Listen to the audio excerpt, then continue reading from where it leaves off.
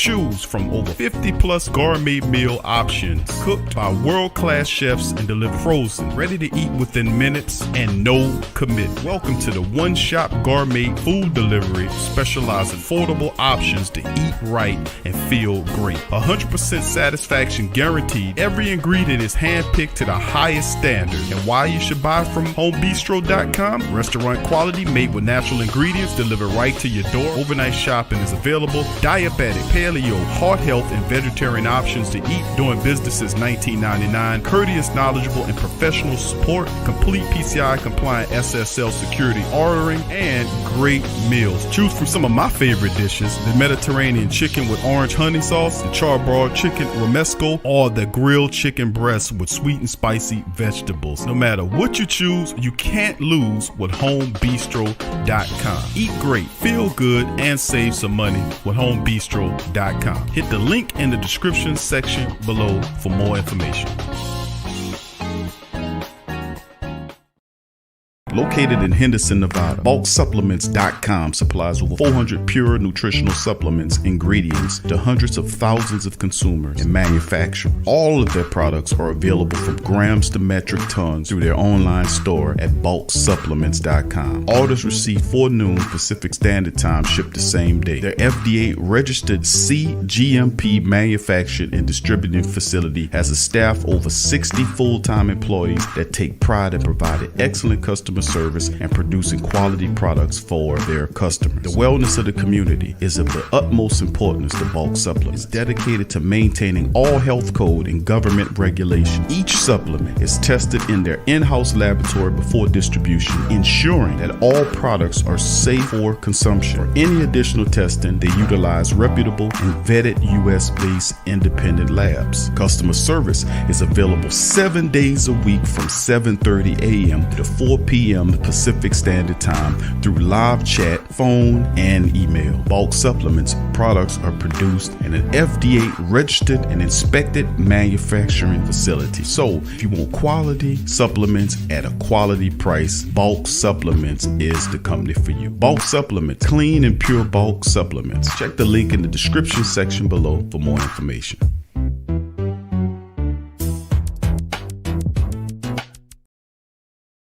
TheWhoThatDaily.com. That's right, TheWhoThatDaily.com. Your one-stop shop for everything New Orleans Saints, New Orleans Pelicans, LSU Tigers, even the top flight boxing news. So if you're a Who That and you're looking for a place to stay up on your team, TheWhoThatDaily.com is your site. TheWhoThatDaily.com for the sport Who That in all of us.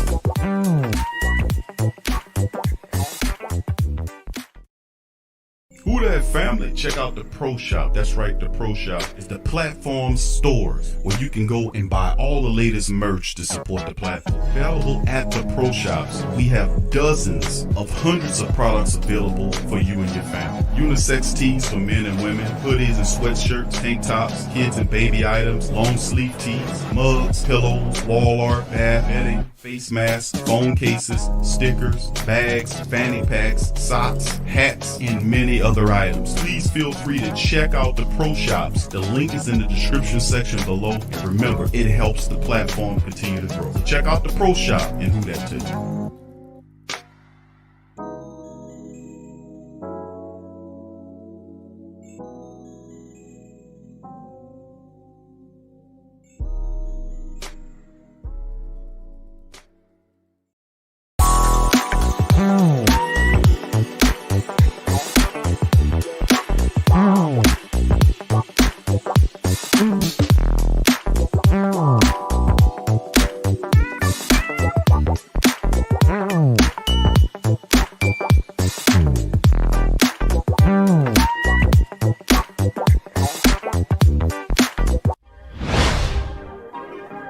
Yeah. Well, all right. Like you always say, welcome, welcome, welcome. Number one sports talking D. We ain't like the Falcons, we won't blow the lead. Look, all we talk is who that, who got cut and who back. Rookies in the vets, players you should look at. It's the sports coma, you don't wanna miss it. Got the pre-game, party, post-game statistics. Get a visit from Suede, maybe DC or 5. It's the hottest thing smoking. sure you subscribe. Interviews inside the Saints locker room high. Talk to Drew, Jordan, Zach, Payton, New Orleans, Huda Nation. Best believe when I say we bleed gold and black. Ain't a miracle or rivalry could ever hold us back. No, Beastquake, Bounty Gate, let the truth be told. List the sports coma, all we know is say Super Bowl. Yeah. You're listening to the Sports Coma with Big Q and the guys on the PRO Media Network.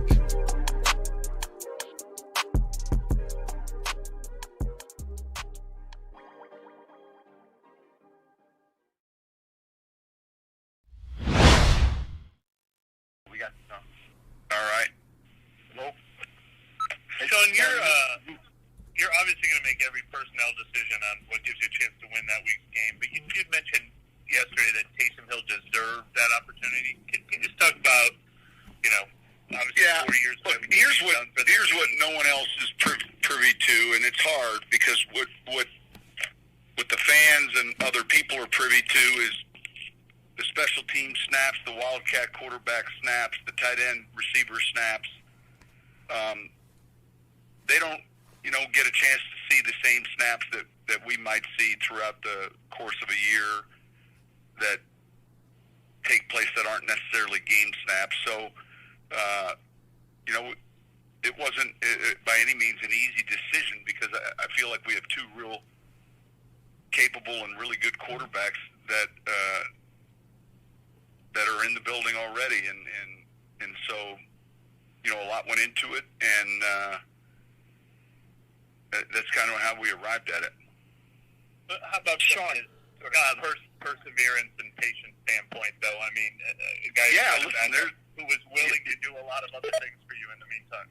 Yeah, listen, he wanted to play, and make no mistake, when we claimed him off the film, it was as a quarterback. Our vision was not as those other things. Those are end results after he was here, but our vision watching the film, and I've told it a number of times, that, started watching a practice squad receiver, and then pretty soon started watching more of the tape, and then here it was, that evening, the next day, we were putting a claim in for him. So, he enjoys playing, and you can't help but notice that when you watch his snaps in a game. Sean, is this still going to be a week-by-week decision, or would you say Taysom did enough? Yeah, look, we're not making any big announcements. That's not us, and so, we thought he played well. We thought, man, there were a lot of things we did well in that game. Defensively, obviously, we won the field position battle. We won a number of situational battles. Thought we ran the ball well, especially in the second half, and I think it was a good team win. It was a real good team win against, I think, a good football team. I know the record doesn't say that, but when you look at the games they've played this year and the games they've been in, that was a team that we've got a lot of respect for. And so, but outside of that, we'll take each week with the approach what's best for our team. On Cam Jordan's numbers so far this year before this game weren't great. Did he sort of break out in this game, or was this something that was sort of coming all year? Yeah, look, there's a couple things that go into that. Sometimes your packages might come from an even front. Sometimes they come from an odd front that can affect the end, especially a guy like Cam over on the right side. Man, it was good to see his production, and yet there's a lot of hidden production sometimes in rushing the passer, and you don't always necessarily get to see the end result, which is a stat line like a sack. There's hurries, there's hits, there's all those other elements that go into it. But you keep working, you keep going harder. It's tough to rush the passer. I mean, it's tough to do it, especially in a game where it becomes a little one-dimensional. That takes energy. And the one thing Cam's had throughout his career is his stamina and ability. He's always in good shape. So I think more importantly, I'm just pleased with how we're playing defense of late. So can you talk about the production of that defensive line, and what your thoughts are of it? It seems like those I think from Cam and vice versa. Yeah, I think overall the group's done a really good job, and you can point to David Onyemata, you can point to Trey, you can point to a handful of the different tackles that have been in there. Sheldon when he was healthy, Tuttle, Roach. There's a number of those guys that are getting snaps. Carl is getting snaps, and I think that rotation has helped us, and I think that each week we've tried to come up with the best plan of how to play those guys and then how to play the defense we're playing. Sean, you referenced Taysom saying that you saw more snaps. With somebody like Trey Hendrickson, obviously you all see more of him than anybody else. Did you see this kind of season coming, or has it even been a little bit surprising to you, the production that he's provided this season? Well, look, it's hard to make predictions relative to the actual pitch counter productions that you're talking about, or the totals. I know this. I know he's a tremendous worker.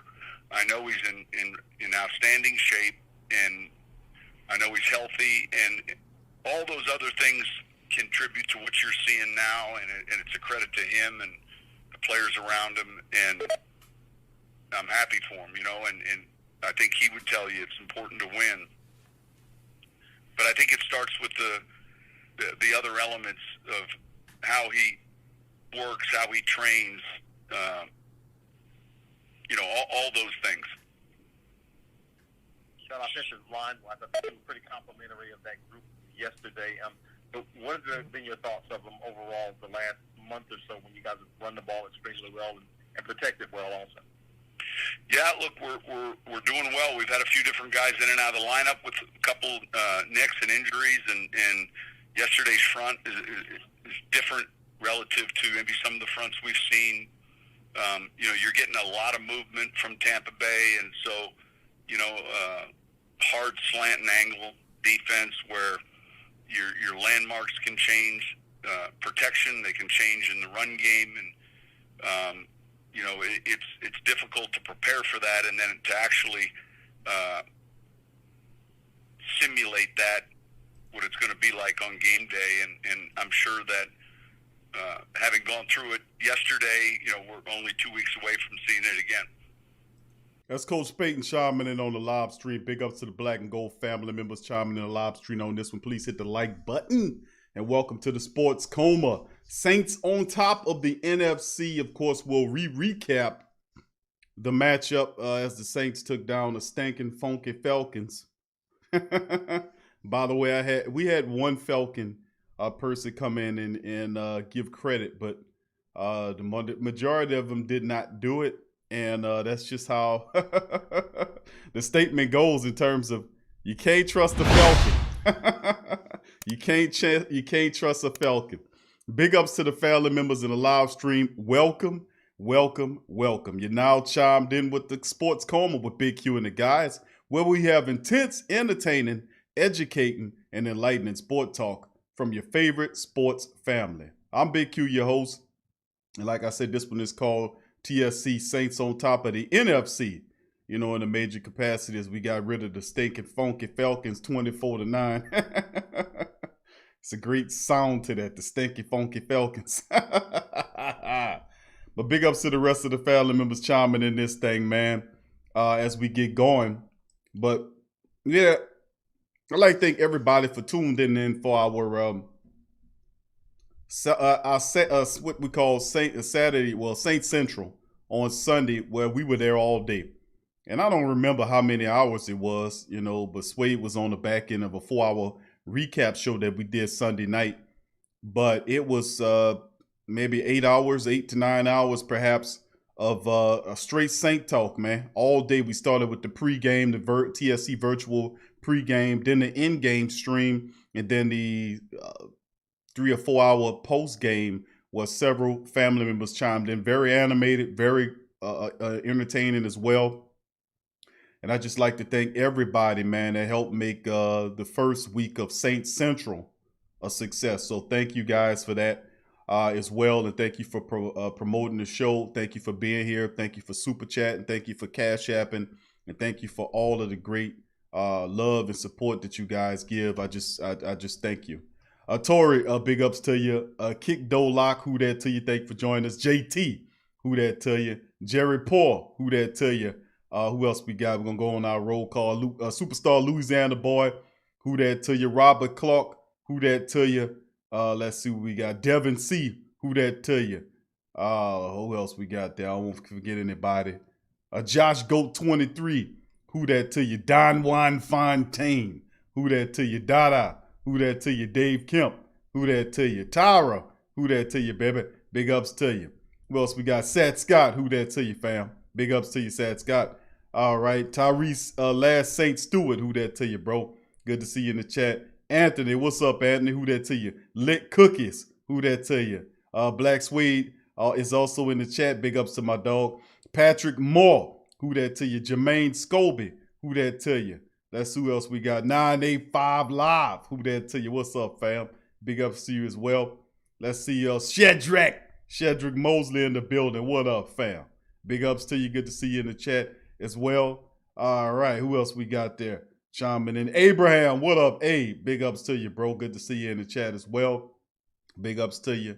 Let's see what else we got there. I think I gave Devin C, who that as well. But if I forgot, then big ups to you. Tramal, what's up, Tramal? Tramal Kellop in the building. Big ups to you, fam. Let's see what else we got there. Who else we got chiming in this thing? I think that's everybody right now. All right. If I didn't get the rest of you guys, give me a who that. 985J in the building. What's up, bro? Big ups to you. Good to see you in the chat, man. Big ups, cuz. Good to see you, bro. Brandon, what up, Brandon? Brandon Comier is in the building. Much love to you too, fam. T Dirty. What's up, T Dirty? What's up, my brother? Big ups to T Dirty and the young T Dirty. And the younger T Dirty. We know they both listen to the show together. Much love to my brother T Dirty. Roy, what's up, Roy? Roy Baker in the building. Big ups to you, Roy. Straight Booming Podcast. Who that to you, fam? Thank you for being here, bro. Big ups to you as well. Chiming all the way from Seattle. Sufayan in the building. Big ups to Sufayan and the rest of the family members as well. Big ups. James, what's up, James Van Corp? Big ups to you, James. Gundam, what's up, Gundam? Joe Gidry, what up, Joe?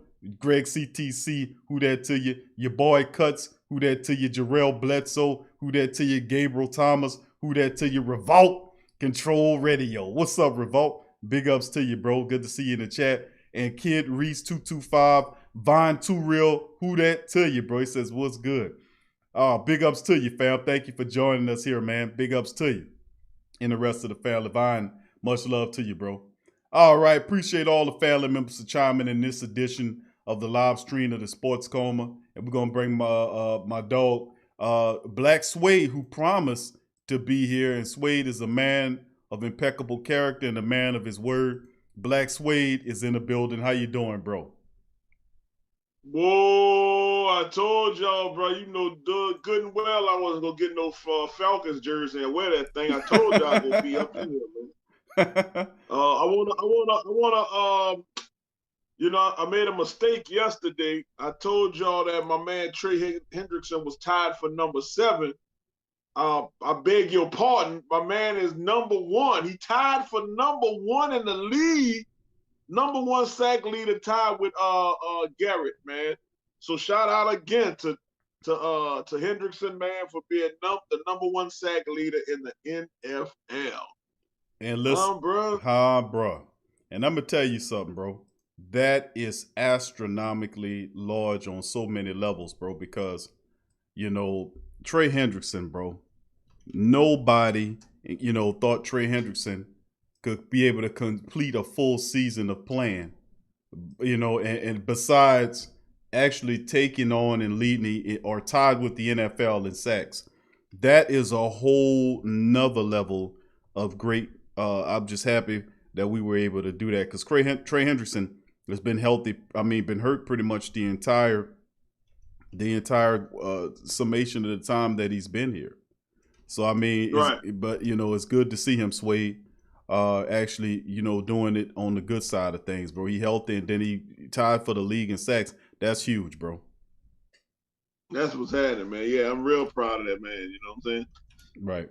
Yeah, that's big. But welcome. I'm glad to be here with the family, man. I'm glad to be back on this Monday of Buck on Tampa Bay night. You understand? We about to get this the only time I cheer for the Rams. You know, they did that no call against us in the playoffs. You know what I'm saying? I'm still kind of salty behind that. But for this night, I'm going for the Rams to bust up the Bucks and you know what I'm saying, bash and some Brady bashing tonight. Let's go. Yeah, I'm with you on that, Suede, man. I definitely won't see him get it handed to him, bro. You ain't never lying on that, man. And hopefully a lot of things work for us, bro. I mean, pretty much for the week that passed, bro. We pretty much got what we wanted to happen as far as the game with the Packers are concerned, bro. We got that working for us. Hope we can get this working for us as well. You know what I mean? Yeah, man, we got a lot of things falling on our side. Kind of remind you of that 2009, 2010 season, don't it? Things just fell into place, you know. Yeah, and plus shout out to Lit Cookies and Tyra. How y'all doing? I saw them, they hollered at me in the chat, man. I'm just showing love. Go Lambs. Big ups to the rest of the family members tuning in the live stream. We got Black Suede in the building. And he'll be rocking with us for the summation of the broadcast there. And we'll just keep it shaking and moving like that, man. So big ups to Suede for chiming in. And big ups to the family members in this show, man. We're going to keep it rolling. And we did, recap some of it. Then we're going to go over some articles. We started the show off with Coach Payton breaking down his thoughts on how the game went, his thoughts also on Taysom Hill as well. So a lot of great. That's right. And listen to this man. Listen to this man. Huh? Okay, Suede says, listen to the man. We did listen to him, and he broke it down. Big ups to the rest of the family members. CJ504 FBA, big ups to you, bro, from Phoenix. What's up, bro? Big ups. Thank you for joining us. John Thompson, big ups to you, bro. C-Step 100, who that to you as well. Robert says, won all conference games, 2 more left. We on the cusp. We're on the cusp of doing it. Joshua Hoover, who that to you, Josh? She says, Big Q, did you call out Trey because he was injured? And you said, how does a backup get hurt? I did say that, bro. The man stepped up this year, and I'm proud, bro. Hey, listen, I'm glad he showed up, bro, because, listen, it was looking pretty bad, man. His fourth and final year, and he finally stepped up and showed something. And like I said to myself, Trey Hendrickson he is good, but the issue with Trey Hendrickson is his health. That's always been my case. I knew he could ball, but he had to stay healthy. He had to beat the injury bug. And this year was the first year in which he actually was able to stay healthy, which is good. So, Josh, yes, I did say I called him out. I called him out because he wasn't doing shit. He kept getting hurt. He couldn't hang it. But this year he's stepping up, and I'm glad he did, bro. So big ups to Trey Hendrickson, doing the great, bro. You know, he went to a whole nother level, and I'm proud of him, bro. I just want to say that much, bro. I'm happy that he is doing that. So appreciate that, Josh. JT says, Q, they always show up when the contract year is here. Contract or not, JT, you're absolutely right. Contract year mean big year. For Trey, I think he's, whether he would have had 100 sacks in this year or not, I think sooner or later Saints probably wouldn't have been able to afford him. They're going to move on to somebody else, but he'll help us get the ball. Hopefully Trey, can finish out like as strong as he's been playing. We still got a lot of games left to play, and Trey Hendrickson has to still be able to get through from that. So let's just keep on keeping on, you know what I'm saying? Let's not celebrate too early. I know we all happy, but listen, the mission ain't completed. He still got to complete the season and hang on and take it into the playoffs and finish strong. That's what it's about. So, I mean, JT, thank you for that, bro. And the rest of the family. Kenny Sutton, big ups to you, bro. Southern Comfort, who that to you as well. Patrick, what's up, Pat? Pat, more big ups to you. Good to see you. Mark 504, who that to you. Brett V, who that to you, Brett. Good to see you in the chat. Mark says, so do we have to win all out to grab number 1 seed, or do we have to lose in order to for the Seahawks to move up? My thing is just keep winning, bro. Keep on winning. That's the whole philosophy, is keep on winning, keep winning, keep winning. We can't help what's going on with Seattle or Green Bay or none of them people. We can't impact that unless we directly facing them, and we might get an opportunity to see them with the playoffs. But the philosophy is take one game at a time and just keep on winning, and we'll see where the chips fall. Thank you for the question, Mark. Big ups to you, JT, and the rest of the family members. JT says, win the playoffs. That's the shirt. Win the playoffs. That's what my focus is on. I said the Saints were going to be a double-digit win season. Go look up at the tape. You know, all this stuff is recorded for the archive here on the show, but I've often kept saying that, man, that we just have to stay healthy and execute. And we are doing that. And I kept saying that we are vastly superior. Troy Thompson, who that, bro? We're vastly superior to a lot of teams that we come in contact with, and we were playing beneath ourselves, man. And that's why we look like what we will look. Now that we know what we are, you're going to see the Saints straight up flatten a lot of teams, man. Straight up. So sweep the South, says Tyra. I love that. All right, Suede, you want to comment on anything I said? Brew man, who that to you? You want to comment on anything I said, my brother, before we get into the news and articles of the day? Nah, man, I think y'all pretty much, man. My who that family, they have to fire questions. They came at it with you. You answered them all, man. Let's get into some stuff. Let's go. All right, Suede's the man of very few words. Yeah, I'm gonna start something during this doggone during this time period. I'm gonna start some mess. You know what I'm saying? So let's go. All right, well, let's start it off like this. This Suede say he gonna start some mess. Let's get into some of the statistics of last night. Give me just a second and I'll share my screen with the family members momentarily, and we'll get into the team statistics, and then we'll get into the rest of the news that we're going to cover on this show today. And, of course, we're going to start off 9-24, 24-9 Saints got the win over the stinky, funky Falcons.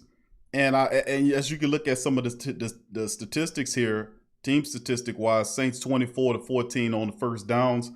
They were 4 of 11 on converting of the third downs and 1 of 1 on fourth down. The Falcons were 2 of 14.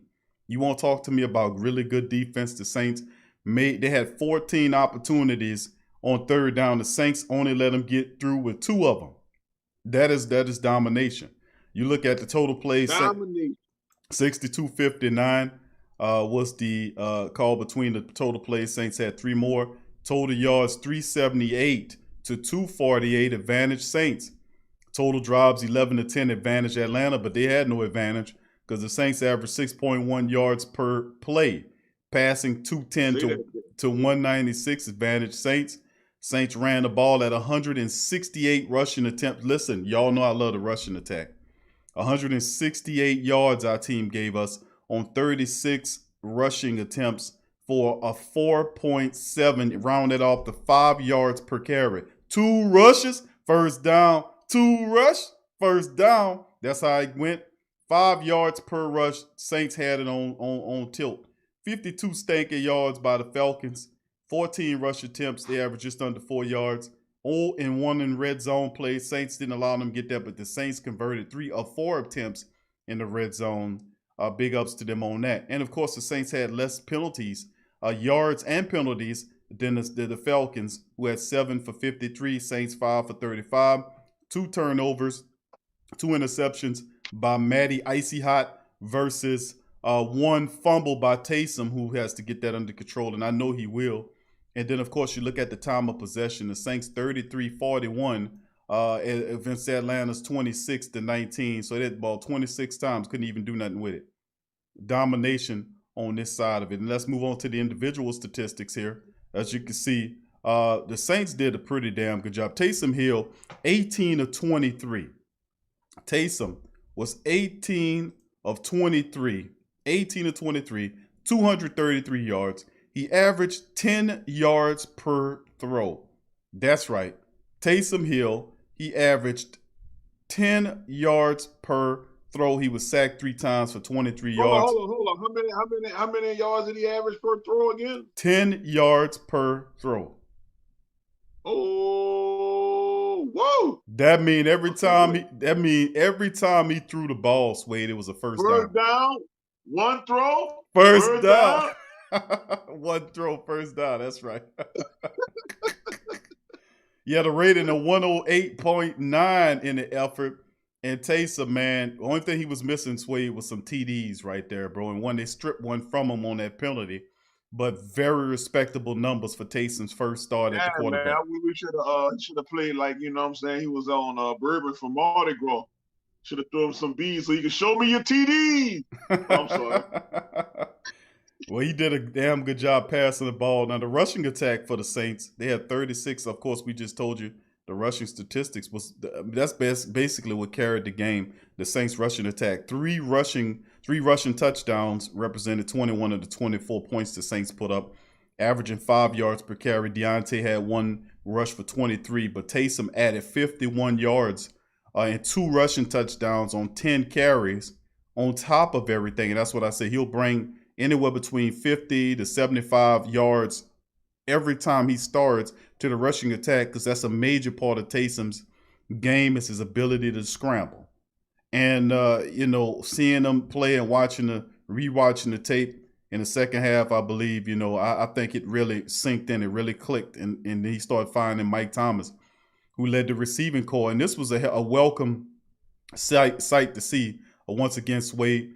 Michael Thomas had 12 targets. He had 9 catches off of those 12 targets for 104 yards, bro. He averaged 11.6 yards every time he caught the ball. So when Mike caught it was a first down and then some.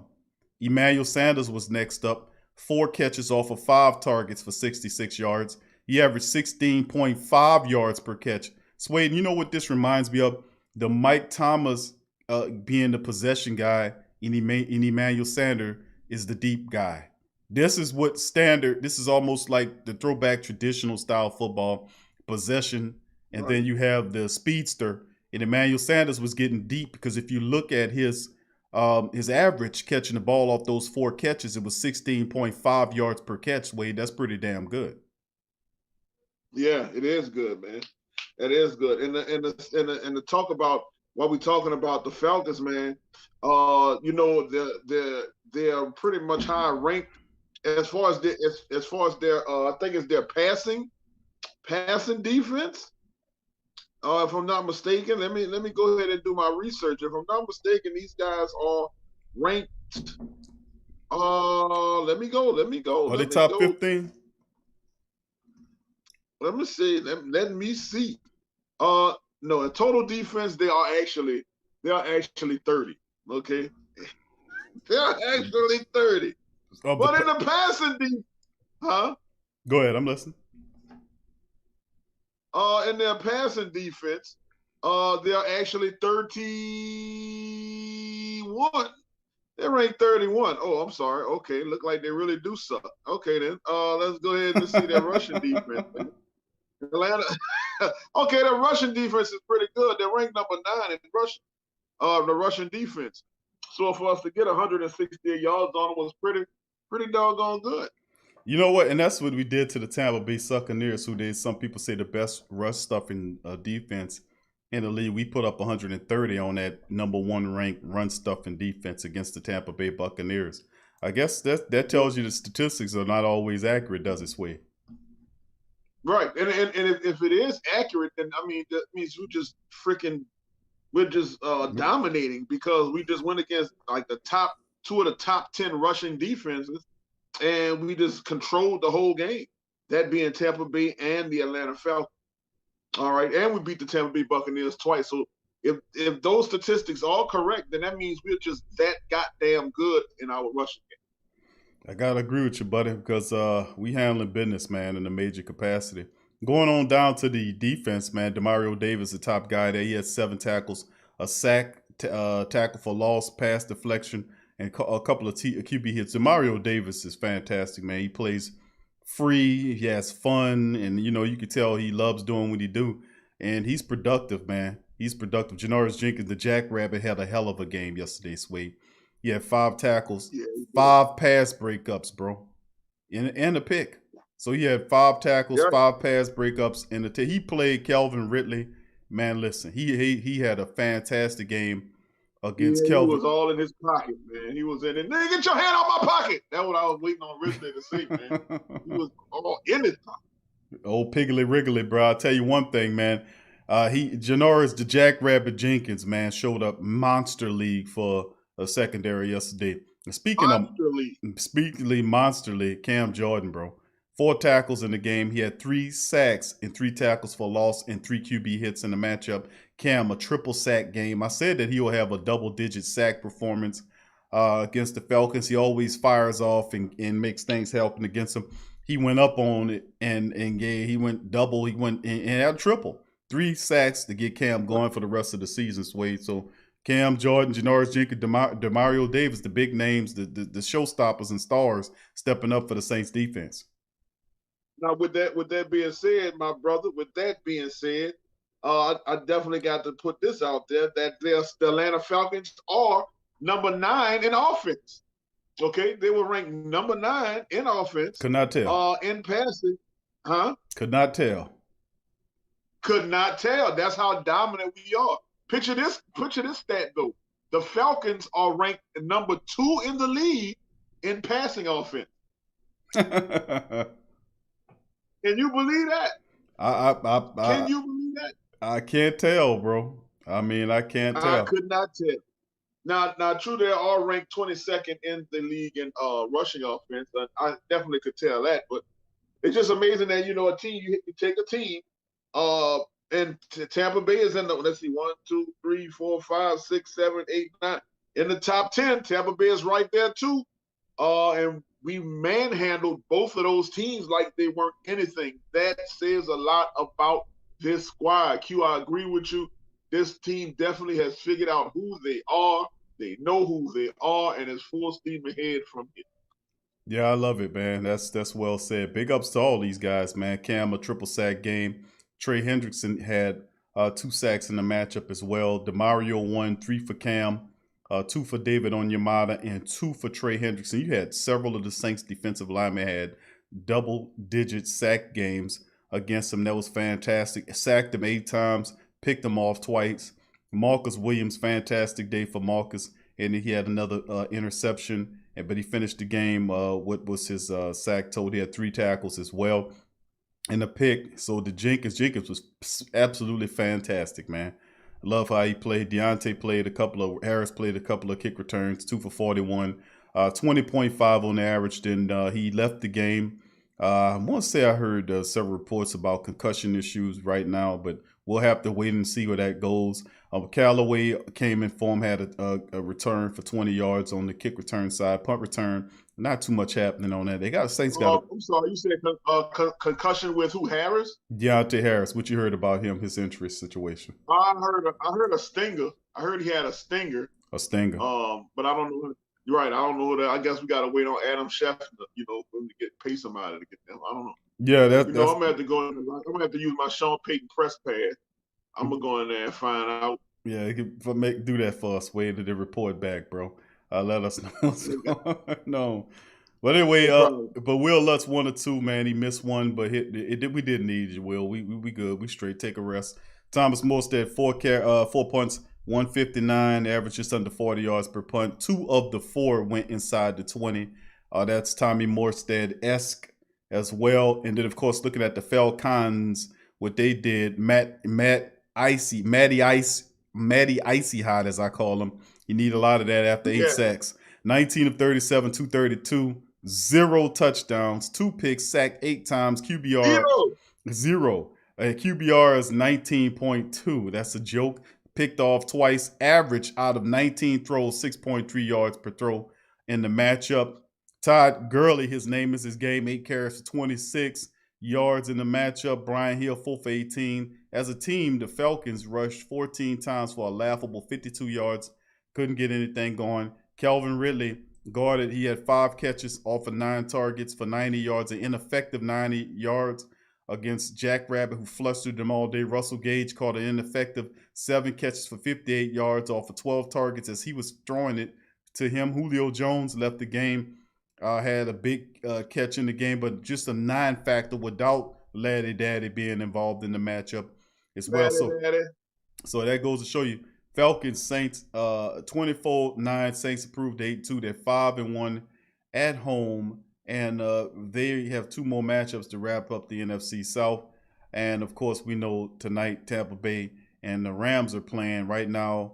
They are in the first with about just under 10 minutes. 9 minutes left in the first. Yep. 0-0. 0-0, second and 8. Rams got it on the 37. So hopefully we're gonna be Rams fans just for the night and look for the Rams to kind of help us out. All right, let's move on to the next article. Also, go ahead, Sway. Oh, I'm sorry. I'm sorry, brother. Just want to give another shout out to another defensive player, Quan Alexander, who came in about 2 weeks ago, man, and just fit right into the system. Man, this guy's all over the field, man. Him and Demario Davis, they're like Batman and Robin, dude. They like kid and play. You know what I'm saying? These guys here like running DMC. You know what I'm saying? So I want to give a shout out to peanut butter and jelly, you know what I'm saying? Kool-Aid and sugar. I don't know what you want to call them, but these dudes right here go together, man, and they just remarkable. They remarkable tandem. And so shout out to Quan Alexander, man. You're absolutely right, Sway. Beautiful, man, and well said, because those guys are excellent, man. Quan Alexander it's like he fits this system like a glove. I mean, he gets better and better in the game, fast and furious, intelligent. I mean, it's just, he was doing an excellent job in coverage too as well, man. Dealing with, covering field, covering the tight end. Quan Alexander, Demario Davis, man. Just awesome seeing them guys play the way they do. And big ups to the rest of the family members in the chat, man. Big ups to KB and the rest of the family members. Got great names for Matty Ice. My little term, Matty Icy Hot. KB says floor Matt Ryan. Roy says Matty Ice Cream. So big ups to the family members. Matty Ice Cream. And doormat Ryan. He definitely was a doormat yesterday.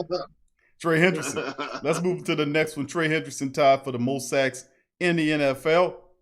And that's coming from the Saints wire. There we go. Big ups to Trey, giving them much love on this one, man. Don't look now, but Trey Hendrickson is tied with Cleveland Browns $125 million man Myles Garrett for the lead in sacks with 9.5 after an impressive day against the Falcons. The Saints pass rusher has really come into his own in 2020. He's on track to cash in during the offseason, but he and Garrett may not hold on to the lead for very long. Why? Because Ram tackle Aaron Donald has already bagged 9 sacks on the year so far. He's waiting until a matchup tonight with Tampa to show up. Another player in the thick of it is TJ Watt, who has 9 sacks of his own with the Steelers. He didn't add a sack this week, but seems always on the verge of notching a couple of takedowns at a moment's notice. It'll be interesting to see who ends up on top. Garrett, Hendrickson on a very different situation. Garrett is the team's best pass rushing threat and commands the most attention, where Hendrickson is second or even third threat rushing off the edge for New Orleans. He's seeing more favorable blocking assignments, and that role should continue to rack up sacks as the season progresses down the stretch. That is true because Trey Hendrickson is the second guy in many aspects, and he is single blocked the majority of the time. They continue to disrespect Trey Hendrickson by not double blocking him, and they block Cam and say, well, y'all can handle that guy. They don't want to do it. They keep the block on him, and Trey Hendrickson is feasting on it. That's what's going on. He's feasting on the fact that they're doubling down Cam. He's beating a one-on-one matchup and getting sacks, and he's doing the right job. And they're going to keep doing that. The opposing teams will keep doing that to Trey Hendrickson, disrespecting who he is. Suede, what you think about that? Oh, I've been told you, man. Hey, Trey Hendrickson, the man, brother. That's the man. How is his contract? That's something we got to discuss. How is his contract looking? When is his last year?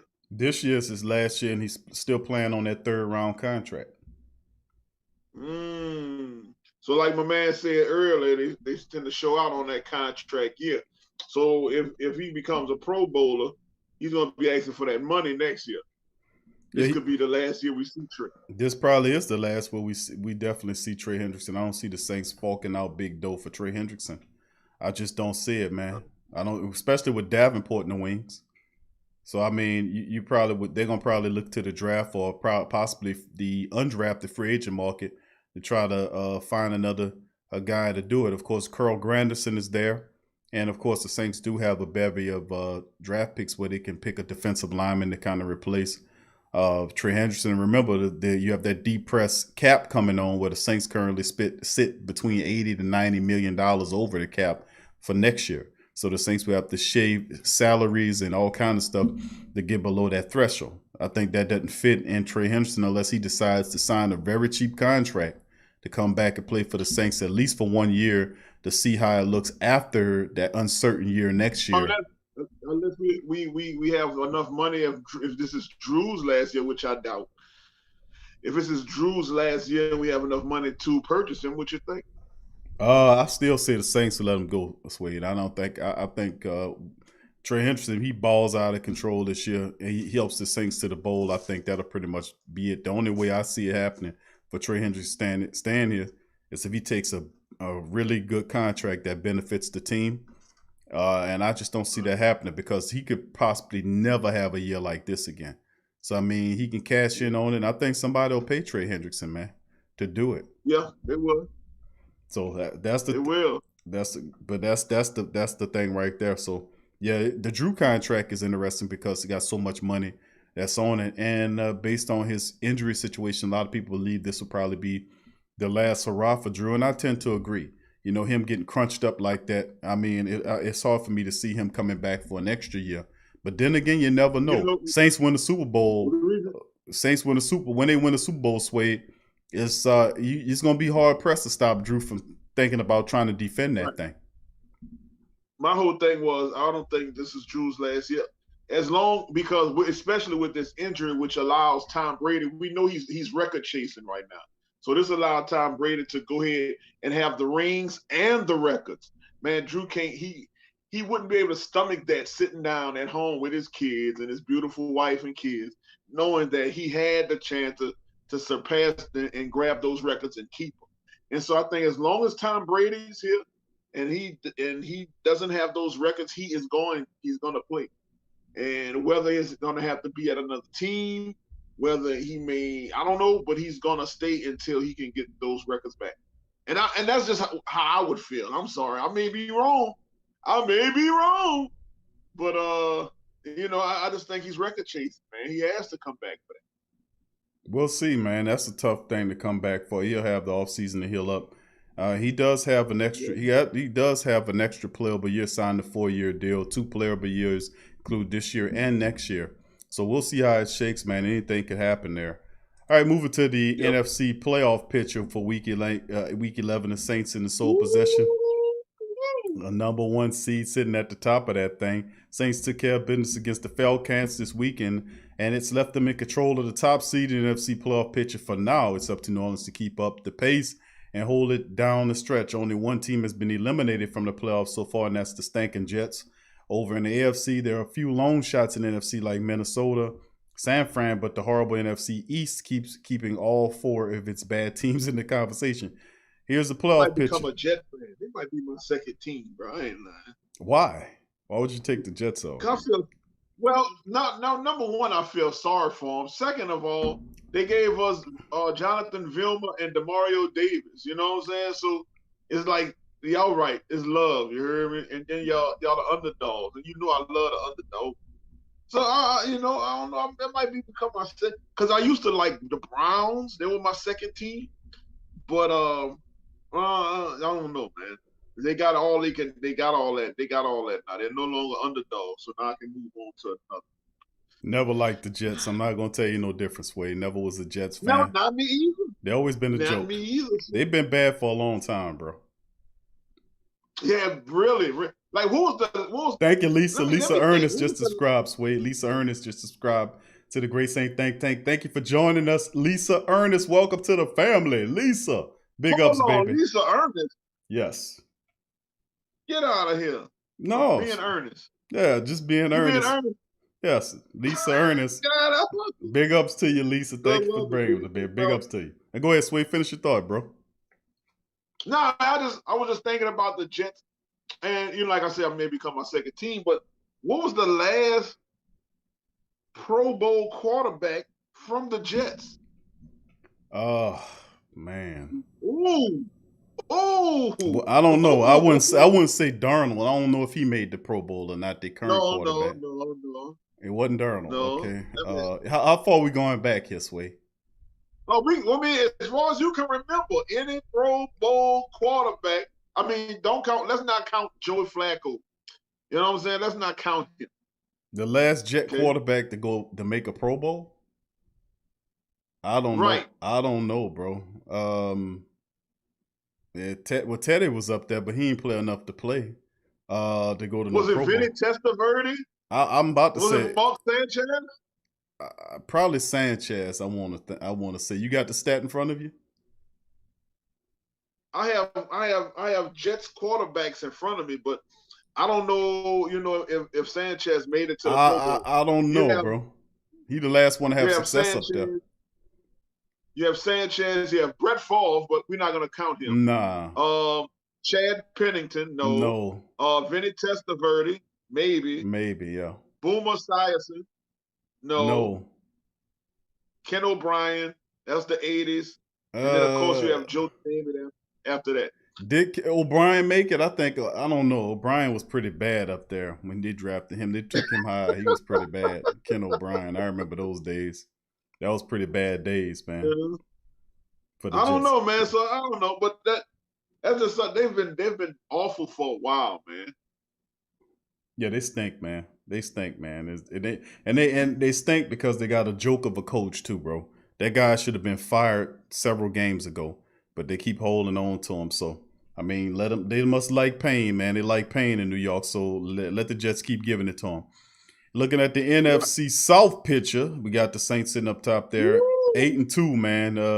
8-2 right now. The Saints are number 1, sitting atop of that thing. Number 2 currently, the Seattle Seahawks, according to the rankings. They are number 2 behind the black and gold. 73 are the Packers, who lost last night to the Indianapolis Colts. Big ups to the Colts for helping us out with that little light work.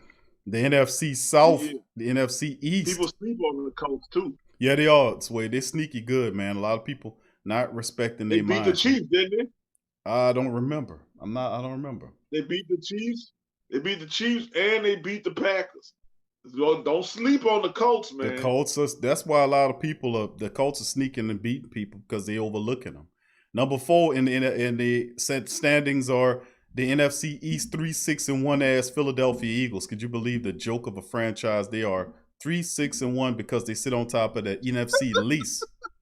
The NFC least, and this is the best of the bunch from the NFC least. They 3-6-1. What a horrible situation that is. Got to be a rule on that. And then of course in the wild card, and they're looking at this from a playoff perspective, by the way, Suede. This is the playoff perspective right now. Number 1 seed in the NFC South right now is us. I mean, then in the NFC West, and then you got the NFC West. Seattle's there with the number 2 seed in the playoffs. Number 3 seed goes to the Green Bay Packers. Number 4 seed goes to the Stankin' Eagles. And then you go into the wild card, best of the bunch, which is Tampa Bay Buccaneers, with Brady and them currently losing. And they are go ahead. They're 7-3 right now. And then but underneath them is the Rams, who they're playing right now. So it could be the Rams are actually playing to kind of keep ahead of the Rams, because the Rams could beat them and leapfrog them in the wild card race currently. Then behind them, correct, you got Arizona, who's 6-4, and then in the hunt you have the 5-3. What you got? You got Chicago in the hunt at 5-5. You got the 3-7 Giants, who are still in the hunt, if you can believe that. The 3-7 Redskins, if you can believe that, are still in the hunt, and the stinking garbage time Cowgirls are in the hunt. So I mean, thanks to the NFC least. To the NFC least, these people still in the hunt. That's right, because of that. Now go ahead, Suede. What you was just commenting on, bro? Oh no, man! I was just saying, hey, looking at who face each other, who's pending on facing each other in the playoffs. You have Seattle will be going against the Cardinals. That'll be a good game, but I see Seattle ultimately winning that. And then you'll have the Packers will be facing the Rams, depending on this game that's going on. I would say the Rams will win that game, and I know a lot of people are on the Packers, but I can't stand them. Even all emotion aside, I would go ahead and say Rams. Then you have the Eagles versus the Buccaneers, and I mean, as much as we hate to say, the Buccaneers will win that game. So, if that round is over with, who will we be playing? We would be playing the doggone Rams. You think we'll be playing the Rams? It'd be the lowest seeded team if black and gold holds on to the number 1 into the playoffs.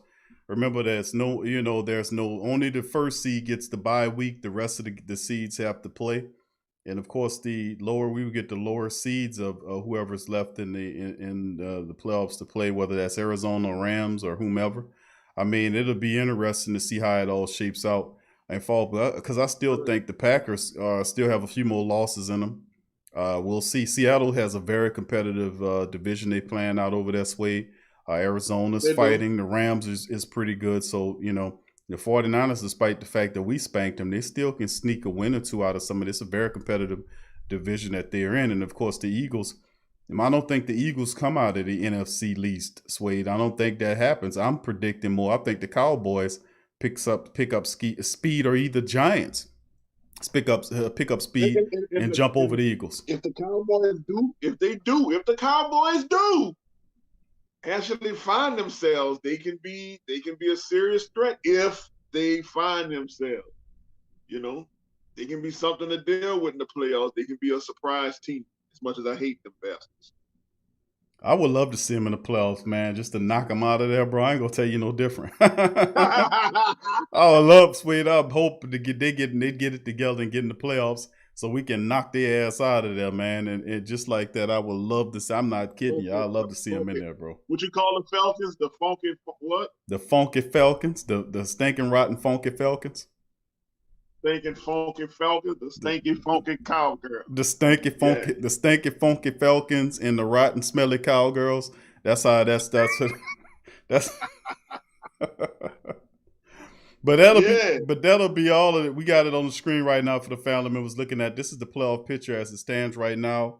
Saints sitting there. You see the Packers there, but underneath us where they belong, Seattle 3, the stinking Eagles right there at number 4. And then at the 5 seed, you see right there, 5 and 6, the Bucks and the Rams, and they could flip flop with tonight's affair. Arizona is right there with the 7th, and then on the bubble, the Bears, who lost 5 in a row. The Bears had 5 straight wins to start the season off, and then you want to talk about yin and yang and perfect balancement.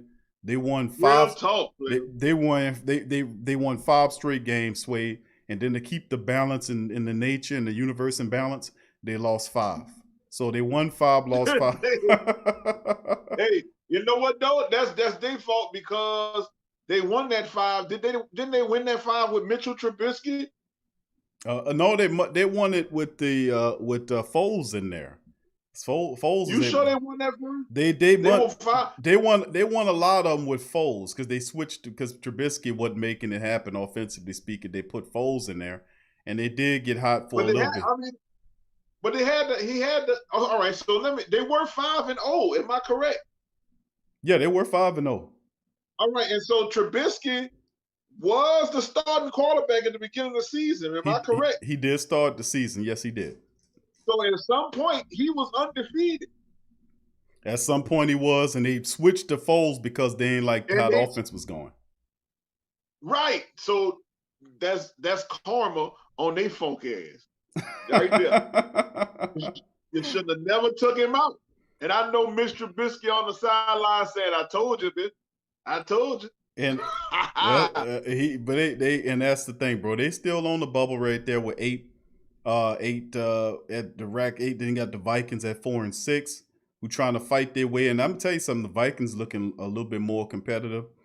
They trying to look like they something, bro. You know, they had a nice looking game yesterday.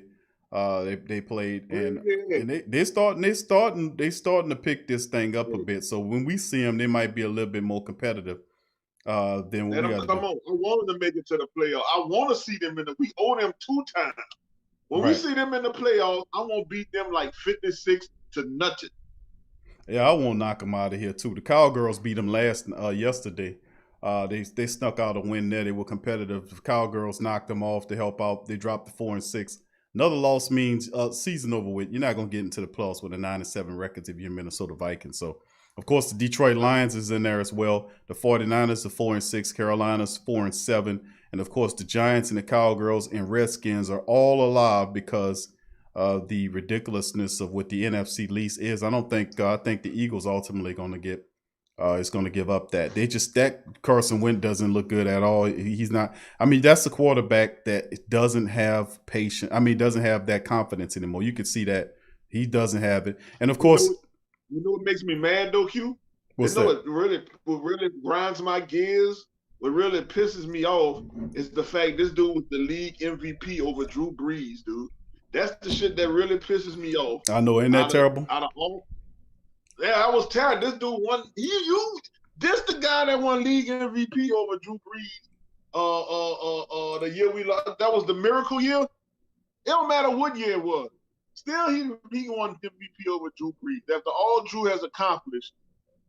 And he was a rookie. Wasn't he a rookie, or was it his second year that he won the MVP? I don't remember how it went, but I remember anyway, the circumstance. He shouldn't have won it rookie or second year. God damn it.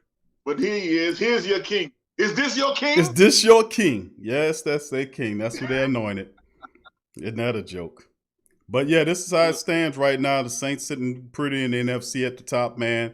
And we looking good, man. The Tampa Bay Buccaneers, hopefully they can do what they're supposed to do, lose. And we'll move, and we'll have a lot of these people, and we'll gain some distance a bit. So Saints 8-2, man. And then 7-game winning streak, well, I ain't gonna say the hottest team in the NFL, because that would obviously be reserved for the Packers, who've won 10 in a row and they're undefeated right now. But the Saints are 7 straight wins, Wade. 5-0 in the last 5 contests, 7-1 in conference play, 5-1 on 5-1 at home. Undefeated? The Steelers. Oh, okay. Pittsburgh Steelers 10-0, and that's pretty good, man. The last of the undefeated Mohicans left, and like I said, the Saints are looking good, man. And we struggled through a few wins. We now on par. Defense is woken up. You know, usually it's a progressive change in the defense. That Buccaneers game, the sleeping giant has awoken, and it has been smacking the hell out of opponents over the last several contests, getting turnovers, 8 sacks. At this part, it will keep going, and they're doing all this way without Sheldon Rankins, without Laddie Daddy. Very impressive, bro. Yeah, very impressive. I trust that Payton knows that, hey, they're getting film on you, sir. So, you know, you have to reserve some of these plays. You have to reserve some things for the playoffs, man, because when you get to the playoffs, they're gonna do some high research on our ass. And we don't want the same problems that we usually have. So, hey, man, just but I trust the man. Yeah, and I think that's obvious. That's one of your key sticking points that you bring every show is obviously you trust the Payton. All right, so let's move on, fam. We'll recap, of course, off the Falcons 24-9 win over the statistical breakdown. Big ups to the Saints. We're able to rush 168 rushes upon this team, averaging 5 yards per carry against them. There were 3 or 4 in the red zone. Saints were 4 of 11 in the third down efficiency, holding the stinking Falcons to 2-14. Matty Ice sacked 8 times, picked off twice. Icy Hot couldn't get it together. Todd Gurley's name is his game. Was completely shut down in the matchup. No running attack. Saints just throttled and destroyed the Falcons, man. Blasted them out of the air. Taysom Hill, 18 of 23 for 233. Throwing the ball, averaged 10 yards per throw. He even led the team in rushing with 10 carries of 51 yards, 2 touchdowns with a 5.1 yard per rush average. The longest one was a 20-yard scamper. So yeah, there's 51 on top of what the Saints had already and gave them 168 total and added 2 rushing touchdowns to with it. So Taysom Hill was, in my opinion, probably the MVP, single player MVP of the game. You want to talk about team MVP, you got to give it to the Saints defense, who were just ridiculous in the matchup as well. And then, of course, we covered meaning good. You're meaning good. Trey Hendrickson tied for the most sacks in the NFL. We covered that with 9.5 with Myles Garrett. And Aaron Donald is in the fray, too. He's playing tonight, and I expect him to get a sack or 2. Probably jump ahead in the league. Who knows? And, of course, we went over the NFC playoff picture with the Saints sitting at number 1 currently. Big ups to the Saints, the black and gold holding on. 7 straight wins.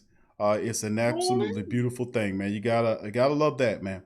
You know, and I'm happy that the black and gold, man, on par, and we headed toward what we're supposed to do. We just got to keep on doing what we've been supposed to be doing, and which is winning football games and taking care of business when we're supposed to take care of business against these garbage time teams.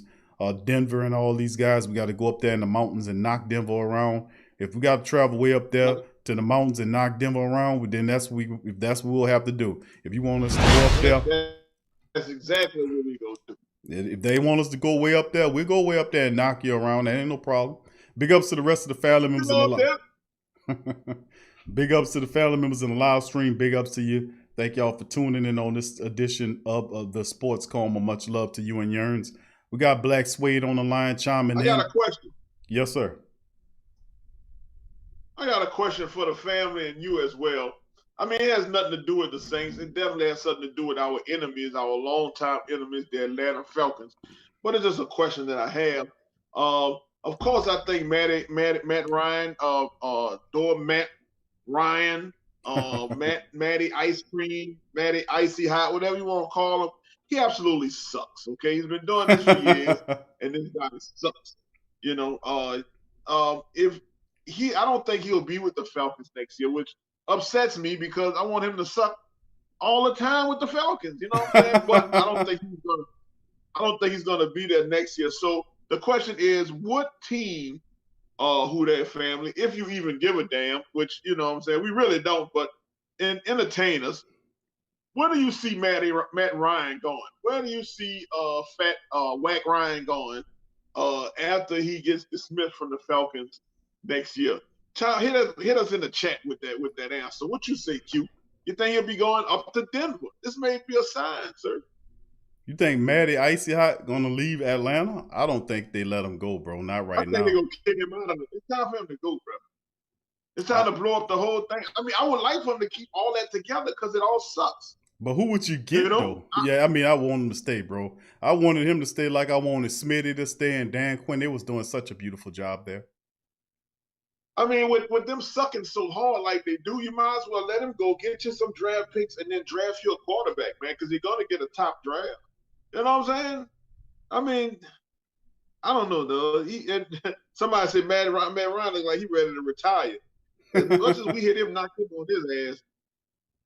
Yeah, the Saints. You know, the Saints retire quarterbacks. We retired Brett Favre. We retired what's the other one?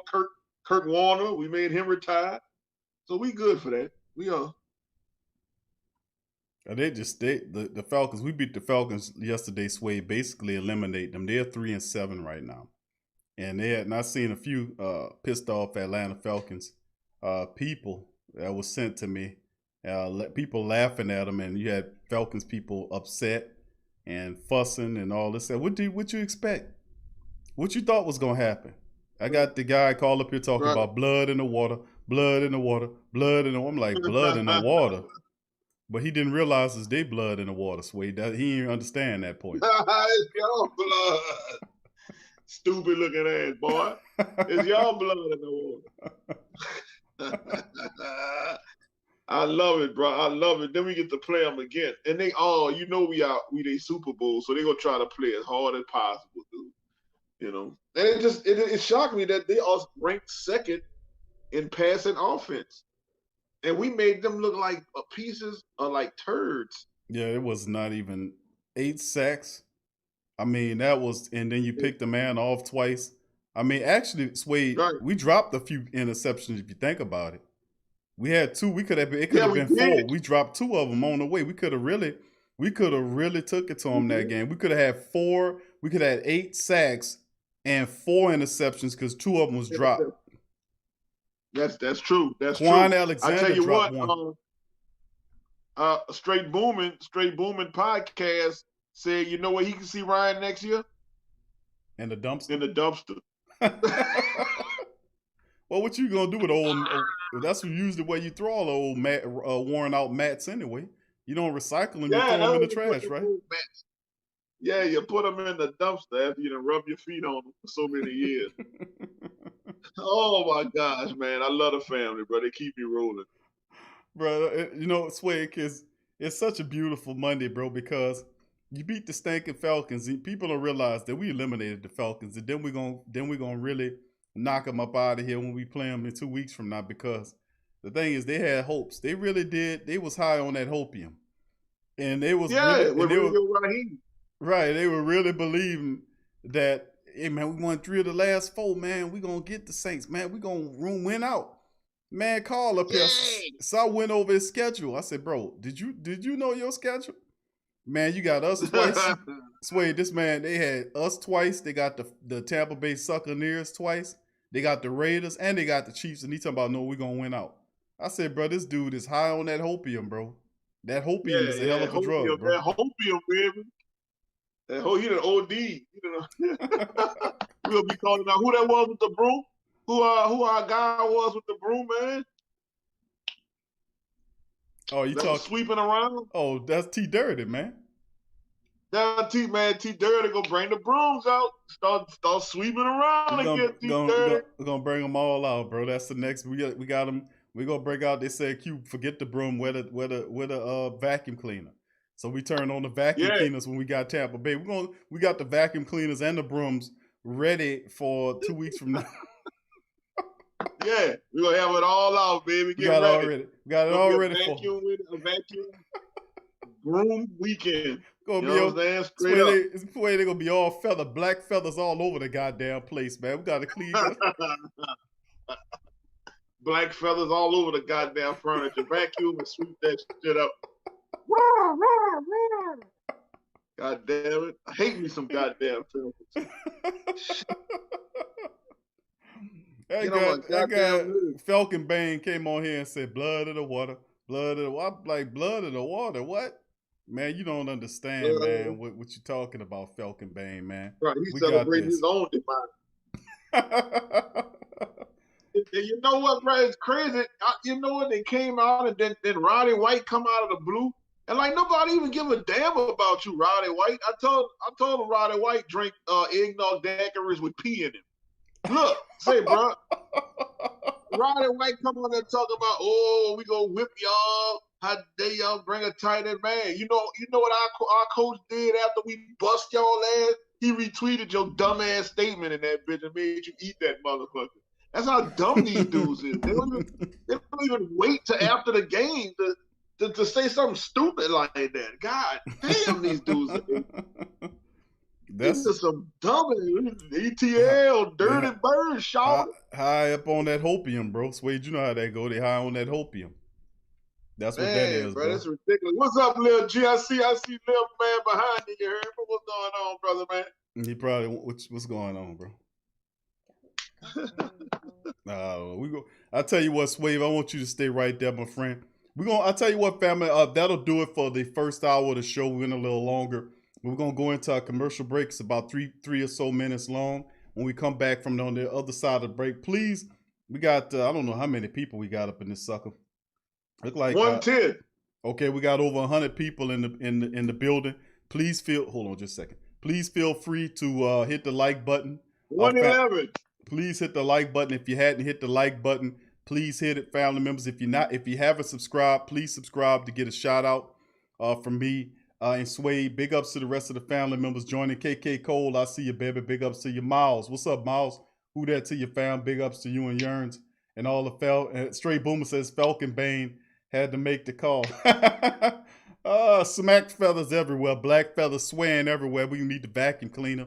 We ain't sweeping up nothing. We vacuuming their asses up. I'm gonna break out the vacuums for in 2 weeks for when we get ready to knock the Falcons out of here. I'm gonna have the big brooms brushing and everything. We're gonna have it all lit when it come time for that. But anyway, we're gonna finish up. We're gonna cut back on the second side of the show. We're gonna open up the chat.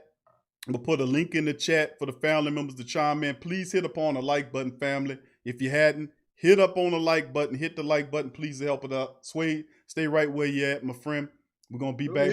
Marcos, big ups to you, fam. Good to see you in the chat. John Thompson, Kai the Great, Patrick, big ups to you, all the family members. I gave a shout out. Hunter, what's up, Hunter? James, who that to you, bro? He says, do you think Saints can go all the way? I do so, bro. I've said, and I'm on the record, that said the Saints will go to the Super Bowl and we'll win the Super Bowl because we are a lot better. We are an elite team, and people don't really realize that we are an elite team. Y'all guys do, of course. We know you do recognize that, but a lot of them, that's the NFL's best kept secret, is the Saints are an elite team. Abby, who that to you as well? Ernest, what's up, brother Ernest? Who that to you as well? And all the family members chiming in. Solo, the Pro Cut King. So Suede, you stay right where you at, bro. And the rest of the family members, y'all stay right where y'all are too. We're going to get through these commercials. And when we get back on the other side of the break, we're going to open up the live lines for your questions, concerns, in the comments. Hit the like button. Stay with us, and we'll be right back. Live clean, eat cleaner. The only natural and patented produce wash. Eat Cleaner is a tasteless, odorless, and lab-tested line of food wash and wipes that is up to 99.9% more effective than water in cleaning wax. The only natural, patented produce wash in a 14-day study, applying Eat Cleaner all-natural fruit vegetable wash to a variety of fruit and 100 pure guaranteed vegetables. Also prolongs shelf life up to 5 times longer through a natural blend of fruit acids and antioxidants. This can help save your family on average of over $500 per year, reducing waste and making it easy to get your half plate of fruit and vegetables each day. Eat Cleaner offers a wide variety of solutions for food safety and shelf life extension for consumers, retailers, food service, and operators. USDA bio-based, OMRI listed for use on organic produce, non-GMO, vegan, gluten-free, made in the USA, lab-proven, and patented. So if you want cleaner fruits and veggies, try Eat Cleaner. Check the link in the description section below.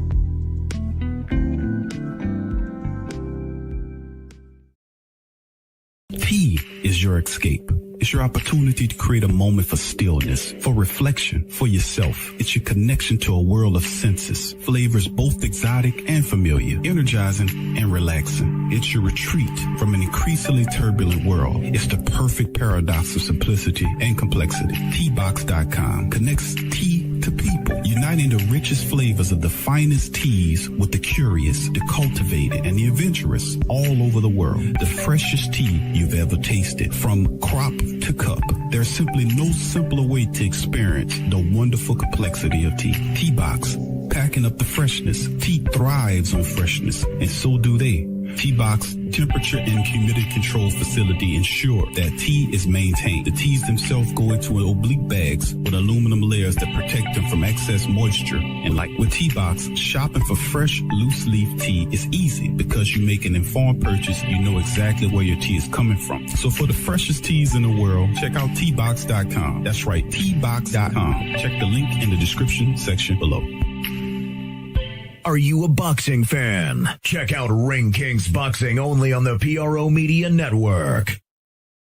The Kleins family has been getting people to go nuts for old nuts since 1995. As legends have it, a number of the Kleins friends who heard the idea said you can go nuts trying to name a store like that. In the excitement, the Kleins thought their friends said old nuts instead of go nuts and proceeded to throw caution to the wind. Old Nuts has over 2,000 items, bulk and wholesale prices of a whole lot of your favorite fruits, nuts, and confections. A selection of gift baskets for any budget, any occasion, and provides one of the best and impressively rated shopping experiences on the web. Fact is, between their selection, service, speed, or their online presence in a virtual mirror retail experience, they have developed an enviable client base that's comprised of personal and professional customers who count on their remarkable range of gift baskets. Think of gift basket, think about Old Nuts. Check them out, oldnuts.com. Check the link in the description section.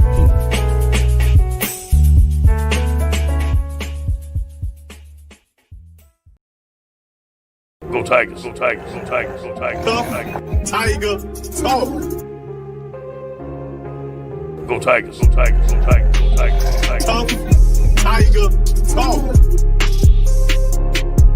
Go Tigers, go Tigers, go Tigers, go Tigers, go Tigers. Tiger talk.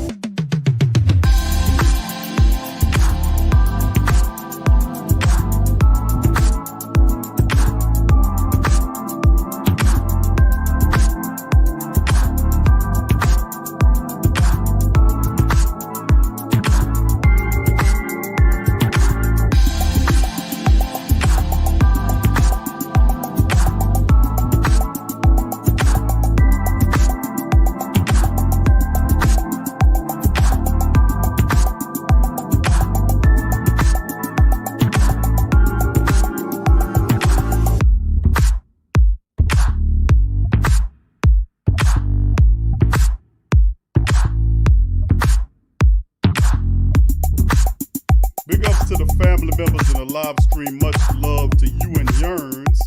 And thank you for joining us for the installment of Sports Coma.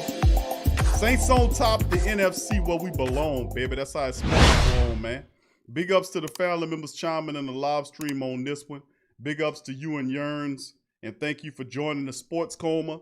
Thank y'all guys for being here. And you could be anywhere in the world, but the family members are here sharing their time with us. And listen, we love y'all. We appreciate y'all for being here. Please smack upon a like button and share the link as well. And we like to thank all of the family members that joined the stream. Lisa Ernest, big ups to you. And all the family members who popped in and showing support and whatnot. Corey Wright, Baron Brechel, I hope I pronounced that correctly, and the rest of the family members. Thank y'all guys for the super chats. Thank you guys for the cash apps and all that you do as we move and we progress forward. So much love to you and welcome on the show. I'm Big Q, the host. We got Black Suede on the line, and now we got several family members we're gonna bring in on our call on this side of the show, man. If you just give us just a second, and we'll get it off. Start off with the first caller in here. We're gonna bring our first call on here as well. So Straight Booming, he's first up, followed by Brother Jerry and Big Easy K Scott. Y'all brothers stay right where you are, and we're gonna bring Straight Booming in here first. The Tampa Bay Buccaneers eat ice cream out of cow's ass. That's all I want to see.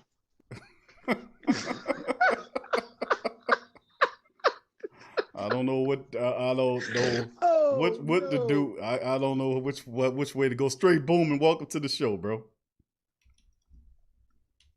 What's up, Straight Booming, baby? What's going on, brother? You're in the building, Straight Booming. What's happening with you, man? What's good? What's happening? Oh man, it sure ain't the Buccaneers right now. They cheat, man. No, bro. I just seen Brady over here looking like he lost hope right now, man. Yeah, he washed up too. He gonna be joining Matt Ryan in the dumpster. Him and dumpster buddies in a minute, boy. The dumpster brothers. The dumpster brothers. The dumpster I like brothers. that. I like the dumpster brothers. Yeah. What's going on, man? Yeah, How man. you feel about that game yesterday? Hey, that game had me lit, bro. I only got one day off a week, man. I was doing laundry, bro, and I was at the laundromat. I'm yelling, I'm screaming. Well, I got white folks looking at me crazy. They don't even know my struggles, man. I'm up in there like, yeah, touchdown. They like loud, black, obnoxious brother. I'm like, yeah, I fit all that. Yeah, but we like I said, we came in, we did that. We definitely did, man. Go ahead, Straight Booming. I thought it was a terrific job, bro. You say what? Say that again, boss man. I said we did it was a terrific job, bro. I enjoyed the hell out of it, bro. It was the Saints handled business, bro. They did. They handled business, man. I damn near started to go ahead and get a bagel shirt, man, and sponsor Philadelphia cream cheese for that one. I started to sponsor Philadelphia cream cheese because, boy, everything was smooth. Everything was smooth on the second half, you know. Everything was smooth on that second half. Boy, we took off something nasty. But, you know, I was waiting for today. You know how the media be playing. And, man, I got a problem with Skip, and I got a problem with Cowherd again, man, because I ain't like how Cowherd, hold on, wait a minute. I gotta say it. Where do you get off saying that Toa and Taysom Hill are alike in the same? You know what I'm saying? We didn't bench Taysom. Toa got benched. You know what I'm saying? As a starter, you know what I'm saying? Taysom, he did his thing the whole game. Yeah, he had some slips, some trips, but he completed and he got active. We never bench Taysom and bring in um James Anybody. at all. You know what I'm Right. saying? You can't, Right. and we ain't take no L. So what is Kyle Hurd talking about? He really made me upset. And then Skip had nothing good to say about us at all today. I listened. It was so hard for him to even acknowledge our W. He didn't even want to get a defense. He didn't want to give our defense any Wow. acknowledgement.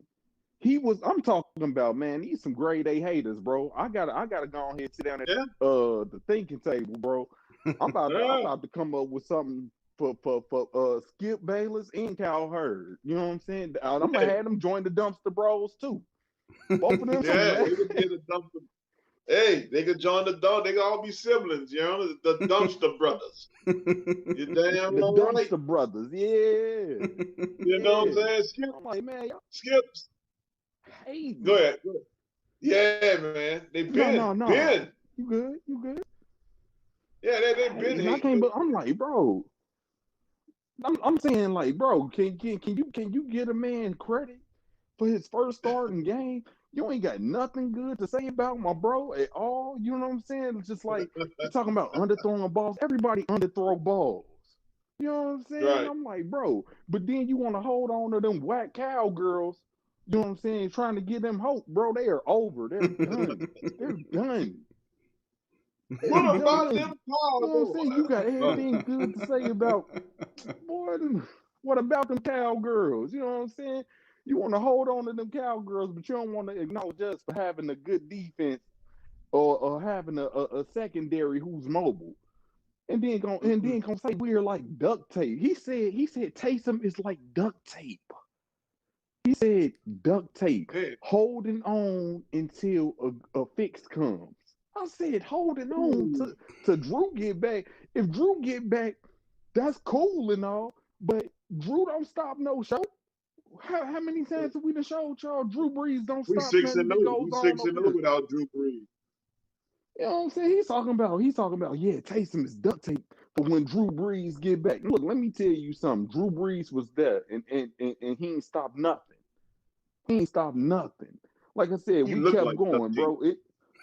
He look like the duck on the duct tape. You know what I'm No, saying? he looked like the duck on the. He looked like the duck on the duct tape. Oh, fat Bill lip mother. You know what I'm saying? I'm just, bro, just hating. I was like, bro, Right. don't And compare us to no rookie, these bro. are the same people, though. They're gonna hate until they're gonna wait till we get to the playoffs. They're gonna say, "Hey, well, that we used to them losing the first game. We're gonna win that game. Then we're gonna go to the Super Bowl. We're gonna win the Super Bowl, and then they go hate and say we're gonna lose on the press conference. That's how much hate they got against us, bro. It's just unlimited amount of hate.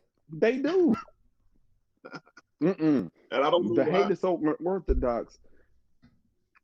Suede, the hate is so unorthodox, bro. I don't know. Because this whole year, I'm trying to tell you, don't nothing make sense.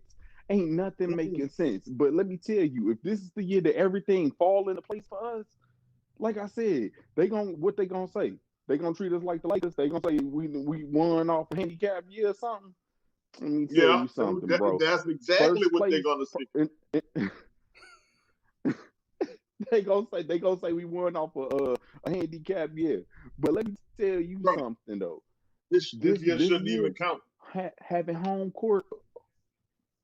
Yeah, that's what they gonna say. This year shouldn't even count. But I'm trying to tell you, them bodies that we count.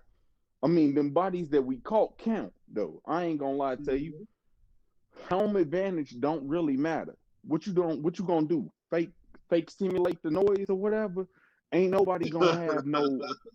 Ain't nobody gonna have the home team, the home crowd there. So what does it matter? All that matters is these beats that we put on these teams. That's all that matters.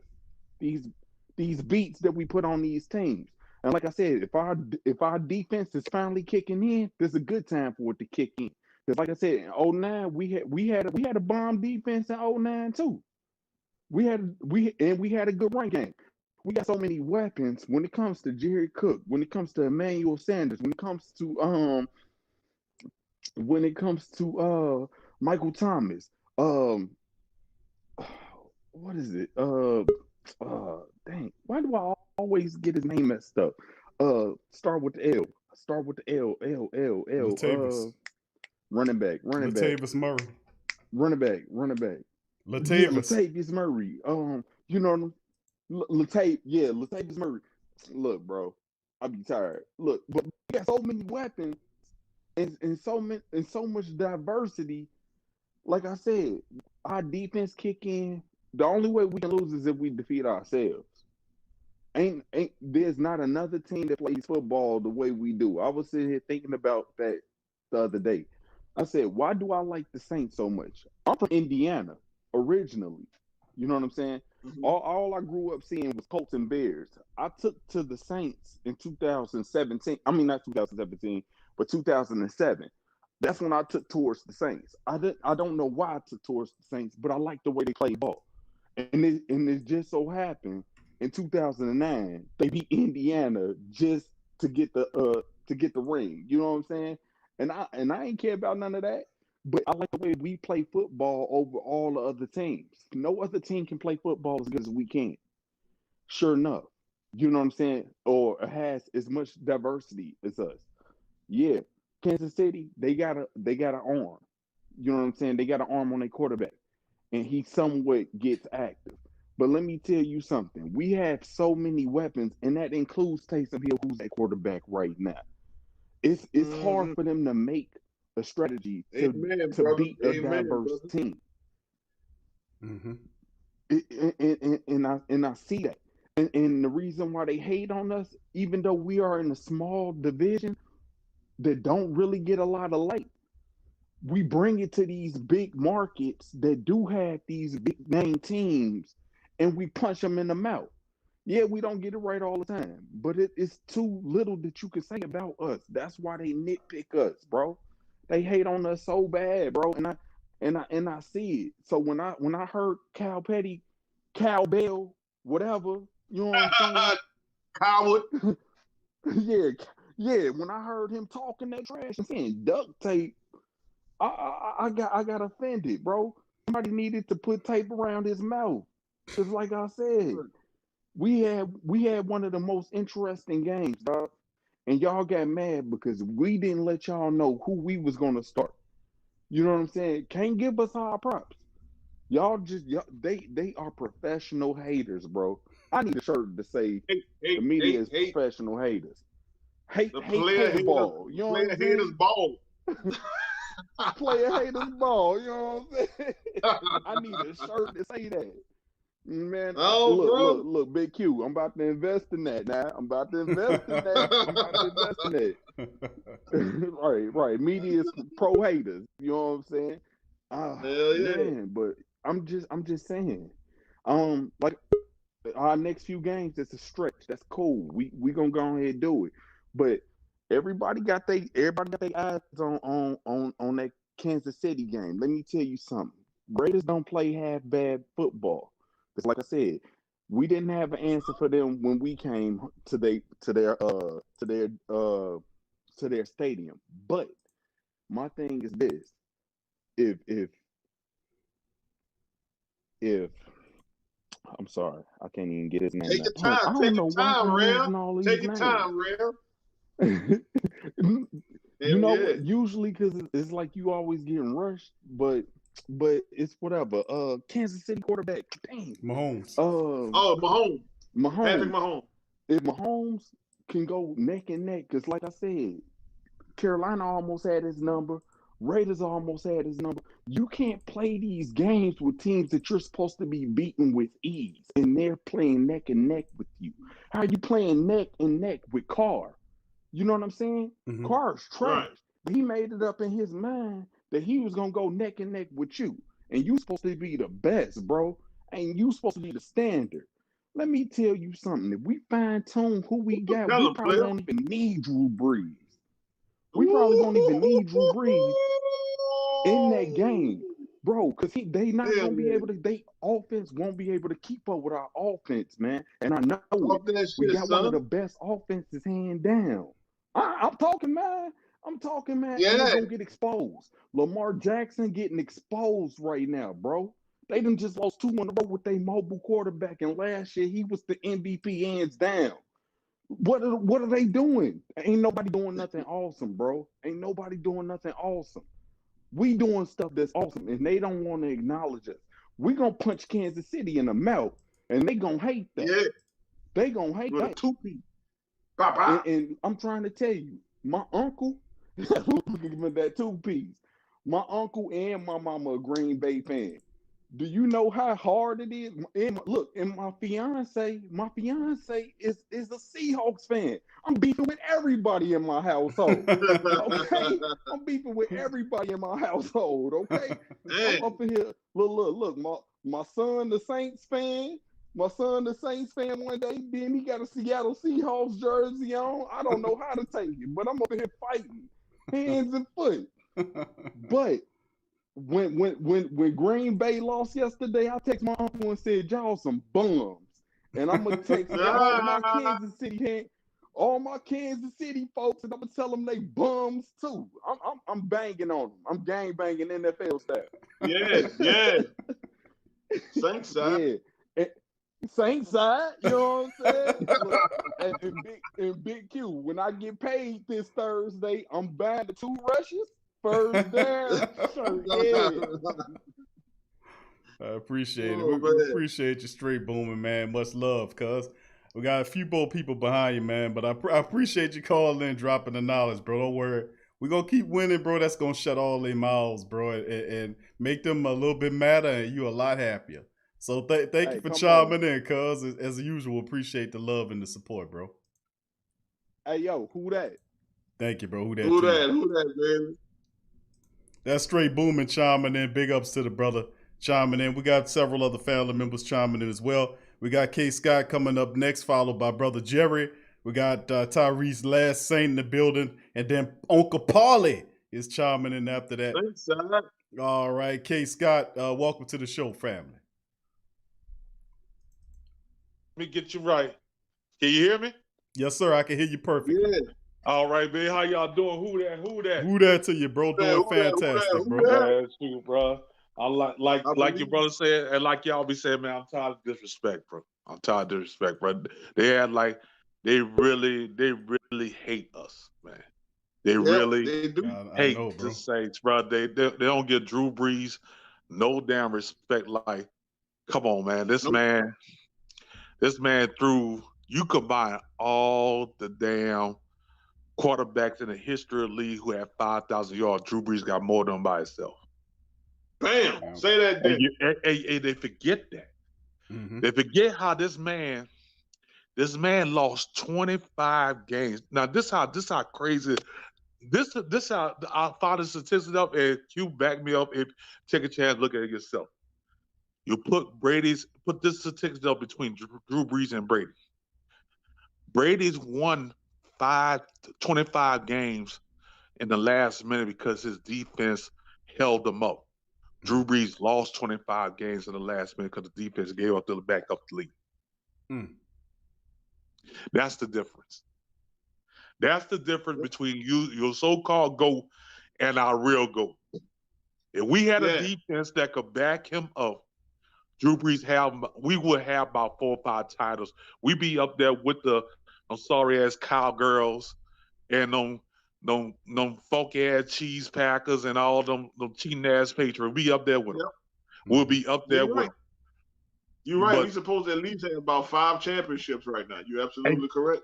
And you know what's amazing about the media, Brad? You know they all work together, including with the lead and stuff like that. They still try to call us with the bounding gate bullshit, even though it's been proven that it was false. We was the less penalized team that year when we so-called had bounding gate. So how come we putting bounty on people, hurting people, when we had a less penalized team that year? That don't even add up. Like OJ said, if it don't fit, if the glove don't fit, you mustn't quit. It don't fit us. We ain't not fit the crime. The only reason we got charged with that bounding gate bull crap right there, because we had a Super Bowl team that year and a Super Bowl that year, and they didn't want us to represent. That's right. It was in New Orleans. They did not want to represent. I promise you, if Spygate would have happened and the Super Bowl was in New England, Spygate would have been thrown out the damn window. and whoever else who was trying to say it, were threw it out the window. But that's how it is. If you're not Pittsburgh, Dallas, New England, Philly, or even the Raiders or somebody, if you're not one of, or Green Bay, you're not one of the echelon teams, the big market teams, you're not gonna get the love. But they don't realize we're a big market team. We are a huge market. They don't realize we got down there 3.5 states that represent us. Louisiana, our Super Bowl was the most watched Super Bowl, bruh. And they don't realize how big a market is when they cheat us that year, the year before last, how it was the least watched Super Bowl. They forgot about that.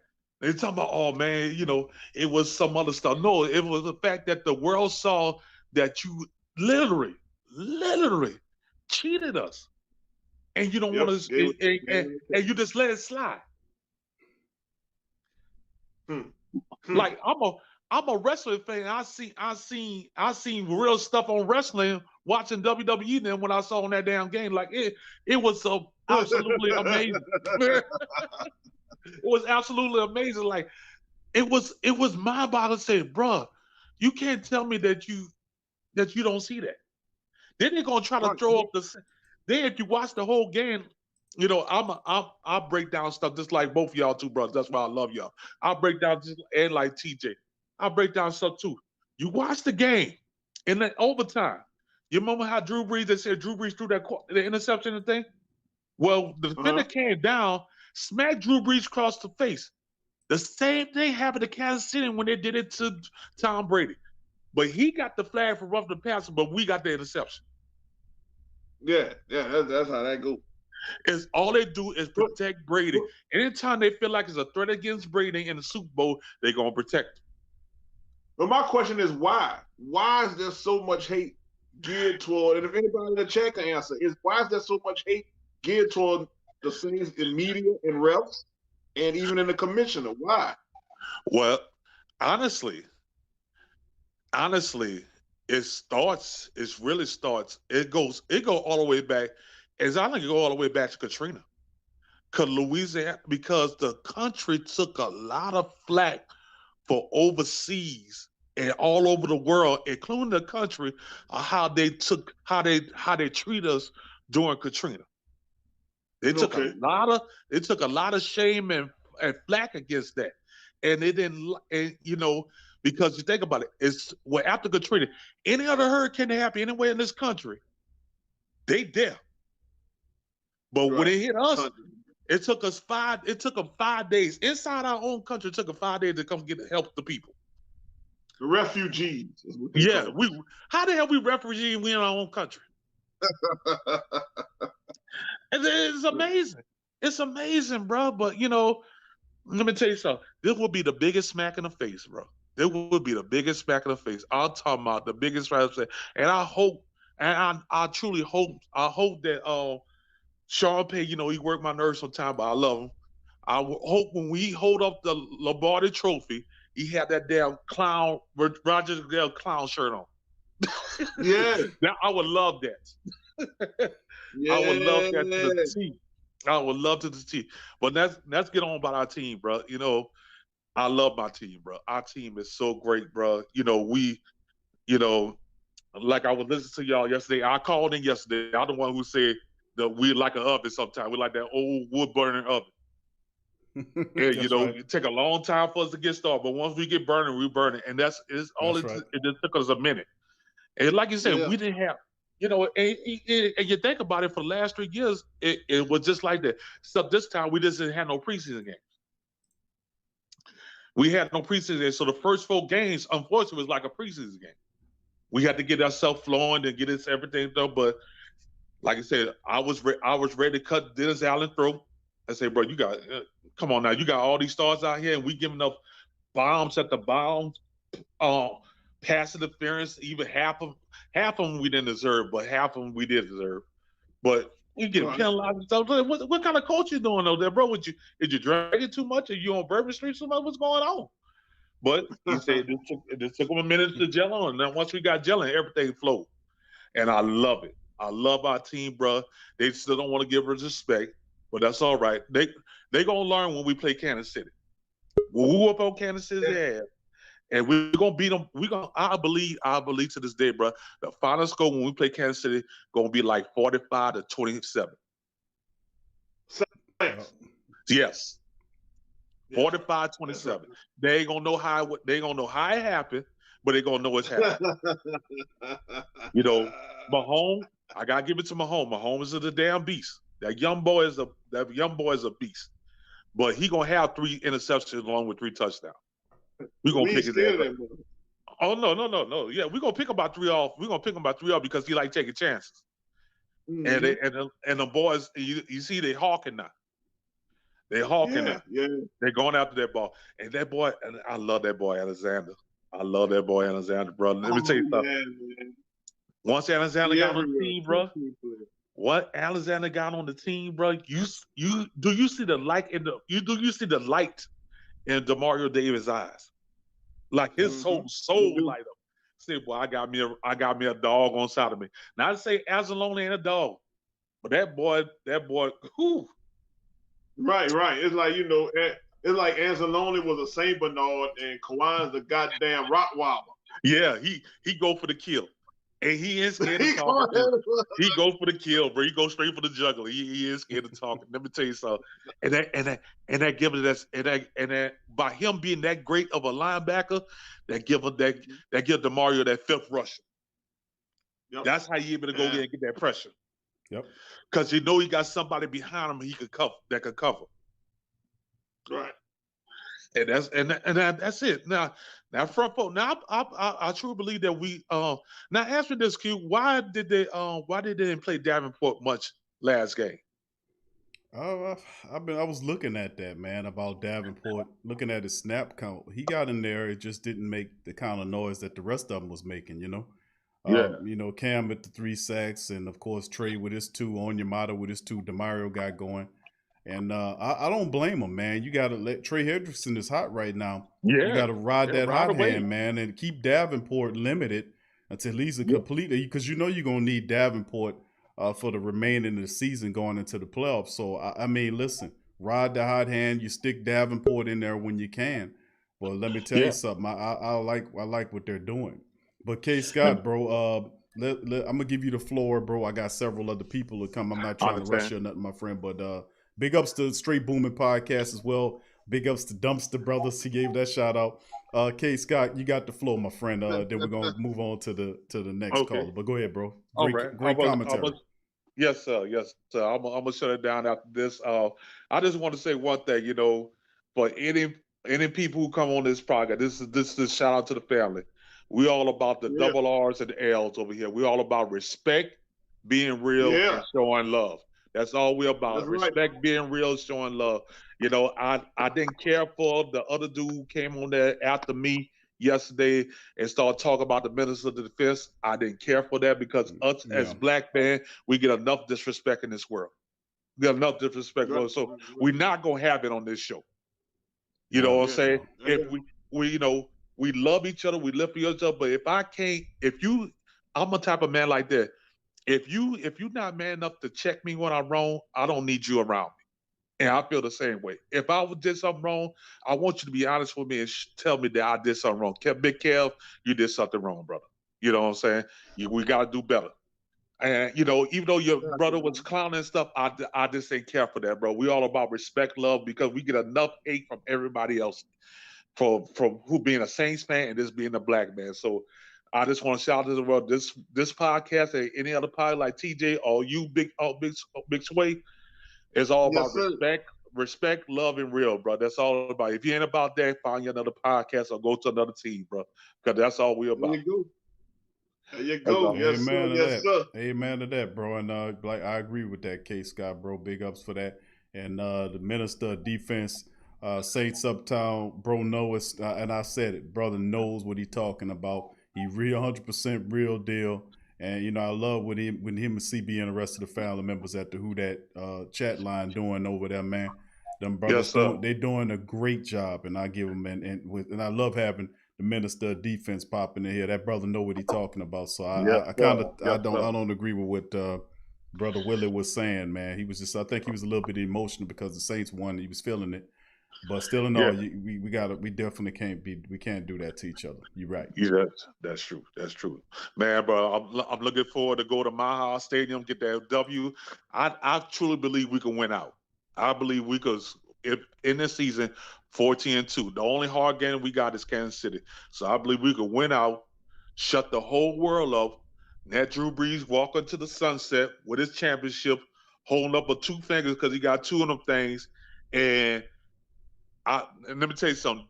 With Taysom Hill, he's seen that type of quarterback. I can tell you right now, Sean Payton is looking at 2 quarterbacks that he like in the future. He already got Taysom Hill. You know, I got him in my back pocket. But I truly believe he like James Winston. But I'll tell you right now, if Dallas go get Trevor Lawrence, though, listen to me first. He going to get Dak Prescott. He going to get Dak. Because you know why? Dak is a winner, and Dak just need a little tweaking. Hold on. Who going to get Dak Prescott? I believe Sean gonna get Dak, bro. I believe that because think about it. I believe what I said. Put like this: he saw something in Drew that nobody else saw in Drew. He saw Drew was a dog and a winner. He did take a chance. Yeah. I tell you, bro. I hate the Cowboys, but I knew Dak Prescott from Ole Miss. Oh, he was at Ole Miss. Yeah, from Ole Miss, Mississippi State. Oh, Mississippi State. And when I saw him for years when he played LSU, he gave LSU hell. He did. I just don't. I don't know, bro. I mean, I like Dak too. I just don't know if he fits. I think I don't know if he fits what Payton looking at. But anything's possible, bro. You know, you never know. You never know how it shapes. You know, that's what I see, and that's what I feel. You know what I'm saying? You know, I could be wrong. You know, there ain't no telling what the coach thinking. Right, anything possible, bro. But when I tell you, but think about it. If you pick up somebody like Dak Prescott, who is a dog who want to win, but he also got a chip on himself because he feels totally disrespected. Mm-hmm. Right. So you say Dallas gonna let him go? Yeah, he go. If Jerry Jones go get Trevor Lawrence, Dak Prescott gone. I don't believe that. Well, we'll see, bro, because I don't think Jerry recommitted to him, and Dallas got to move heaven and earth to get that pick, to get that quarterback, and I don't think the Jets are gonna give it to him. So we'll see how it shakes. You never know, bro. You never know. But thank you for chiming in, K. Scott. Much love to your family. You be safe out there, bro. Who that, bro? Who that? And that's brother K. Scott chiming in. Big ups to him for joining the show. Big ups to him. We're gonna bring in we got Last Saint coming up next. Uncle Paulie, brother Jerry, and the Iceman. All right, he got brother Last Saint in the building. How you doing, bro? I'm good, man. What's going on with y'all? How you doing today? Doing good, my brother. How you feeling? Good, man. Feeling good. Are you doing good? Nice to talk to you, bro. Yeah, I just got to piggyback on what your boy was saying. I can't take that Dak Prescott coming here seriously at all. I mean, yeah, he took a chance with Drew Brees, but New Orleans was starting fresh, and the Cowboys still back. They still fighting for the division. They just beat the Vikings in the convincing win, and then Dak Prescott signing back with the Cowboys anyway. Even though Jerry Jones trying to play games with a franchise tag, they're not about to drop that asset. Jerry Jones, bro. You know what? You know when the Cowboys are going to win another Super Bowl, and I hate to say something, when Jerry Jones is gone. When Jerry Jones gone, maybe the Cowboys can win a Super Bowl because he's constantly in the way, dude. Be an owner and step the hell back, man. Yeah, you know it's crazy. It's crazy because you know how they say a fan can coach better, can do better than the coaching staff because he's looking at all angles. That's how Jerry Jones is kind of like a fan. I hate to say that because that makes other fans look bad, but he's like a fan. And I mean, you think a fan would do all he can to try to provide assets, but this guy is not thinking clearly at all. Yeah, he's the reason Jimmy Jones rolled out, man. You know what I'm saying? You could have stayed on top, but Jimmy couldn't take that, man. Like, get from behind my shoulder, dude. Let me do my thing. You know, so I mean, I don't know. Breathing down their neck now. Breathing hard. Breathing hard down his neck, man.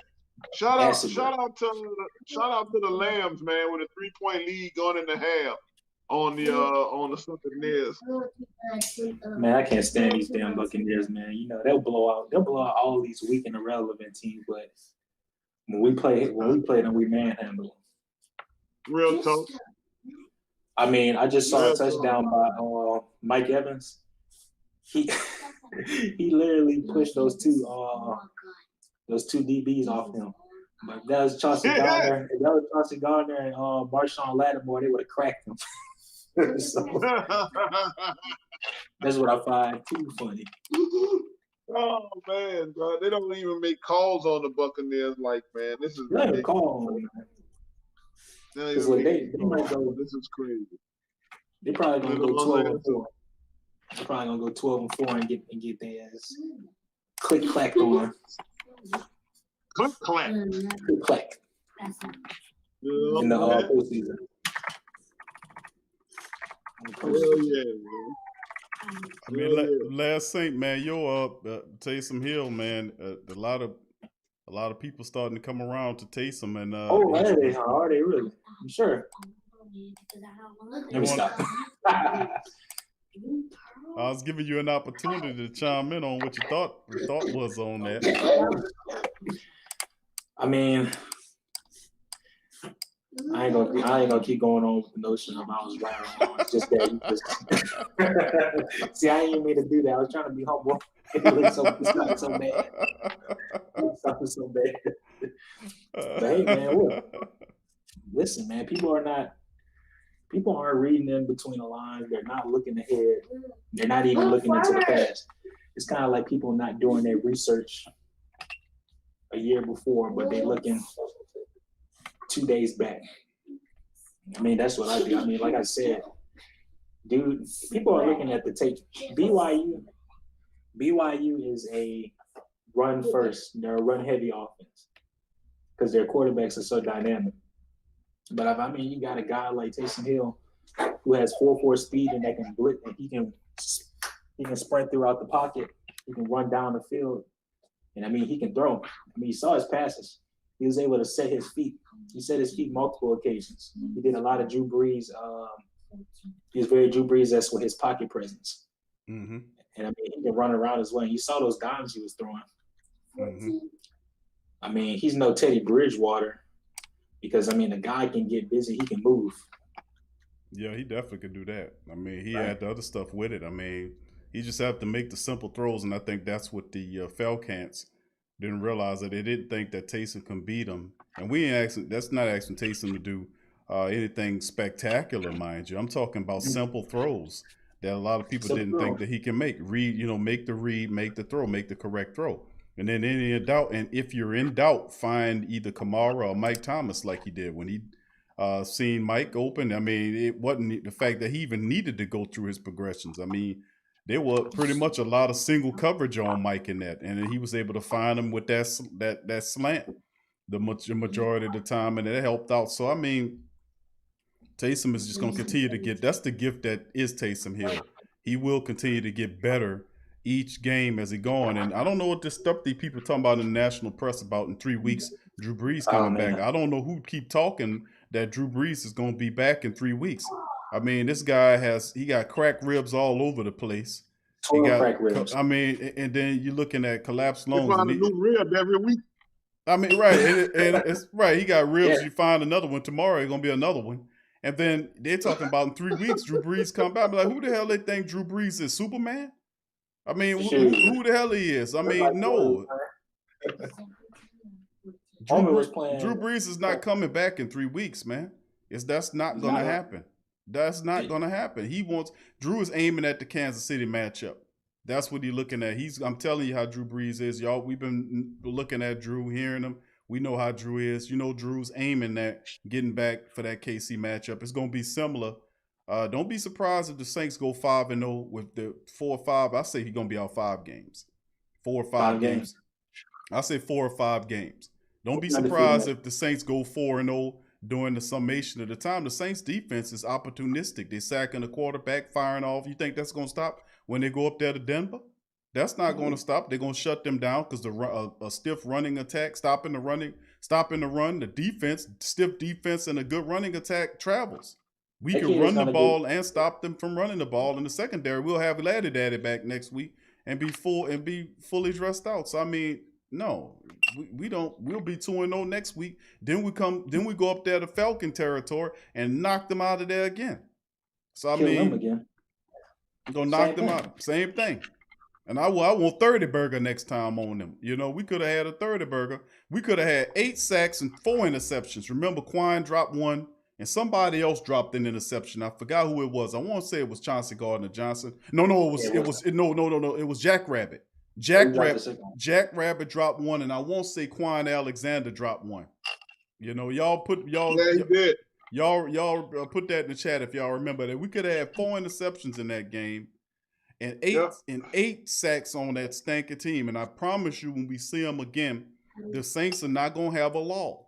Because with Drew out, it forces everybody on age, everybody got their antennas up, and they still going to be looking at the Saints and talking mess. You know, no matter how good you do, you're not going to be good enough to beat the Kansas City Chiefs. They're going to say, oh, that's cute, you beat the Falcons and the Broncos. They're nothing. But the same teams we beaten, the Tampa Bay Succaneers are beaten, but they're giving the Succaneers credit for beating the same teams we beaten. But I don't care less about any of that other stuff. That's just hot noise, really. But you get the same. Well, I get you, but you still get the same type of disrespect when come to Kansas City. Kansas City is going to be the New England Patriots. I told y'all that.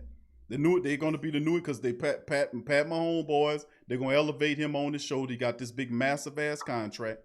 And they're gonna do this, try to do the same thing with them. But the reality at the end of the day is the Saints always and forever will remain and be the underdog, and that's totally fine with me. But it's the fan favorite, but the media and league underdog.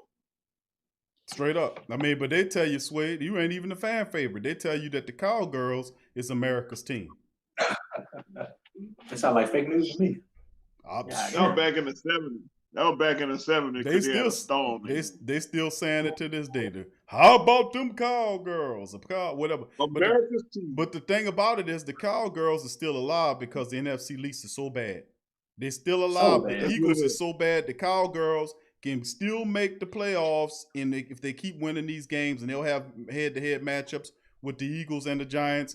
And listen, they could still make the playoffs and win the NFC East. They still could do that. Right. They got to play 6 of their games is the NFC East. So, I mean, hey. That's pathetic. They ought to be removed out the playoffs. Sound like an easy schedule to me. I mean, if they win, which is doable, they'll just get smoked in the first round. I love it. If I'll be saying, hope they get to the playoffs. And then if they get to the second, get to the next level, we be waiting there and knock them on out of there. How about them Cowgirls? We knock them clean on out of there. So I'm hoping sooner or later they get up in there as well. So I mean, that's so terrible. Right, that's what I'm saying. We got sweep the cow and see. Listen, let me tell you something. We split with the Falcons last year, and they snuck us when we came off that bye week. We ain't show up for that game. They did. That's the bottom line. If you go watch the tape, if you can stomach it from last year, when we beat Arizona and then came off the bye week and laid an egg there, if you remember that game, the Saints did not show up for that game. Listen, they remember that. There is no way that you beat the Tampa Bay Succaneers, sweep them and Tom Brady in the same year, then turn around and hand the Falcons the kind of loss they had this past week, and then in 2 weeks go to Atlanta and lay an egg. There is no way that's going to be acceptable on the Super Bowl year. There only one thing should appease the great Saint think tank Who That Nation.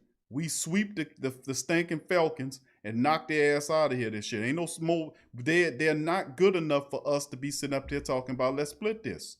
None of these NFC teams are.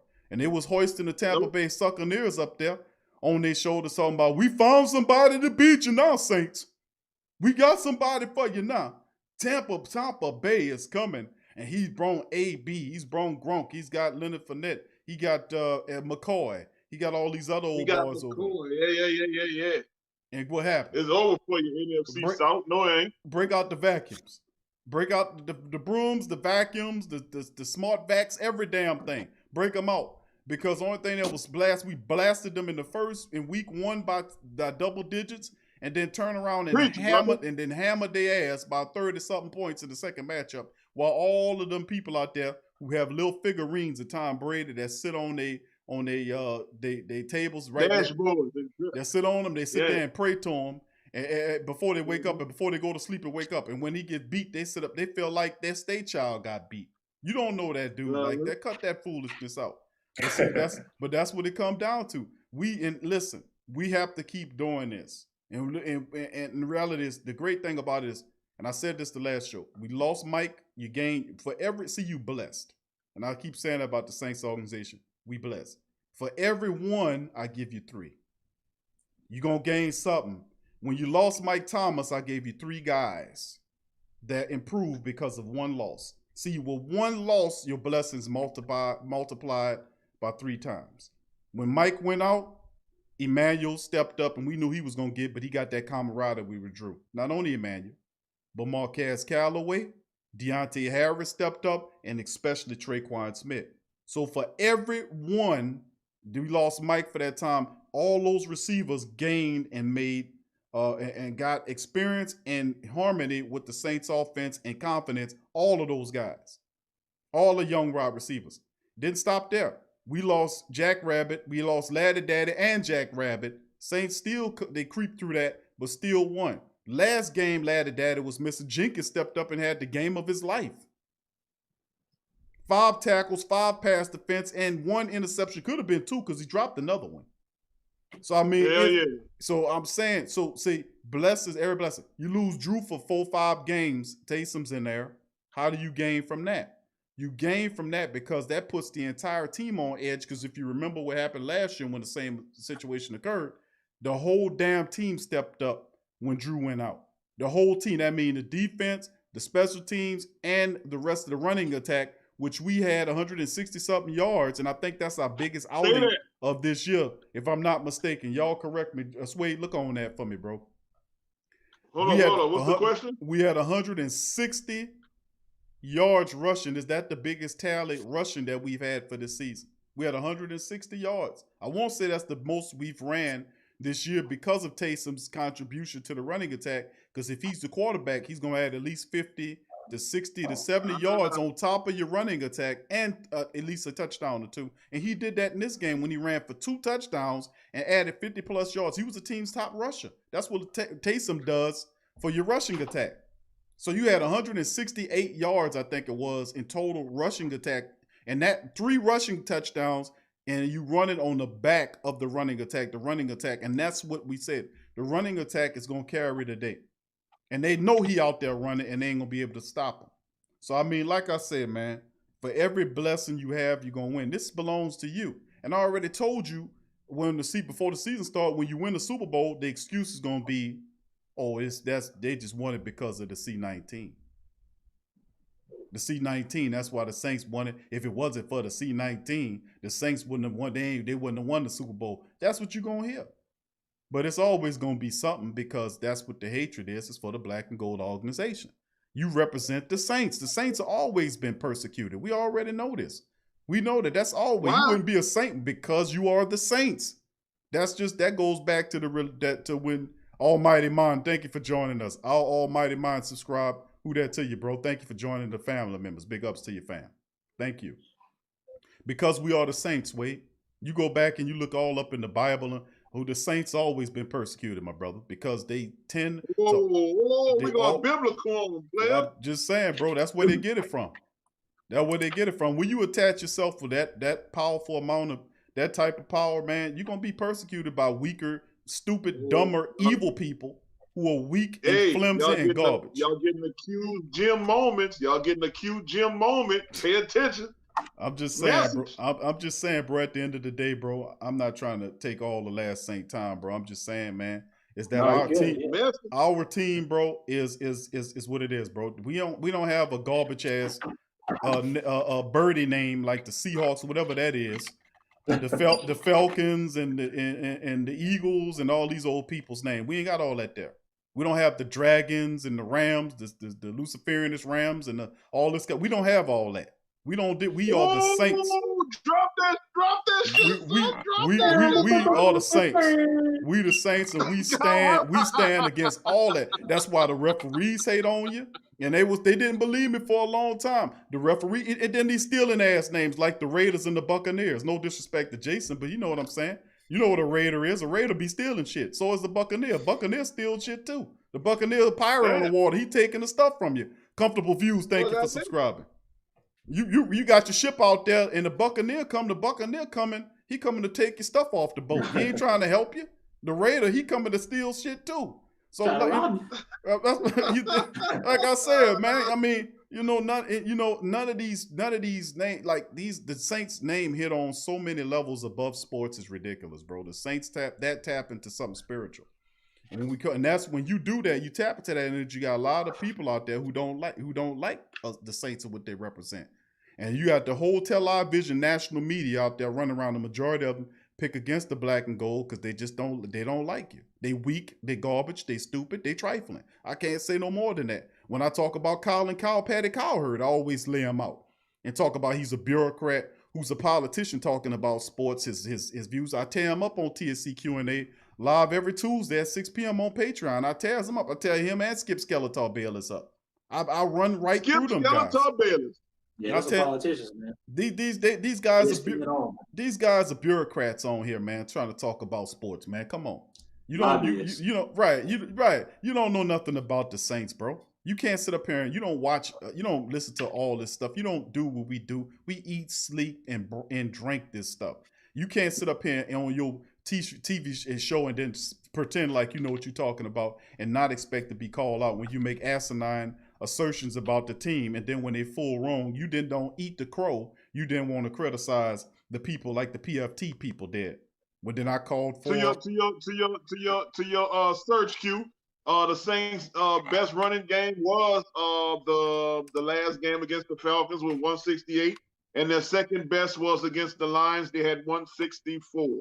Okay, so you're right. That was the best running outing. And it's gonna be more. Just expect more from that, bro.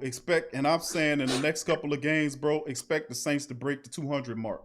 I'm telling you, watch the Saints gonna break, because it's gonna be one of them games where Kamara gonna be running wild, Latavius gonna get his shine, and then you're gonna see Taysom tearing it up. You're gonna have a game where Taysom scramble about 10 or 12 times. You're gonna have about 70, 80 yards and a couple of scores on there, because I'm telling you, it's coming. The Saints is gonna keep moving this thing around, and I'm thinking, you look at the second half, you can't help but to look at the tape. And I'm telling you, the plays in the second half were drastic. They were different than the first half plays. And you can see the rhythm and the harmony of the confidence of the offense really started to appreciate to that. So, I mean, like I said, I ain't trying to take up. I know we got other calls on that. Thank you, Dirty South Voodoo Jack says Q. We had 168. Thank you, bro. All right, thank you. All right, and the rest of the family members, appreciate it. But last thing, go ahead, bro. I'm going to give you the flow on this before we jump. We got Uncle Paulie. I think it's Uncle Paulie behind you. I'm sorry, I got a little winded right there. Yeah, we got Uncle Paulie behind you, and then we got the Iceman coming after you. But go ahead, bro. The floor is yours. Yeah. I'm just going to say, because Taysom Hill, I mean, dual threat quarterback. I think he'll be an evolved version of Lamar Jackson. Lamar Jackson's problem is he doesn't have a mentor to guide him, and he doesn't have a good coach at all. The coach invested heavily into his running capabilities instead of his accuracy and throwing. Taysom's been learning this Drew Brees, Sean Payton offense for 3 years. He's dynamic. He has dual capabilities. So what caps Drew Brees off is he's not mobile. Well, I mean, Drew Brees is pretty fast. I mean, I don't know if you guys seen it or not, but when he escapes the edges of the tackles, he whips around the DB that chases him. And that spin move he had against the Falcons last season or a couple seasons ago too. So if you got a quarterback that can run down the middle if there's nothing available instead of throwing in the dirt like Brees normally does, that speaks true volumes too. And I'm just kind of worried about the playoffs because, I mean, you know how Drew Brees plays. He plays – I don't like to tear our quarterback down, Drew Brees down. But when we get into the playoffs, he plays to the defense. He treats the defense like they're number one defense. Like the Vikings game last year, we should have smoked them. And when Taysom Hill was in there, he was able to scramble, and he made those big connections down the field too. Because the last thing I hate to see is for Taysom Hill to start and Drew Brees to get benched for playing dumb. Because I am not trying to see the defense choke at the very end again. I want to see an offense that's constantly rolling, where first downs can be taken into effect, where your quarterback can constantly scramble and he can deliver a hit too. Because you know what they say, a quarterback shouldn't be getting hit. But the quarterback we got, he built different, literally. Because he built like a linebacker. And he's been making tackles before. He sure is, man. That dude is built like something different, like an action figure. Yeah, Seriously. he tough, man. I give you that, man. Most of them linebackers don't even much want to tackle him, man. I can tell you that much. And he loves the contact. That's the thing about how many quarterbacks you know love initiating the contact running. That's because he has a running back mentality as a quarterback. I mean, another one, and I swear to God, I hate these Tim Tebow comparisons, especially with the throwing arm. Because when Tim Tebow throws the ball, nothing like Tim Tebow. Seriously, because when Tim Tebow throw the ball, he put his right arm about 10 feet back, and then he throw the ball. Like, come on, that's ridiculous. Yeah, they're just trying to reach, man. That's terrible, man. The Tua comparison to Taysom was stupid. It was brainless. And then the Tim Tebow comparison to Taysom, that's another non-comparison. That is not the case. I mean, the only way they're just grasping, man.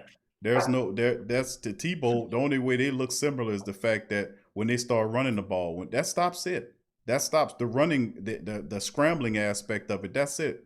There is nothing else that you can compare between what Taysom Hill can, and I've been saying he could throw that ball. And then the cold-blooded part about it, like when Drew Brees, like I was saying on top of the injury blessing thing, dealing with Drew, is when Drew comes back after the 4 or 5 games that he missed, Taysom will be in there starting, which means he'll have a firmer grasp on the Saints offense, being that he's ran that offense, which means the Taysom Hill package, once Drew comes back, will be complete. Which means it'll be balanced, which means he'll be able to throw and pass the ball because he had real game experience in action. So he will be a total quarterback. He will have the reps. He'll be more comfortable. And Sean Payton can have 2 quarterbacks basically running in there with 2 different sets of offenses running up in there. You got Drew with the efficiency set, moving around, checking you down. And you got Taysom coming in there. He throwing the ball and running the ball. So, I mean, this is a major blessing for the Saints in disguise because Taysom gets the reps that he needs to improve. Even if it's a limited pass package, this helps him big time. And when Drew finally robs and comes back, Taysom is still going to get his opportunity to go in there and be the quarterback just like he's been all the entire year. And this package, that Taysom package, you'll have more confidence. His accuracy will be a lot better on point. His package will be a lot more balanced, where you'll see almost half a total balancement of the play. So it will be a blessing in disguise. There is no way. And then the part about it is that too, you could think about it like this. When we get into the playoffs, and let's say Drew struggles, you got another guy that can come in that can beat you with his feet, or he can throw the ball. Let's say Drew is struggling, like he struggled against the Vikings. You move Taysom in there, and he moves the offense. Then you ride the hot hand. You see what I'm saying? You can constantly keep people off balance. And that's what I was saying. I see when I was talking, I was like, I could see what he's trying to do, because what he's trying to do is have 2 offensive packages in the same offense. You have a quarterback, Drew, that's efficient, that's tearing you up, cutting you up, methodics. And then the other one, of course, is Taysom Hill, who is a mobile threat and a deep ball thrower as well. He is what Drew is not. It's like you could take both of these guys and put them together. You have the baddest quarterback that ever existed. If you could take them and Frankenstein these guys together and make Drew's brain and accuracy and put it in Taysom's body, you have the baddest quarterback that ever existed. And Sean Payton's using that Drew is not, he can't out throw Taysom with the deep ball. He's using Taysom and his athleticism for that. So you have 2 quarterbacks operate. It's just gorgeous, man. They just have to be able to keep it going on and working it. And like I said, for every blessing we have, it helps us out. But last thing, I appreciate you chiming in the show, my brother. Thank you for chiming in as well, bro. Who that to you? Who that? Last Saint. Who that? All right, that's Last Saint. All right, we're gonna bring Uncle Paulie in the building. Uncle Paulie, thank you for joining us, bro. We got Uncle Paulie in the building, and then Iceman behind him. I see Iceman. Where you at, Q Suede? Where you at? Where you at? What's up, brother I Paul? ain't making no noise, on. Nah, Suede, you shouldn't have started that last night. I'm bringing that back up again. Was you not watching the same game? We were watching. The Saints was off key in the first half. There, that offense was pathetic. Oh, here we go. That's what I'm talking about right here. Hey, come on, we gotta finish that up. Hold on, all right. So I figured this was what I was saying about the first half of the Saints game. Let me go back into this here. First half of the Saints game, they had a rhythm going. Okay, they had enough rhythm going to where they put them. They gave them 10 points and would have had 13 if they wouldn't have missed the field goal. Now, during the second half, was that rhythm better than the first half? I absolutely agree. But we still had a rhythm going. Enough so we could have took those 10 points in the first half and still beat the Falcons. That's what I was saying. Yeah, because Sean Payton stopped calling them dumb plays like he was in the first half. That helped out a whole lot. What you think? Got Taysom Hill in the shotgun, running the ball 3rd and 3 and got tackled. Come on, fool. I mean, how many times you got to do that, y'all? Come on, man. I don't know, man. You gotta trust it, bro. You gotta trust it. Taysom Hill, Q, and Suede. Somebody tell something. Hey, that run where Taysom Hill got popped in the face, Q. You saw that? I said, no. I said, I hope. If Taysom Hill would have went down, Jameis had to come in there. One healthy quarterback on the roster. Come on, y'all. Yep. Yeah, we know Jameis. That could have been bad. And Taysom like to fumble that ball too, Q. I saw that replay. That ball like to come out of there, man. Yeah, the guy hit him in the when Taysom was going down. You can see the guy kind of hit him in the face with his arm. So did right in the face. And the referee didn't throw no flag or nothing. Right. Sure did. And Q, y'all, I could tell Taysom was kind of woozy there. He was. He was. I looked right at his eyes after the play. He was woozy when he got up. Yeah, you're right. I'm like, no. Stop running Taysom Hill. If he gonna be the quarterback, that Sean Payton needs to scrap that little running play. You got too many running backs on there that can do that job instead of letting Taysom Hill. And I tell you another play I don't like, y'all. That Alvin Kamara and the Wildcat, he like to fumble that ball twice when they hiked it to him. No, that's not gonna work. Yeah. Because you're gonna do that against Kansas City, and the ball gonna be flopping around there, and one of them Chiefs gonna scoop it up and run it back for a touchdown. Watch. You can't. Sean Payton. He'll get in the game, Q Suede, and just pull out some wacky play that they ain't even practice on. Just trying to throw something in there. You know, you can't do that. You gotta trust it, don't you? Gotta trust it, don't you? You know that. I know it, but if the ball ain't gonna be snap and Kamara looking in the stand, where you think the ball going, Sway? Hey,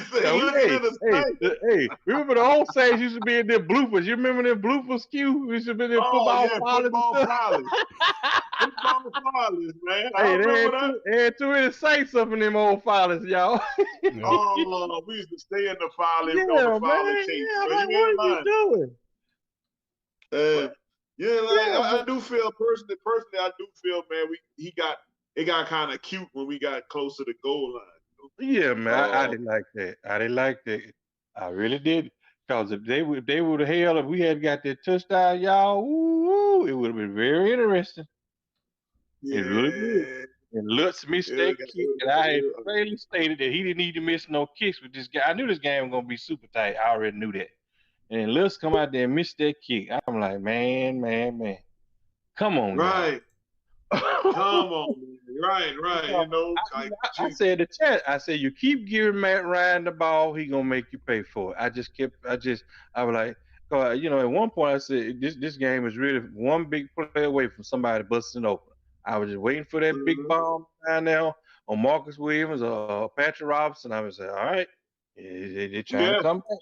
But the defense, I believe Pat Swilly and Ricky Jackson could have put a suit up right quick and came out there and got about 2 sacks speed. What y'all think? Them that boy was sacking and people coming out the stands sacking people. Right. Put the jersey on. That Go was get your great, sack. man. I enjoyed that. Boy, that was Dome Patrol Part 2. Yeah, that was awesome, Yeah. bro. That was awesome. Beautiful. I wish I Shy ain't seen Tutter that many sacks got since him the on old some of that. swag. He didn't get no sack. Shy Tutter didn't get nothing. No, he didn't get one. I know Davenport could have got one. I seen in there as well, but I mean, it was it could have been intercept. I mean, it could have been 2 more interceptions, at least one. I mean, they left a few sacks and picks on turnovers on the table with the Falcons. Right. But listen, And they were climbing all over. That you brought that up, cute. I'm gonna tell you why. Jenkins dropped that ball called WWE Blake grabbed his plait, man, and pulled that man hair and make him drop that ball. I saw that mess. You saw that, Sway? Yeah. Now that was different. Why the Yeah, rest he pulled it, which is legal. It's legal. I never seen nobody really do it, but he pulled it. He pulled the hell out of him. Jenkins' head, you saw his head snap back, and while he was snapping back, while he was trying to grab that ball and made him drop it. That was an interception right there. Hell yeah, he sure was. It was the defenders would have did that to the Falcon receiver. Unsportsmanlike like cut that illegal hair pull, 15-yard penalty. They just made up a penalty. Yeah, but they called everything. Oh, and the Rams just scored a touchdown, by the way. What? Rams scored a touchdown. Yep, they up 20, about to be 24-17. That's what I'm looking at, Q. Suede. This is what I'm seeing. I'm seeing the Saints in the NFC Championship game is going to either be Green Bay or Seattle. One of those two. Yep. What you think about it, Suede? What you think? All right. Well, you know what? It's always any given Sunday. I'm gonna say the Saints NFC Championship. I'm gonna say the Saints, and I'm gonna go Russell. I'm gonna say the Seahawks. And I wanted to be the Seahawks because we owe them back from the Beastquake back in the playoffs. Remember that? Mm-hmm. Right. We were 7-9, and they got in the playoff and beat us. So yeah. But I'd rather have it in the dome, though, Big Sway. I'd rather have it in the dome. You don't want to go up there in all that cold, 2 degrees and light snow now. Wait now. Yeah, that is true. You don't want to go. You don't want to go. We talked about that yesterday, and I did say it doesn't even matter. It doesn't matter because the fans are not there. But you made a point. You don't want to go in Green Bay in the cold, though. Yeah, man. You don't want to play in the cold. So you made a good point. I didn't think about that. Right. The Saints years past wasn't too good out there. 2-degree weather up there in Chicago, Lambeau Field and Soldier Field, man. And we look good at all. The thermal underwear, your polar underwear, and everything. Right, about 50 heaters on the sideline, and man, they look awful out there, bro. Well, yeah, man, that's what I would like to see. And you know, the AFC, KFC, Pittsburgh. Now Pittsburgh have been fumbling this stuff, and y'all. Let's be honest, they've been fumbling this stuff, but they've been pulling it off every week. Seems like, but sooner or later they gonna stumble real good. Because guess what? Tennessee supposed to be the hot new team to challenge the Chiefs, but you know they never fell off. So you know, it's just like I said. You think, like I say, any team look good on paper, y'all, till they go out there on the field and you really see what they're about. Any team look good on paper. Right. Yep. Right. Now, the Steelers, let's see. Who have the Steelers? The Steelers have beaten who? I'm looking for somebody good. The Titans. They beat the Titans and they beat the Ravens, and that would be it. Right. So they really that was the only good team that they. Right. All the other teams were like the Giants, the Broncos, the Texans, the Eagles, the Browns, the Cowboys, the Jaguars, the Bengals. So yeah, the really only teams the Steelers really played were the Titans and the Ravens. Right. And then too, if y'all look at Lamar Jackson, I don't know what they did to him, but he is not playing nowhere near to what he played last year. No, I think he lost. Him out, I think he lost. It sounded like when I was listening to an interview from Lamar Jackson a couple of weeks ago, sounded like he lost. He sounded like he didn't say it, but from what I'm getting from him, it seemed like he lost faith in his offensive coordinator. That's what it sounded like to me. He doesn't like the calls that they're making, and if the offensive coordinator had a brain, he would get with Lamar Jackson and figure out how they can whip this thing. Because if this team, that offense is based totally upon him. They have to, if he doesn't play well, they more than likely they won't win. You know, he's such a pivotal part of that the team, because Ingram right now is still banged up and they having issues there. But if Lamar doesn't get busy, if he doesn't throw touchdowns or beat you with his feet, they're going to struggle. You know, that's how important he is to Baltimore, and they got to figure it out, man. Right? Yeah, like I say, even back with us, like I said, if you want Taysom Hill to be the quarterback, let it be the quarterback. Stop you.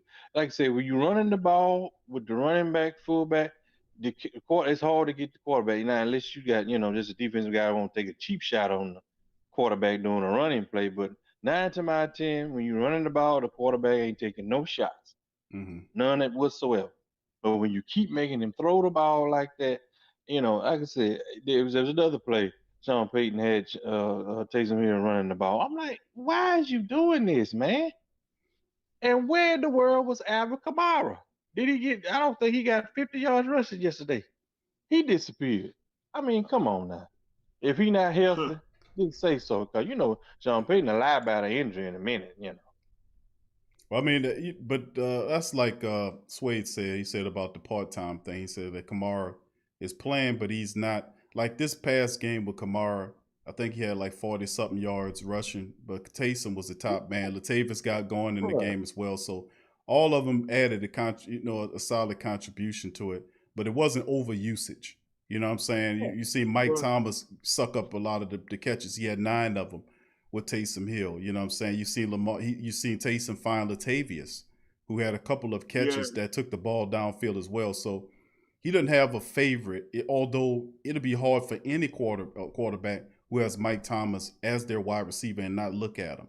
I mean, he makes himself so available. He beats these guys, and a lot of that I seen was single coverage on him because, like I said, Atlanta didn't think that Taysom could make the simple throws. So they would try to stop. They would play up close. They would play and stop Taysom. Will try to stop him from escaping so that his feet would beat him, and they couldn't do it. They couldn't contain him. Obviously, because both his runs that he beat him around the edge, he beat safeties and linebackers, and Deion Jones was tasked with trying to keep a hold on Taysom. And Taysom just ran around Deion Jones like he wasn't standing still. And Jones, one of the fastest linebackers they got. Oh, yeah, but Taysom got some speed for his big self. He kind of short, but he got some speed, man.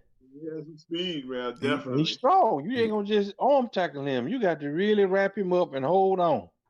Right. Just hit him, he ain't going to fall from the first lick. No, you got to wrap Taysom up and take him down. Especially, now it's easy to take him down. Like if he's standing in the pocket, you sack him. But if he's a force, when he's moving, when he gets up, because he gets up ahead of steam pretty fast, and he runs and he beat the defensive lineman who was chasing him down at a good angle at him, and then Taysom just got flat and then curved around him, and he was going to the. And that's the thing. Right. And then, not to mention, what's different about him is that he's a run. I tell you, he's a running back. No, he's not gonna slide.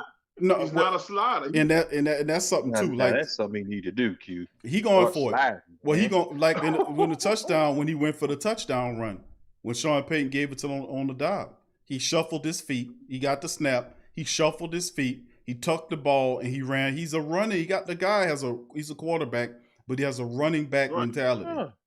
And he will lower his shoulder on you. Ball with 2 hands, Q, like Larry Zonka. You're right. Hold that ball, man. When you running. So he can't keep doing that, Q. You remember Larry Zonka, Suede? You over there laughing. You know what I'm talking about. I never saw Zonka fumble. Every time he come up through there, he had that ball. I tell you somebody else that hardly ever fumble. Big John Riggins. You ever see somebody run? They got 2 hands. From the Redskins. Redskins, right? Yeah, they did the Jets, before that.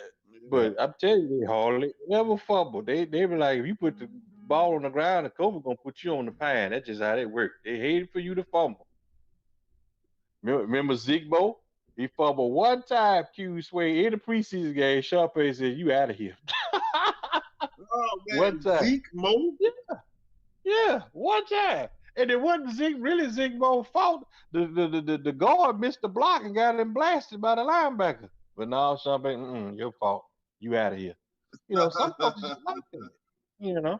It's all right to be howled a guy, but like I said, you don't want to. Like I said, you got to put Taysom in. Like you said, Q, you've been saying it all the time. If you put Taysom in, give him the plays that's gonna work for him.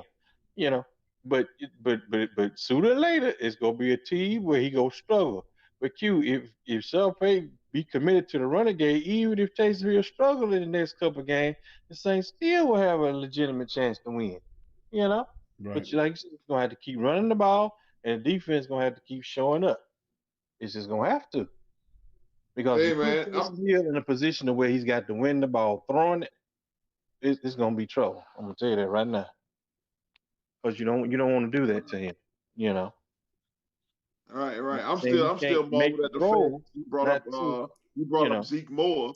Oh yeah. I'm still marveled at the fact you brought up Zeke Moore, man. I didn't even know about it. I had to hurry up and research this dude, man. 5th round draft pick in 67. This dude had 14 kick returns for 405 yards. Man, I tell you, the guy back in the day, they didn't play. Yeah, Zeke Moore, huh? All right now. Look at that, man. See, brother, always dropping jewels. Dropping jewels. He the historian, Suede. That's why I told you. Recent think tank historian. Uncle Paul is in the building. You got to do that. Like I said, I don't want Les missing that up there looking like Russell Erxlaver. Don't do that. Just man, Morstead, turn that lace around away from that. Don't do that.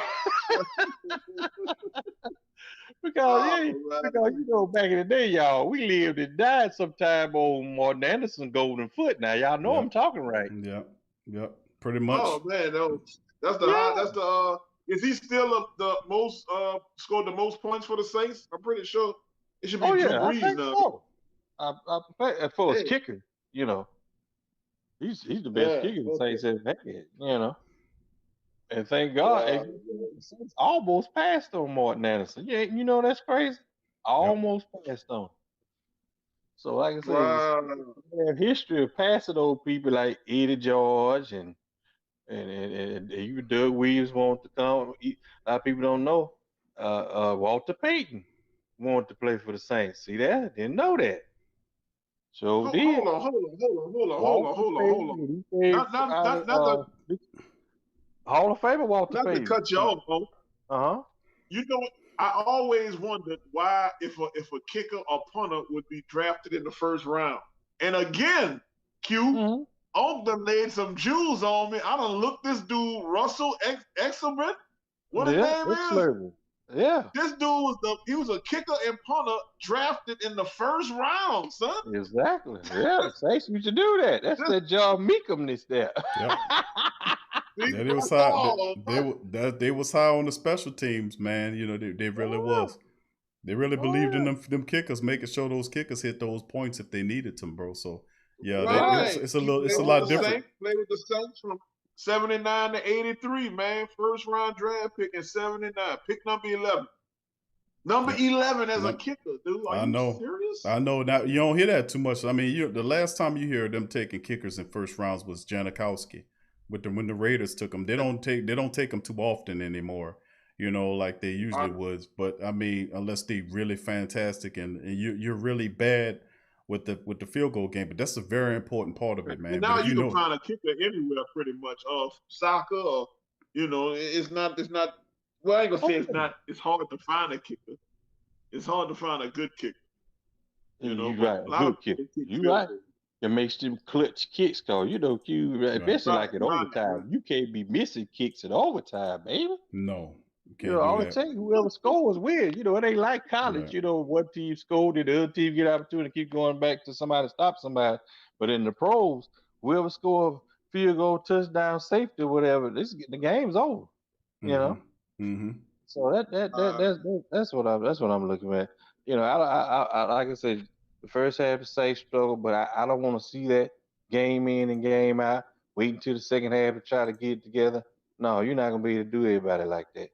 You're going to have to come out hot and get your thing going and go from there, because, like I said, you go against Kansas City doing that, you might walk out there with a loss. They gonna come out hot from the get go. What y'all think? Yeah, Kansas, you got to get the Mahomes boys. And you got to cover up stuff. A thing about when I was looking at the tape again on the Saints win over the Falcons yesterday was the fact that a lot of the sacks the Saints had was coverage sacks. He had nowhere to he had nowhere to go with the ball, and he had to take it and just hold on to it. Matt Ryan didn't run out there and try to scramble yesterday. Right, great. They had gap control too. Got to give the Saints credit for that's one of the keys to the game we talked about. The Saints allowed him to escape out of the pocket before in the two contests last year that gave him success. The Saints were able to remember they would be 3rd and 15 or 3rd and long, and Matt Ryan would escape and pick up and he's not, and so they made sure that didn't happen this upcoming game. So the Saints had gap control. They were able to get pressure while sticking and making sure that they knew where he was at. They were flailing away at him, throwing the ball, batting his passes, doing everything. Man, Q. They bopped a couple of them passes up in the air. Woo! Yeah. I'm like, and see, the reason they got them coverage sacks, Q, called them the defensive backs finally kept their eyes on what was going on behind them, instead of just looking at their receiver and looking upfield. You got to turn around. If the ball ain't got there by a certain time, you know something going on behind you. You know. And even Patrick Robinson read one of the receivers down and made a tackle on Blake there. I said, okay, the secondary, Marcus Williams got an interception. I'm like, okay. To tell you the truth, I think this was Dennis Allen's best defensive coaching of the whole year, bar none. Yeah, this was excellent. I mean, let me tell you something. I mean, that this was an excellent performance by the Saints defense. I'll tell you no difference, man. And they put up they did a hell of a job, man. You know, they really did. They did a hell of a job against him. And like I said, the defense, we get to the defensive line, but listen, a lot of the sacks, a lot of those sacks the Saints accumulated was due to the fact that there was coverage sacks. Matt Ryan had Matty Icy Hot had nowhere to go with the football. I mean, if you look at it, they had it all covered up. He couldn't throw the ball. He was right. He couldn't go anywhere, and they got on him. What happened here? You know. Mm-hmm. It was really awesome. It really was. I mean, but you know what made a difference? Quan Alexander. Mm-hmm. You said it's Suede. You brought him up. Alexander's made all the difference. He really had. Yeah, he did. Looking like Sam Mills and Vaughn Johnson out there. He did, man. Like I said, he fit right into the scheme of things, man. And you know what? One thing that's very important that he said he liked or that he loved when he came down here was the locker room presence. He loved the vibe of our locker room and how everybody stuck together and how it was team oriented. Right. I was so glad, you know, Q been hollering by Cam Jordan. Cam Jordan, boy, he would eat. He was stacking them, Q. He was stacking them all day. Listen, I thought he was going to break Derek Thomas' sack record. You know, Derek Thomas got 7 sacks in one game. I thought he was going to break the record. He was stacking it, man. Jordan was on it. They were terrific, man. I give them no. Cam had 3, Trey had 2, and so did Onyemata. I mean, it was Cam should have 5. Q, good Lord. I wanted them to get 10, but they, like I said, they left 2 interceptions on there, so it could have been totally ridiculous. And of course, we left points on the field too. We were marching to score on that fumble by Taysom. So but we won't make those mistakes in the second matchup against the Atlanta Falcons. We're gonna come out next time and we're gonna really knock them upside the head and as well moving forward. So I mean, you know, just like we did at the Tampa Bay Buccaneers, the Saints won't have any mental lapses. They won't. They're too on point because Drew is out and that forces everybody to be attentive. The defense is playing well. We get Laddie Daddy back. We're gonna get Sheldon Rankins probably back maybe right around the time we get Drew, or perhaps a week or so later. We'll get Sheldon back to help out with the postseason run. But the reality at the end of the day is the Saints is fast and furious and excellent as they've been playing. Let me tell you something, man. This team is no joke. And Taysom adds another dangerous dynamic to the whole fray because they don't know what to do with the Saints. They're going to focus on stopping the run. They're going to do that. But let me tell you something. They don't know what the Saints going to look like. That's good, Q. Hey, you, Big Suede, Q, do y'all think the Saints are peaking at the right time? Oh, yeah. I was feeling that. I think they're getting hot just at the They're right picking time. at the right time. And I actually, yeah, and I don't think that they're even showing their greatest potential at this point. Because remember, Rankins is not there. We still don't have Drew there, and we didn't even have Lottie Daddy there. So I mean, we don't even have our whole. Yeah, we don't even have our whole team in the picture right now, and we're still busting ass. So we're not even at our highest. We're not even at the highest peak right now. This is just a taste of what we can be. That's right. Get Big Roach back, and Rankin. But you know what? I wouldn't start Rankins. I would just rotate him in there because, like I said, everything going good. You don't want to put nobody that's gonna throw nothing out of sync. I don't know what Dennis had thinking with that, but no, I wouldn't do that. What y'all think? I'm with you. If it's not broke, don't fix it. Slide bring them in slowly but surely, Right. and just leave something to the imagination for the play. Right. It's hard to put a guy that's been out all these about 6-7 games and just throw him in there. I mean, come on now. There you go. You're absolutely correct. I will hold on to all of that, man, and just hold it until the playoffs, and you have a whole Papa got a brand new bag. Bam! You ain't know what. And I agree with Q. Rotate here. I know. I tell you what, a lot of people like Drew Brees fan, man. I like what I'm finna say, but I'm gonna say it. If Taysom keep getting better and improving, that to me, that's pushing Drew into retirement at the end of the season. I really believe that. It's on Drew. I think the team gives Drew that decision, if whether or not he wants to come. I think that's what it comes down to. They'll give him the decision. He's earned it. So if Drew feels like he wants to come back and defend the championship, then he'll come back. I most certainly wouldn't say, well, no, we don't keep you. If Taysom Hill is obviously, if he performs like we're expecting him to perform over the next set of 3 or 4 matchups, man, it'll basically solidify him as the head, the guy going into the season. Of course, they're going to be competition for the job.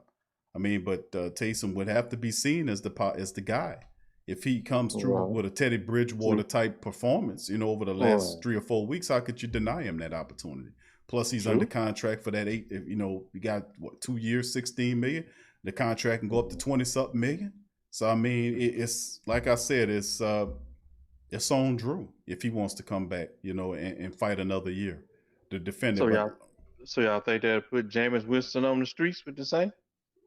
No, I think Jameis stays.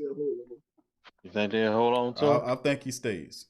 I think you know what, you brought that up, Q. You may have forgot. I think that's probably why Sean Payton really don't want him to play. He don't want to go.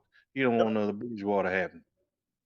Yep, I agree. Well, I mean that's you never know with I wouldn't be surprised though, bro. I'm gonna be honest with you. I don't know if he's looking at it. He wants to suppress. And I heard what the family members were saying about not wanting Jameis in there because they won't suppress his dollar figure. But he's suppressing himself because he took that $1 million contract. He could have gotten $3 or $4 million. They had teams that were offering, if you go back and look it up, they were offering Jameis Winston $3 to $4 million, to be the quarterback. And some of them was giving him an opportunity to compete for the starting job. The reason why he picked the Saints and came here is because of Teddy Bridgewater, which is a good friend of his. They both from Florida. And Teddy said, listen, you go there and learn under Drew, and you can do this. And then, of course, when he got to deal with Carolina, that was Veritas. So Jameis is a reclamation project, just like Teddy B was.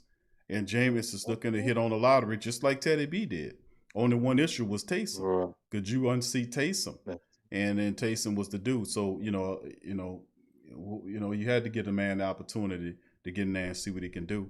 And if Taysom does a Teddy Bridgewater type thing where he goes undefeated, it's hard to deny Taysom the ability to be looked upon as a guy that's leading. If Drew retires, that he has to see him as the apparent if he puts on a show like that. You're right. You just as right as you can be, Q. But you know what? I just be the Kansas City game. Neither here nor there. To me, but as the season goes, things change.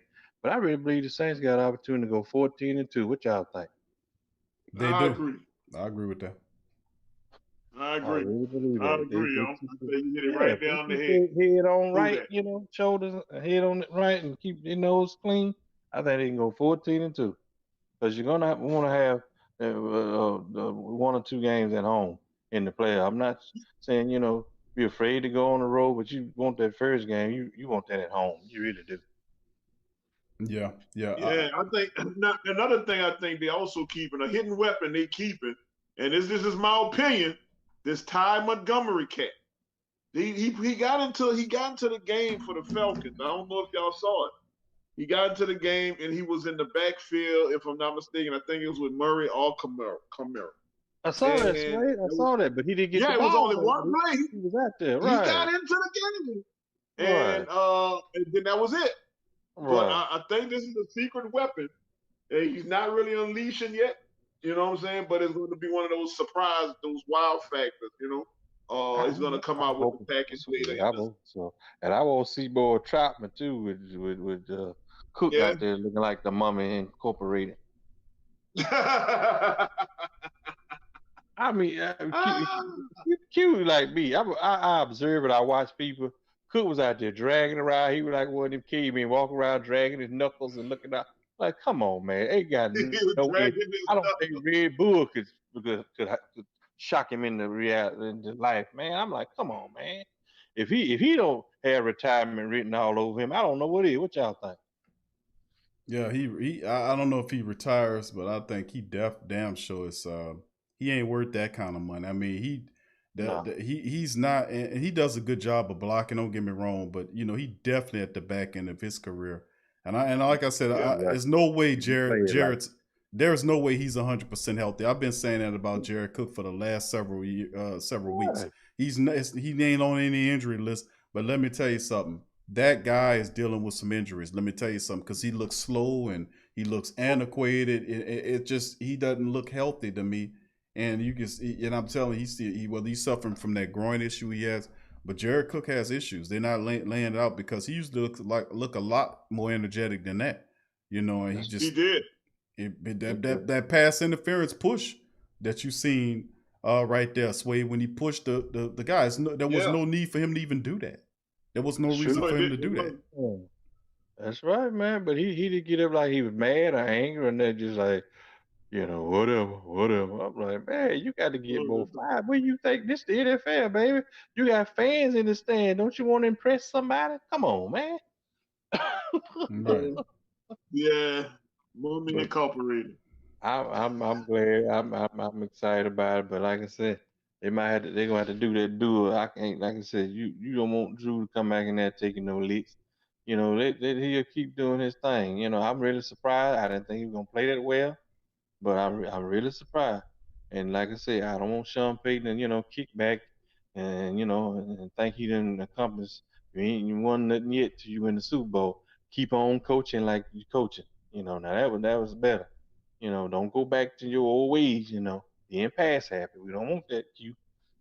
Right. He got to keep it balanced, man. And right now, I think he's hitting on the right plays.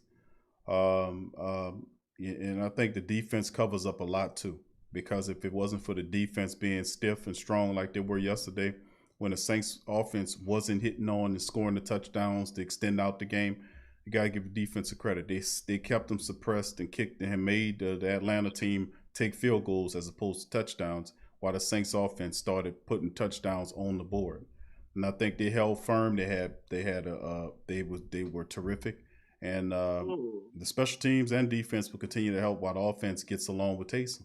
So I think it ultimately it would hit. But Brother Paul, I'm gonna give you the last comment. We got Saint not last Sunday. We got the Iceman.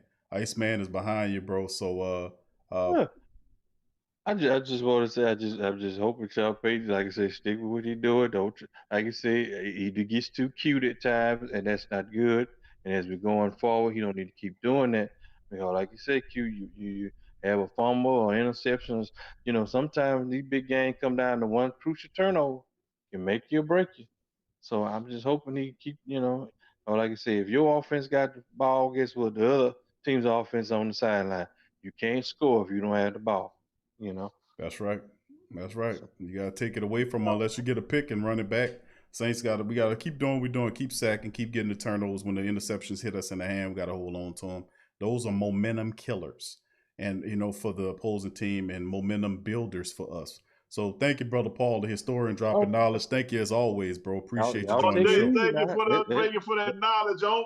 Oh yes, Suede. We want to keep knocking them out like TG and Y. Now, what you say? All right, now who that? Who that, brother Paul? Who that? All right, that's brother Paul. Appreciate the great the great think tank historian chiming in. We're gonna bring in the Iceman. So by the way, brother, before we bring brother Iceman on, just want to let everybody know I'm sitting here looking at the game and I see the refs cheating. There was this play, man. Brady got sacked in the end zone and fumbled the ball, and they said that he had control, and it was like this incomplete pass. Though it was ridiculous, dude. But they're knocking Brady on his ass. Yeah, I seen that play, and see that's what I don't like, that they cheat in front of you like they something, and I seen that play, and Jerome Booger needs to get the boogers out his eyes. And he's just a brainless pawn anyway. That's how the referees are. They got the earpieces in their ears, and the calls are being made off the field. You better believe that. They was lying about that for a long time. It's an all black referees, which is awesome. But see, yeah, but that's what I'm saying. Yeah, that color don't have nothing to do. If you're a dirty dog, you're a dirty dog. It don't make no color. And like I was saying a long time ago, like my grandma always used to say, God bless her soul. She would say that the devil is an equal opportunity employer. You know what I'm saying? That's right. And that's the cold part about it. And I had to think. She always should say that to me. And I would, and it wasn't until I got much older that I started understanding that it don't make if you decide to serve the devil, he don't care what color you are. No matter what color, no matter what gender. Right. He don't care what you, he don't care. If you're willing to serve him, he'll take you. He's the most non-racist piece of garbage you ever could possibly imagine. But he's like my grandma says, he's the equal opportunity employer. So you got scumbag referees. It don't matter what color they are. They calling it the same way. They scum. Anyway, we're gonna bring the Iceman on there. Iceman, come on in here, bro. Welcome to the show. Finger roll, baby. Finger roll. Yes, sir. Who that, family? How y'all doing? Doing good, Iceman, bro. How you doing tonight? Man. Welcome to the show. Can you hear me? I can hear you loud and clear, my brother. Yes, sir. Hey, man, first of all, I want to say, y'all know, man, I'm out here in Atlanta, man. So I'm in enemy territory right now. But I just wanted to say, man, who that? We stomped the Falcons. My coworkers gave it to me all week, man. They gave it to me all week. They ain't let me rest. I had to deal with them making. Yeah, I gave it to them, man. I mean, I let them know that their quarterback stunk up the joint. The offensive line stunk. The organization. What's the dude? Arthur Blank needs to go be a manager at Home Depot again. He needs to get, what I'm saying, all the managers together, let them play quarterback. I mean, they was giving me all type of nonsense. They was talking about Drew Brees need a oxygen tank and all of this type of nonsense. Yeah, bro, they was doing all type of stuff, man. Yeah, I had to use Q word. You know what I'm saying? I made sure I called their organization a joke. You know what I'm saying? So yeah, man, I've enjoyed laughing at their expense. Let's just say it like that. Man, I got some key points that I was writing down while everybody was talking, man. And it really don't have. I really like, as far as that game goes. I mean, this is what we expected. We're just gonna keep it 100. This is what we expected. Atlanta's really not that. I know that they're a division rival, and I know that rivalry games could go either way. But how they playing this year, they really, this game was really how it was supposed to be. They were supposed to get dominated, and that's what happened. I wasn't really worried about this game because, like I told you before, the Falcons are a joke. They're a joke. Like Matt Ryan, Julio Jones, Todd Gurley, they're jokes. You know what I'm saying? So that's all I have to say. I don't even like go back and forth with these Falcon fans because they're jokes. They was ahead of the curve before COVID. They was putting sound systems all in their dome before we had keep the other fans out of there. They was ahead of the curve. So hey. a joke organization. But a couple things that I was thinking about was everyone's talking. First thing is, what the hell happened to Davenport? The defense played great. Everybody was on fire, in my opinion. But I didn't really see a lot from Davenport. Not really, you know what I'm saying? I'll leave it up to y'all to let me know why that is. You know, is he ailing an injury, sort of like how Jared Cook is? Is he, you know what I'm saying? Like, what does he You got can going answer on? that better right there. You know, what is I don't think he ailing from injuries, bro. I think what's going on with Davenport is the Saints just riding a hot hand. I mean, that's Yeah. what's going on. Trey Hendrickson is hot right now, you know, and, Yeah, and, he and is. you got to give him the summation of the reps. He's a starter. He earned that position while Davenport Mm-hmm. was hurt. So I mean, if Trey got that feeling, he got that bob. You know, it's like that old Last Dragon movie with Bruce Leroy and all of them. You know, Leroy Got the glow. he got that glow. He got the glow. He The got the glow. feeling show when you got the glow. He got All that right. glow. Trey Hendrickson got that glow right now, and that's what Yeah. it's about. And then the Saints are doing it the right way. They're riding the hot hand, and they allow Davenport to come in there and he make a few plays. But listen, let me tell you something. This is the perfect time to kind of to kind of work Davenport in there slowly and move him in right now because the Saints looking long range down the line because having Davenport in the meat and potato stretch of the season is what we looking at having him there for. And I think Mm-hmm. that's a big plus of you having Davenport for the playoff stretch, and then you get that, and then I think you get Sheldon Rankins back as well, and Drew, you know, he'll come back. But I'm saying we getting those guys ready for the playoff run because remember Trey Hendrickson and Davenport, we very rarely had those guys when it meant something late in the season into the playoffs, and looks like we'll have both of them. So that's fine. But rod the hot hand is always the best method, and Trey's hot right now. Keep doing the same thing. Okay. Okay. And the next thing I wanted to say was about Taysom Hill, man. Can y'all still hear me?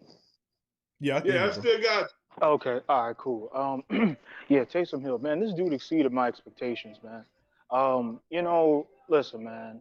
I'm one of the people that thinks that, you know, the mobile, or not at least, you don't have to be a running quarterback, but at least the mobile quarterbacks now are kind of becoming, you know, more present. You look at Kyler Murray.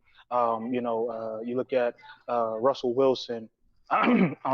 You know, Lamar, Mahomes, all these guys. You know, they're not trying. Well, at least those guys. You know, Lamar looks to run sometimes, but those guys are not really looking to run, but they can get out of there if need be. You know what I'm saying? So I had an expectation of Taysom coming in here, you know, of maybe him being sort of a game manager, kind of, you know, looking at what he was going to do more in the pocket.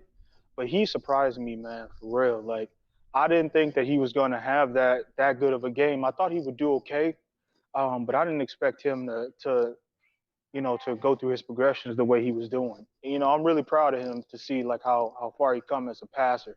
Because we all know what he can do as an athlete. We all know what he can do as a runner, as you know what I'm saying, as the utility guy. But man, it's just something about Drew Brees, man. That dude I don't know what he got going on, but we need to start saying Drew Brees got the glow. Cause man, this dude, Drew Brees, I mean, you get around him, it seemed like your whole life changed or something, man. I don't know what that's about, but I think that's pretty dope though. But them hot boys, that's what I call them. Them hot boys, 58 and 56. Woo! I like that. Somebody about to have some problems. Them hot boys, they about to have some problems. I'm telling you, man. I mean, hey, I'm talking about them junkyard dogs, man. Hey, man. Hey, they was getting up in there, and that's what I like to see, man. I like that defense when they play like aggressive and nasty, man. You know what I'm saying? Like get up in there, man. Right.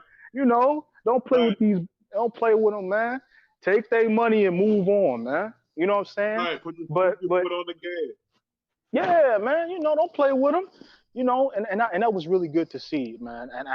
And you know, before we got the guy, I didn't really know who Quan Alexander was. I had heard the name before, but I had, you know, not really known who he was. But he surprised me, man. I didn't know he was that good. I seen him on some footage, you know, like his highlights and stuff like that. But I didn't know that he was like, you know what I'm saying, that good, man. That dude, you know what I'm saying, he was making some plays, man. He played good, and it's nice to see that the Saints can cover the tight ends now, because I really don't want to see nothing going on with Kelsey, and I don't want to see nothing going on with Darren Waller ever again. I'll tell you that right now. So that was good to see. But let me pivot real quick, because we had I think it was last week, you did a live, Q, and somebody brought up something very interesting. And I've been pondering on this for a minute, and I want to know what y'all think, man. We brought in the third quarterback, right? Is it like T.J. Barrett or J.T. Barrett? No, it's Trevor Siemian. Oh God. Anyway, Trevor Siemian, man. I'd like to know, man, why didn't they give? And I'm not trying to, like, you know what I'm saying, make this a spectacle or nothing like that, but I would have liked to see the Saints give Kaepernick a shot at being the third string backup to the backup type of thing. You know what? I never thought of that. Because my thought process is, hell, if AB could get a job, Cap could get a job too. You know what I'm saying? Like, why can't he be the third string? It ain't like we expected him to. There's no pressure on him. It ain't like we expected him to come in and dominate and fight for the position. You know what I'm saying? Right. I feel like he would be eager just to get in a uniform and just to get back on the field and stuff like that. You know, he could. I just feel like he could. You know, it would be good. It would. Yeah, you could just at least give him a shot. Like even if he played bad in the. Even if he played bad in the like, you know what I'm saying, you give him a little audition or whatever. Even if he did bad, at least you would have, you know what I'm saying, just went to see. Because, like, what are we really trying to do with Trevor Siemian? You know what I'm saying? Like, what are we trying to do? Like, not a damn thing. You know, so and that's even showing that would be showing people that you at least trying to look for a quarterback, a veteran quarterback after Drew. Because Taysom 30, hell. He ain't that younger than Cap. You know what I'm saying? So they both like in their 30s and stuff. So I thought it would have been kind of a good look for the Saints to give him a little look and stuff like that. You know what I'm saying? And then, you know, in Cap, by him being such a big figure, especially in like the community and stuff like that, you know what I'm saying? I think that would have been a real good look. But I want to know, like, why y'all think they didn't give him a shot? Like, nobody called him or nothing. You want to know what I think? You want to know what I think? We just finished talking earlier about how much people hate the Saints now, how much the ref and the league hate the Saints right now. Imagine if we were to pick up Kaepernick, how much they would hate us then. You know what I'm saying? So that may have kind of played a part of it. That may have played a little part. What you say, Q? I mean, it would have been interesting to have Cap on a team. That experience, man, that fastball that he throws, he hadn't played in a while. He's definitely a better, even though he hadn't played in a while, he's still better than Siemian. But I don't know if they was even looking in that direction. You know, I was saying J.T. Barrett because of his familiarity with the Saints system. They went with Trevor Siemian and signed him off a guy practice squad just to have him. And I think Sean Payton likes Trevor Siemian because he's a fan of these shorter quarterbacks. The Drew Brees template is what it is. Think about the quarterbacks that he goes, you know, besides the Teddy Bridgewater's, obviously he had a chance to land Teddy. But the Sean Payton style of guys, you know, the Trevor Siemians, the smaller compact quarterbacks that he has some scrambling ability. He plays well in spots. He's not a long-term option. He's a career backup, but he can win games for you if in moments. You know, he's not a long-term option. Like he can win some ball games in the right atmosphere. So he's not he's not a stupid garbage whack quarterback. He's a guy that has potential, and I think he wasn't a bad reach for Sean Payton. Even though I would have wanted J.T. Barrett, but Siemian is not a bad quarterback. Most certainly, he's not more talented than Kaepernick and more accomplished than Kaepernick, in my opinion. But Trevor Siemian is still not a bad quarterback to have. Compact guy that can light it up for you in short stretches. Mm-hmm. I mean, I understand what you're saying.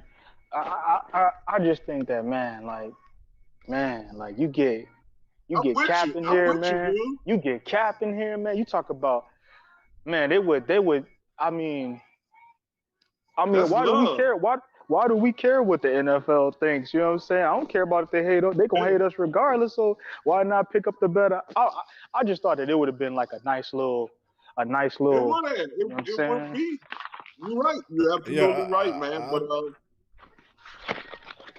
I just don't think they was looking in that direction. I mean, not all these teams, all the teams in the league right now that's dealing with quarterback issues. None of these teams are turning and looking at Kaepernick, and it's almost similar to like what you've seen in the NBA with Mark Jackson, who helped set the foundation of winning in Golden State before Steve Kerr took the team over. But Mark Jackson is strong in his beliefs and his religious beliefs, and he won't sell those or compromise those from anything, and that's commendable. Well, unfortunately, in certain clubs, for a person that has that mentality, they're not going to be allowed to go very far. So I mean, it's even though it's hidden behind the veneer of we are cool whatever you're doing. But the people that's in control, they really are it's a lot of them the opposite of what and it's just what it is. It's the wolves in the sheep clothing type of thing, is what I'm saying. Because the slick side blackballing the guy while saying he's not blackballing, but he's not getting any calls. When players who are severely less than him, like Mark Jackson didn't get one phone call. And I find that hard to believe that Mark Jackson, as talented of a head coach as he is, that nobody picked up his phone and rang his phone to even ask him if he's interested in coaching or give him an interview, despite the fact that he said that he was interested in coaching. Come on, Q. So not one person rang his phone. So I mean, it's the act of it's this commentary like back in the day. I used to tell, and Suede can attest to them. I always would talk when I used to read a lot of old books back in the day. And Suede been knowing me, like he said, for 40-something years. So if I'm having a conversation and I'm reading something and I'm telling Suede about something like back in the day, like the underground government or something like that. Well, they used to ridicule us and make fun of us when we said that. Now they call them the deep state now. But I thought they didn't exist. The same thing happened years ago when people would say there was a mafia. Oh, there ain't no such thing as that. That's just a conspiracy. But now everybody know they exist. See, it's the same nonsense ain't no all Area over. 51. Ain't no Area 51. Now they're saying that, oh yeah, it is. It's actually an area over there, but it's not what goes on, what you said is going on. But you told me it didn't exist. So what I'm saying is it's always a veneer of lies, because you're seeking answers from people that lie all the time.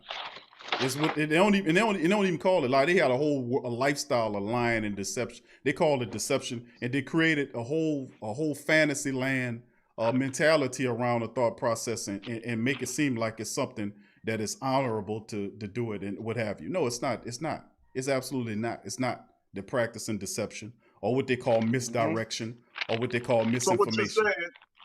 So what you're saying is that they are presenting like, they're welcoming him back to the league, when in all actuality he's still being blackballed. He being blackballed. Same with Mark Jackson. It's what it is. How are you not getting any calls? You said, well, Q, there was articles out there saying that people offered him jobs, he just didn't want the money. Well, that's understandable, but nobody's gonna work for something that they feel is below them.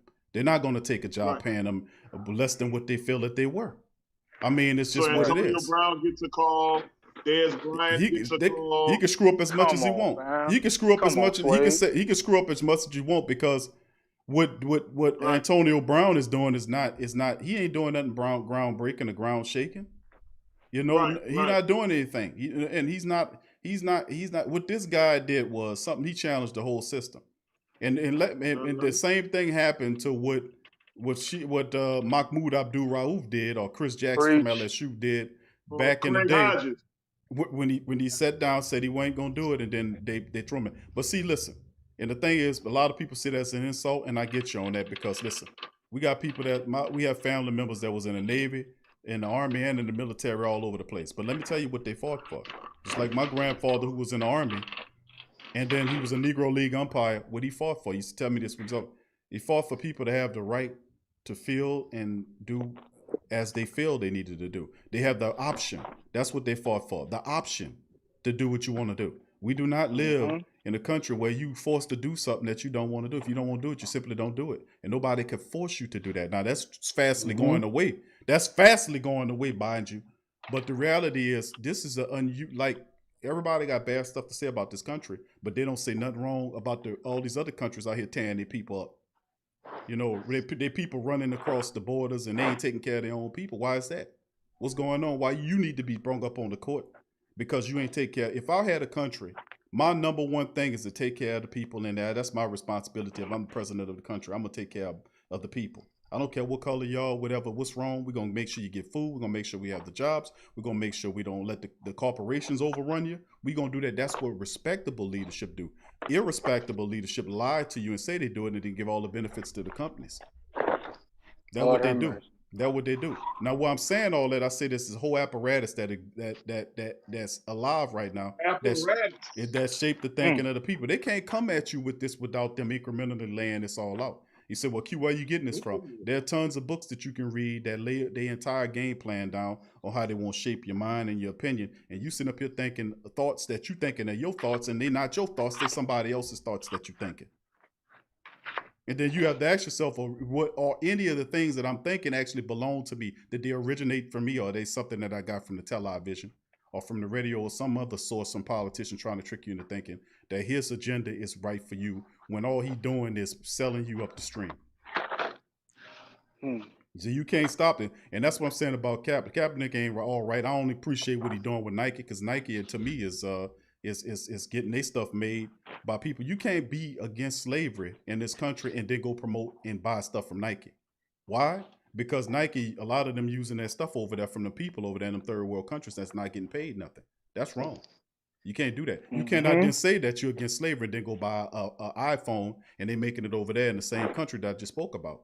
That's not how this thing go. But I'm saying as a result, there's a whole apparatus that exists, and it's always existed. There are people try to warn you about it. They wrote books on it. They held speeches on it.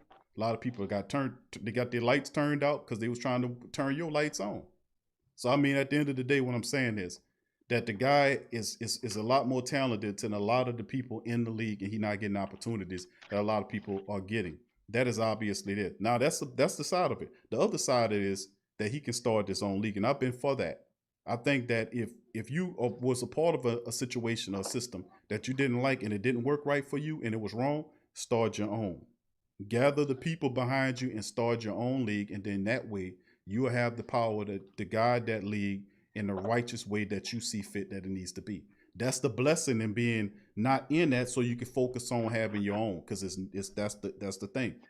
That's how they get a lot of them to bow down and scrape and compromise themselves, is because they don't have their own stuff and they're trying to join them other people out there. And them people say, you won't get with me, you gonna do this. They know what I'm talking about out there. So I'm gonna tell you like this in here, that exists. Talk that stuff, son. Talk that stuff. Mark Jackson, like I said, Mark Jackson is the same dude. Mark Jackson should have got a phone call or something. But I'm gonna tell you something. Mark Jackson wasn't going along with a lot of stuff that was going on out there, and that's why he don't have a job coaching today. And you got a guy like Stan Van Gundy, who's the Pelican coach. This man was on the. This man was just he got through out of.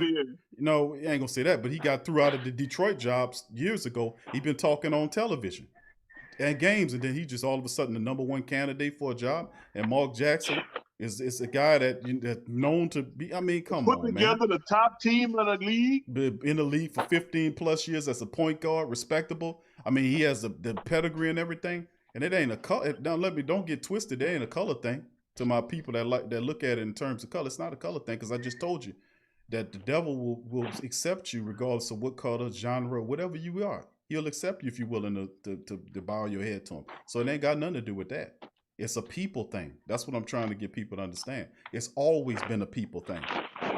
It's always. It don't matter if you're a woman or a man or anything else. It's a people thing. But if you get caught in the color thing, listen, I'm telling you, that's not what they do. They're way more shifty and clever than that. Because if you look at the top, they got all kind of people, all kind of colors doing wrong at the top. I mean, come on. You got politicians that dirty, they don't color if they black or white. If you got a dirty politician, they don't come in one color, they come in multiple colors. You got good politicians, the same thing. People are people. You got dirty, rotten people, and you got great, good people. It's up to the great, good people, regardless of what color you are, to fight against the dirty, rotten, stinking dog people that's trying to subdue you. I hate to put it like that. Well, hold on. I really don't like it. How come the stinking, rotten, dirty dog people get more adjectives than than the good. Because the stinking simple Suede, because the dirty, rotten, stinking dog people deserve it, baby. Okay, They deserve it. one. They deserve that. They deserve that heavy-handedness. Yeah, man. You're right, Q, man. That's just was something that was on my mind, man. Like, man, that would have been nice if they would have give him a shot. You know what I'm saying? They said see what he could do. You know what I'm saying? But that makes sense. See. I mean, we'll see. We'll see if he get a shot next year. You know, we'll see. But my thing, but my thing is, even if he don't, bro, listen. If it's like he said it is, and they threw him out there and they did you wrong, you was an injustice done to you. That's a sign to do something else. Go start and build on that. That's what I'm saying. If you don't like that and you want to be an example, be an example, start your own stuff. Like listen, I was on the Ring King boxing show that we do. That's the number one thing I push that a lot of them don't even talk about. Now I sit up here and I know about boxing. Y'all know I know about boxing. I talk about boxing. I say that boxing is one of the most corrupt sports in the country. They're dirty. Dirty. The commissions are stinking, rotten. They're underhanded. You can be bought and all paid for. Majority of them guys taking steroids and all this kind of stuff and enhancing drugs. They get caught all the time. Then Mike Tyson came out a story I covered it 2 weeks ago, and Mike Tyson was passing the drug test to fight. And he had a prosthetic penis with children urine in it. And that's how he would use it to pass his children's urine. He was using in a prosthetic penis to pass the drug test so he can fight. And he was dirty all the time. He revealed that on Hot Boxing. Maybe he revealed it because he was high as crap because he liked to smoke on there. But he said that, and I covered it. You can Google that and read it from his own words, and I've been saying that for a long time. Is that when there's hundreds of millions of dollars available on the table, you're going to see the worst people come in and try to claim that, and you're going to see the worst characteristics of greed and underhandedness come out for them fighting for that money. But that's people that don't have no moral high ground, that put money over keeping their karma and their spirit clean. That you can see. The reality is, like I said, I don't want to get into a spill about it. I'm gonna say this and I'm gonna leave it alone. Get to the spill, Q. I ain't gonna get to the spill. Yeah, man, get to the spill. I'm not gonna get. Come on, I'm man. not gonna get to the spill, bro, because I think I done said enough. But the reality at the end of the day is this: is that that the universe, and I keep saying this, and I'm gonna keep saying it because it don't change. The universe belonged to you. The Creator didn't just put a little place somewhere called the Garden of Eden, somewhere in Africa or wherever it was. He just didn't make that and say this is the best of the ground and this is where you're gonna be. You know what I'm saying? The Most High don't create barrenness and he don't create waste. The Creator come and he's about abundance. If you look at the world, it's abundant and clear. It's broad. It's abundant. He don't believe in minimalism. He don't give you trees with a few berries on it so you can fight over it. I mean, it's a plush abundance of the universe that you can have. And the universe was created for you. And they know that, and there are books out there that teach you about that and how to activate it for you. But the reality is you have to have discipline, you have to have focus, you have to have determination, and you have to be serious. And then the forces of the universe will work behind your determination, and it will give you what you are working for in the manner of the energy that you're putting out. Which means if you busting and you're focused and you're determined and you're doing the right thing, it'll manifest for you. It'll manifest faster for you if you don't have dirty karma, meaning that you ain't backstabbing, meaning you ain't harming people, meaning you ain't doing nothing that's impacting people and yourself in a negative light.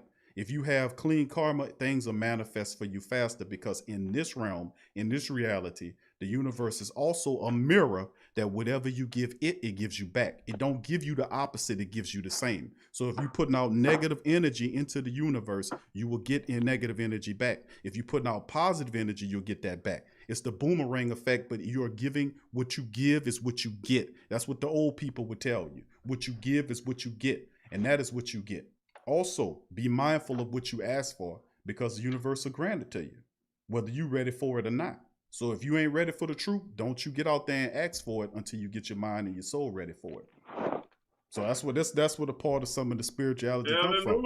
That if the universe is abundance, man, don't let them people tell you that it's not. And more often it's created these concepts that you have to work within these constructs to get wealth. No, it's not.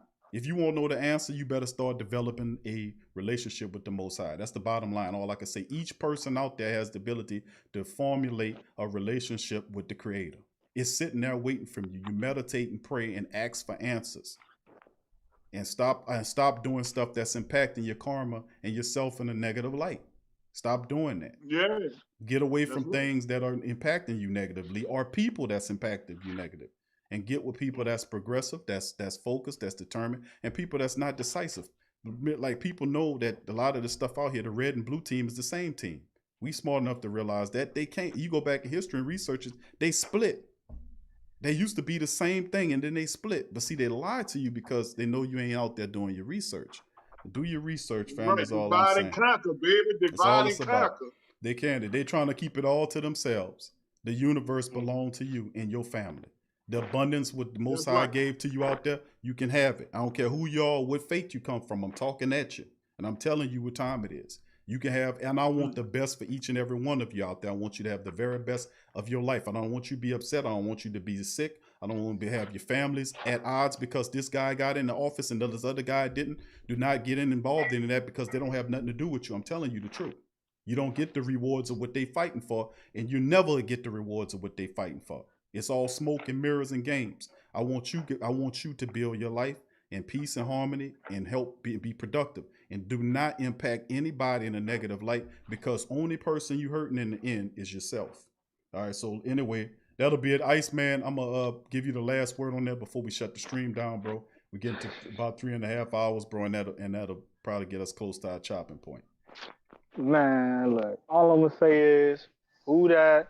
I came here to talk football, but I'm leaving with a life lesson. You dig? Shout out Big Q and Suede, man. Iceman checking out. Bro. Big ups That's to you, my, Iceman. that's my Who that, dog. bro? Peace. That's the Iceman.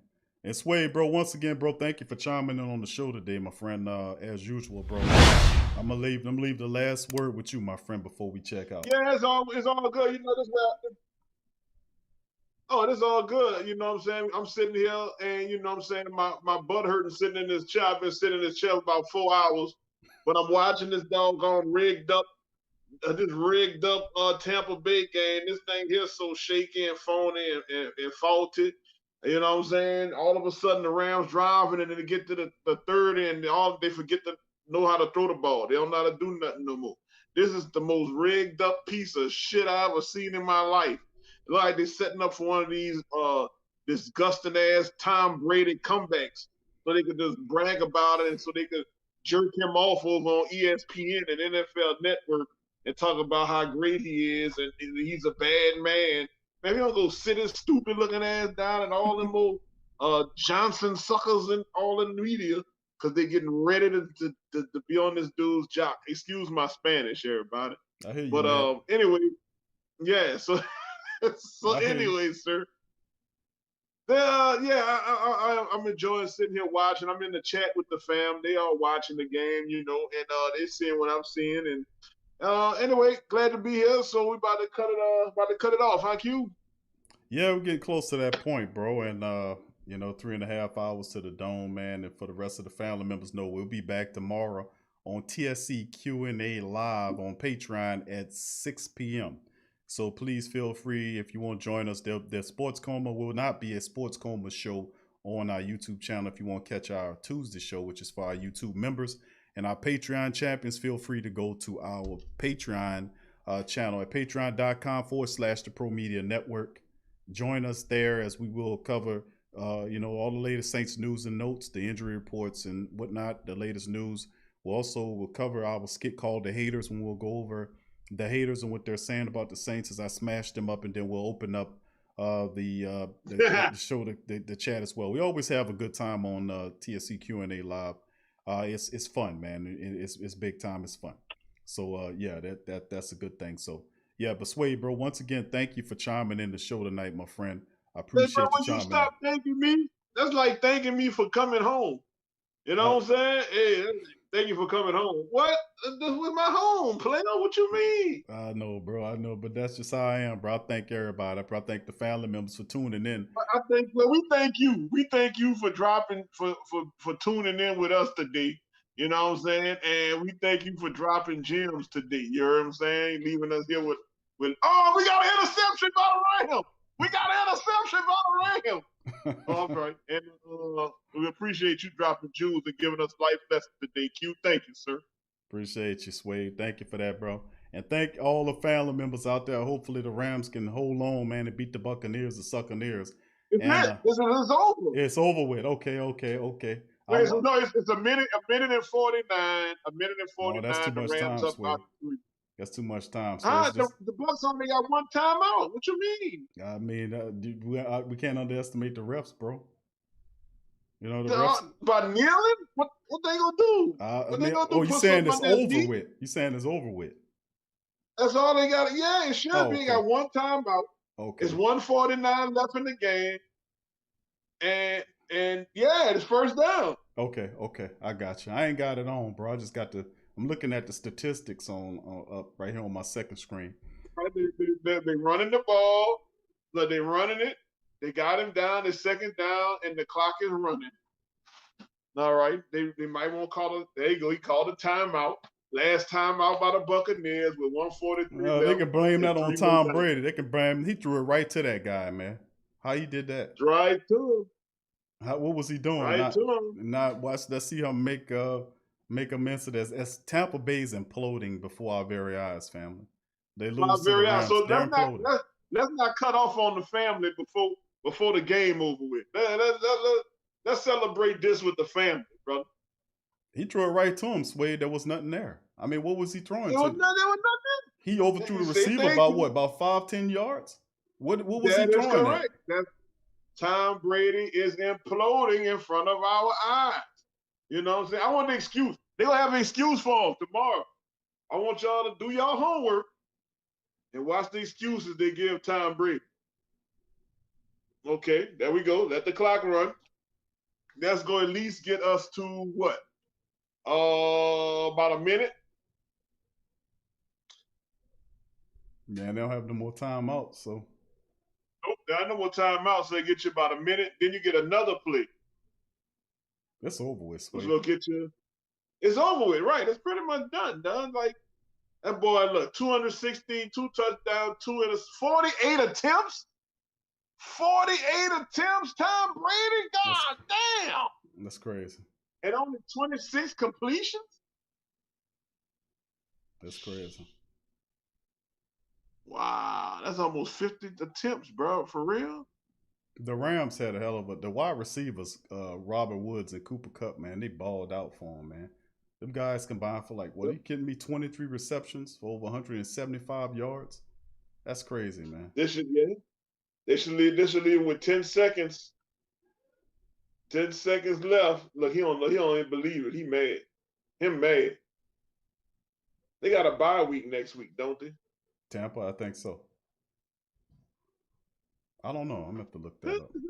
This is good, man. This is good, though, man. To be honest with you, this is good. This is good, man. This is good. I had to shut it with the Huda. I'm sorry, y'all. I ain't want to cut off at this moment. You know what I'm saying? I want to share this with y'all because we've been on the game. Like I said, my behind hurting right now, and I'm sharing this whole game right now on TV with y'all, and I ain't want to leave since we done came this far. 9 seconds left before we are 2 games ahead in the NFC South. 2 games ahead. I love it because Tampa Bay loses. All the stuff they had going for Tampa. All the stuff they had going for Tampa. Tampa's this. Oh my gosh. Tom Brady, he is the king. Give him his crown. Look at his throne. Look at all the people he have around him. Man, fuck them people, nigga. Excuse my Spanish, y'all. I'm sorry. Man, you love that? Look at that. 0 is over. It's over. It's over. The Saints got a 2-game lead. He ain't going to damn nobody off. He ain't going to the middle of the field. He just walking off. You so losing ass mofo. Well, that shows you all you need to know about the great one. The great one. Let's see and let's get Bruce Arians. Let's hear what Bruce Arians got to say because you know he like to criticize him. So so tomorrow you get to hear Bruce Arians and then all of the people sit up there. He gonna sit up here and look at Bruce Arians. Bruce Arians said, "That's all on Tom Brady, man. Tom Brady. I don't know what he was looking at. He overthrew that guy by 5 to 10 yards, man. That was on Brady, man. This dude, He marched him. He could score it or get him in position either score the touchdown or kick the field goal. He threw the interception, and that basically shut the game down, man. They punting now. But they got I'm sorry. That's a late feed here. Punt, that is over, man. Dude, if you watching the late feed, Tom Brady did not walk to the middle of the field. He just walked to the locker room. So he won't talk. He didn't want to talk to nobody. He walked to the locker room. Yeah, he walked right past. He walked right to the locker room. I want to see. Yeah, I want to see him talk about that. Talk about that unsportsmanlike conduct. He walked straight to the locker room. So loser. He walked straight to the locker room. How about that? Jared Goff had to bump hands with the ball boy. He said, "What Tom Brady at?" He went to the locker room. He went to the locker room. He don't want to talk to you. That was shameless, man. That's shameless. Even that most of them guys know you got to go out there and you got to look at Goff and all the rest of them. You got to go out there and show some love, man. That guy walked off the field like that. That's terrible, man. But anyway, Suede, that's gonna do it. That's terrible, man. That's terrible. But I like to thank all the family members. That's just what that sums up Tom Brady for you. So loser, like Suede says, and people looking at what Tom Brady at? Oh, he went to the locker room, and that's what they saying. What he went to the locker room? Good for him. But anyway, thank all the family members for chiming in on this episode of the show. Big ups to y'all. Thank y'all, man. Please feel free to go to the Pro Shop, family. Check out the Pro Shop. Remember, all of the whatever y'all get at the Pro Shop, the proceeds goes back into the platform, helps build a stronger and better platform. We got new shirts available as well. We got new hats that's coming out. The new Sports Coma hats are available too at the Pro Shop. You can be able to check those out as well. Big ups to the rest of the family members chiming in the live one. Appreciate y'all joining. The Pro Shop link is in the chat. Big ups to the rest of the family members too for joining us for the summation of this show. Check out Pro Radio, Spreaker.com/Sports Coma for all the latest audio feeds of the Sports Coma, Pelican Post Game Report, Ring King, Boxing World, and Tough Tiger Talk are all available on Pro Radio. Check it out. Also, new and shows that go back quite a distance. You can check those out at Pro Radio. Link in the chat. Also, please feel free to check out our Patreon too. If you believe in what we're doing here, you can help become a member of a YouTube member or become a Patreon member at patreon.com/Pro Media Network. What it does do is it helps to help build a platform as well. And usually our donations go anywhere between $1 or more. There's several options there, depending on what's in your heart to do. But once you sign up with a Patreon, you get access to the TSC Q&A live show we do Tuesday at 6 p.m. As well. Every Tuesday, we also have the On Q with Big Q sports show. We talk about, it's not a sports show, it's the real life show. And on Q, we talk about stuff like we just got through talking about a few minutes ago. We cover a lot of that on there. So that's plus 10 plus a dozen or so episodes already available of On Q with Big Q on the Patreon. So if you want to help out and help grow the platform, become a patron. Go to patreon.com/the Pro Media Network for more information. Once again, thank y'all for joining us. Thanks, Wade, for being in the house as well, representing and dropping that fire commentary as well. And thank you guys. Please hit the like button. Please continue to share the links. And I shall see most of you guys on our TSC Q&A live show tomorrow for our Pelican post-game report for our Pelican family members. The Pelican post-game report is going to hit you with a new update tonight as several new members have joined to the Pelicans. We have a Pelican post-game report flash update coming on tonight as well. And Ring Kings Boxing is dropping Wednesday as well. So big ups to the rest of the family members. Thanking y'all for joining us on this show. And I'll holler at y'all later. Peace. Who that? And I'm out. Yeah. Well, all right. Like you always say, welcome, welcome, welcome. #1 sports talking indeed. We ain't like the Falcons, we won't blow the lead. Look, all we talk is who that, who got cut and who back. Rookies in the vets, players you should look at. It's the Sports Coma, you don't wanna miss it. Got the pre-game, party, post-game statistics. Get a visit from Suede, maybe DC or 5. It's the hottest thing smoking. Go to YouTube Live. Make sure you subscribe. Interviews inside the Saints locker room high. Talk to Drew, Jordan, Zach, Payton, New Orleans, Huda Nation. Best believe when I say we bleed gold and black. Ain't a miracle or rivalry could ever hold us back. No, Beastquake, Bounty Gate, let the truth be told. It's the sports coma, all we know is say Super Bowl. Yeah. You're listening to the Sports Coma with Big Q and the guys on the PRO Media Network.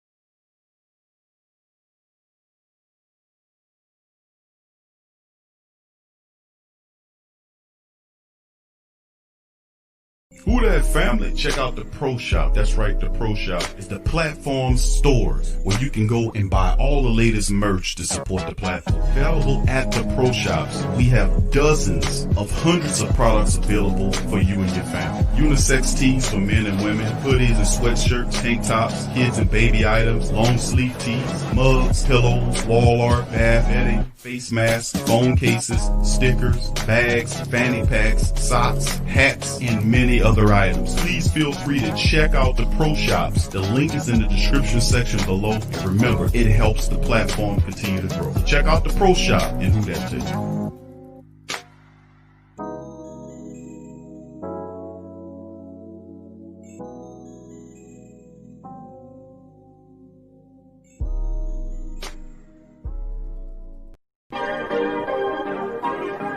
Yeah. Well, all right. Like you always say, welcome, welcome, welcome. Number one sports talking D. We ain't like the Falcons, we won't blow the lead. Look, all we talk is who that, who got cut and who back. Rookies in the vets, players you should look at. It's the sports coma, you don't wanna miss it.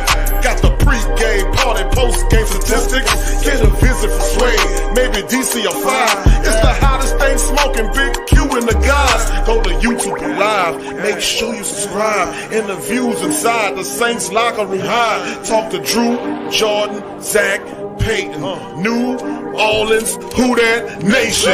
Best believe when I say we bleed gold and black. Ain't a miracle or robbery could ever hold us back. No, Beastquake, Bounty Gate, let the truth be told. It's the sports coma, all we know is say Super Bowl. Yeah. You're listening to the Sports Coma with Big Q and the guys on the PRO Media Network.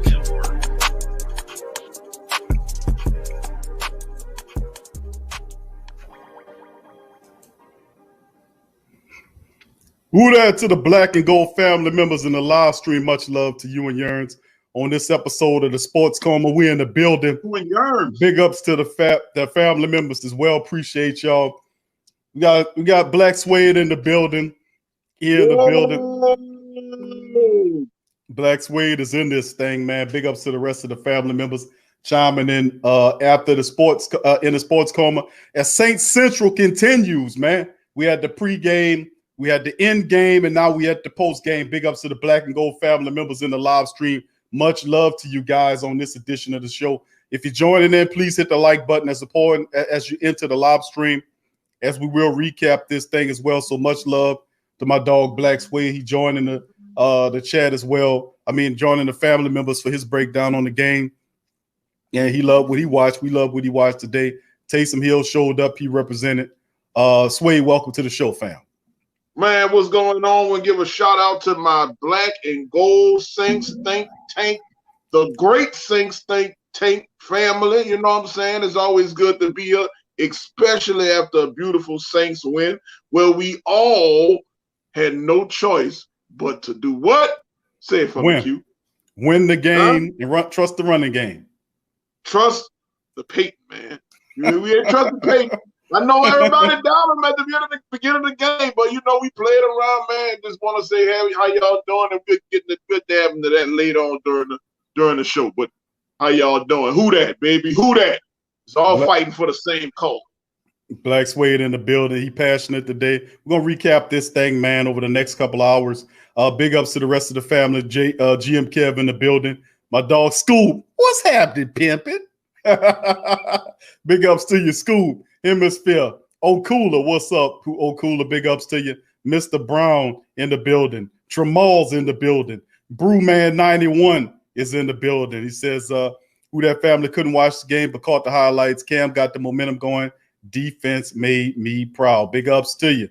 DLP 2600, who that to you? Says, excellent game by the Saints. 7 straight, and the last 3 games allowed 1 touchdown by the defense. That's huge. Defense has turned it on. Tyrese last say says he'll perform great as I predicted as usual. There you go. Nola Balls, what's up, fam? What's up, Robert Clark? Big ups to you as well, bro. Good to see you in the chat.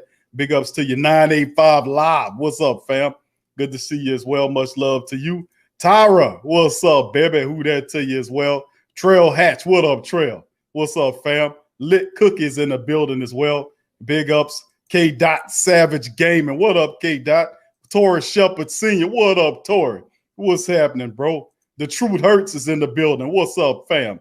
Big ups to you as well. Much love to you. Brandon Cormier. What up, fam? Russell McGee. What's up, Russ? How you doing, bro? Big ups to you. Thank you for joining us. Revolt Control Radio says we ate the W. Big ups to my dog Revolt out there in Georgia. Kenny Sutton. What's up, Kenny? What's good with it? Who that to you, bro?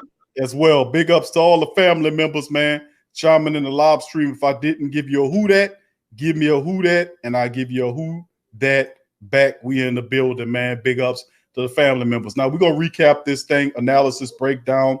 Then we'll open up the chat for discussion from yous and yours. Now we'll start it off, Suede, without any further ado. 504 Hot Boy, what up, fam? Please hit the like button, family, upon jumping in the live stream. Please hit the like button. Please hit the like button as we continue. Saint Central, all day we've been here, pre-game, during game, and now Saint Central, we in the building, baby.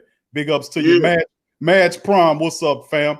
Good to see you in the chat. Big Ant, what's up, fam? He says, I can't find a Falcon fan anywhere. You can't find him. I asked Falcon Bane, who came on here several days ago, was saying, I'll be back. I'll be back. Yeah, he'll be back, all right. Blood in the water. Blood in the water. Falcons they fly north for the game after the game, you know what I'm saying? Way north till they freeze to death. Who that MVP? Who that to you as well? Big ups to you, fam. Madge Prime once again. Big up. Tress, what's up, fam? He says trust the Payton, and this is the defense I'm talking about, and this is the potential that I see in Taysom. Thank you, Tress. Big ups to you, Jasper. Who that to you, Till? My dog Till in the building. YT Solo, who that to you? Kid Reese 225. What's happening, Kid Reese? Who that fam? KB, what's up, KB? Big ups to you as well. In the building as well. Trey Joseph, what's up, fam? Says he's proud of Payton. Made a concerted effort to run the football with Latavius Murray. See, I got nothing to say but great things when we respect the running game. Ryan Farrell, who that to you? And Arnold, what's up, Arnold? What's up, brother Arnold? Who that to you, bro? True Louisiana. Who that to you as well, and all the family members. Much love to y'all. And in the illustrious words of my dog Scoob, what's happening, Pimpin'? Let's open the show. Welcome to all the great Say Think Tank family members. If you're not a family member, please hit the like button as well and join the family, man. We're quite passionate. Hit the like button and hit the subscribe button, family. If you're not a family member, hit the subscribe button most expeditiously, in the words of Joe Clark. All right, now we're going to move on to Suede. Suede, thought process on this win, bro, before we get into that drive breakdown that you got for. Well, man, you know what? It was a pretty good win. I think Taysom needed some expectations. And I'm not going to even front. He exceeded mine. Like I told you before, we talked earlier, I thought Taysom was probably going to come in. He was a front by the Payton. Probably put Taysom in three plays, and that means he's starting, and then throw Winston in. But when you sit and think about it, you know, it would have been wrong, man, that he'll just throw Winston in there and Taysom like, damn, dog, I've been working at this job for like 5 years. You ain't put me in the game yet. You know what I'm saying? So, hey, man, let the man start. He did a damn good job in controlling the ball. He did not throw any interceptions. He did have that fumble. The turnover, which he is almost like he's due for a fumble every game when he runs the ball, which we have to clean that up. I did look at my dog Payton kind of funny when they ran the ball. I think this was like maybe in the first half, almost going into halftime. They ran the ball, got the ball down the field to the goal in the red zone, then started getting cute. You know, I got kind of upset, but then I had to stick to my guns and trust the Payton, man. And the Payton got it worked out. It worked out in the end, man. So, like it always does. It was a pretty good win. But like everybody said, and like I always said from the beginning, we never had a problem with our offense. Never. It was never an issue. It was always the defense letting these teams put up numbers. But the defense almost got arrested for indecent exposure today because they showed their ass. You know what I'm saying? They showed their ass today, and I'm so proud of that defense and that front four with those 9 sacks. But it was beautiful, man. Go ahead, Q. Well, I mean, Suede, well said, man. And Coach Payton did make necessary adjustments, man. First half, if family members that were on, big ups to you, Travis. Big ups, fam. Good to see you in the chat. William Dickerson, big ups, fam, as well. True Louise Animal and all the rest of it. I'd like to thank all the family members who were able to join us for our in-stream game as we were there live and direct during the Saints Falcons matchup, and we'll be doing Saints Central all day here on the show. We started off with the pregame.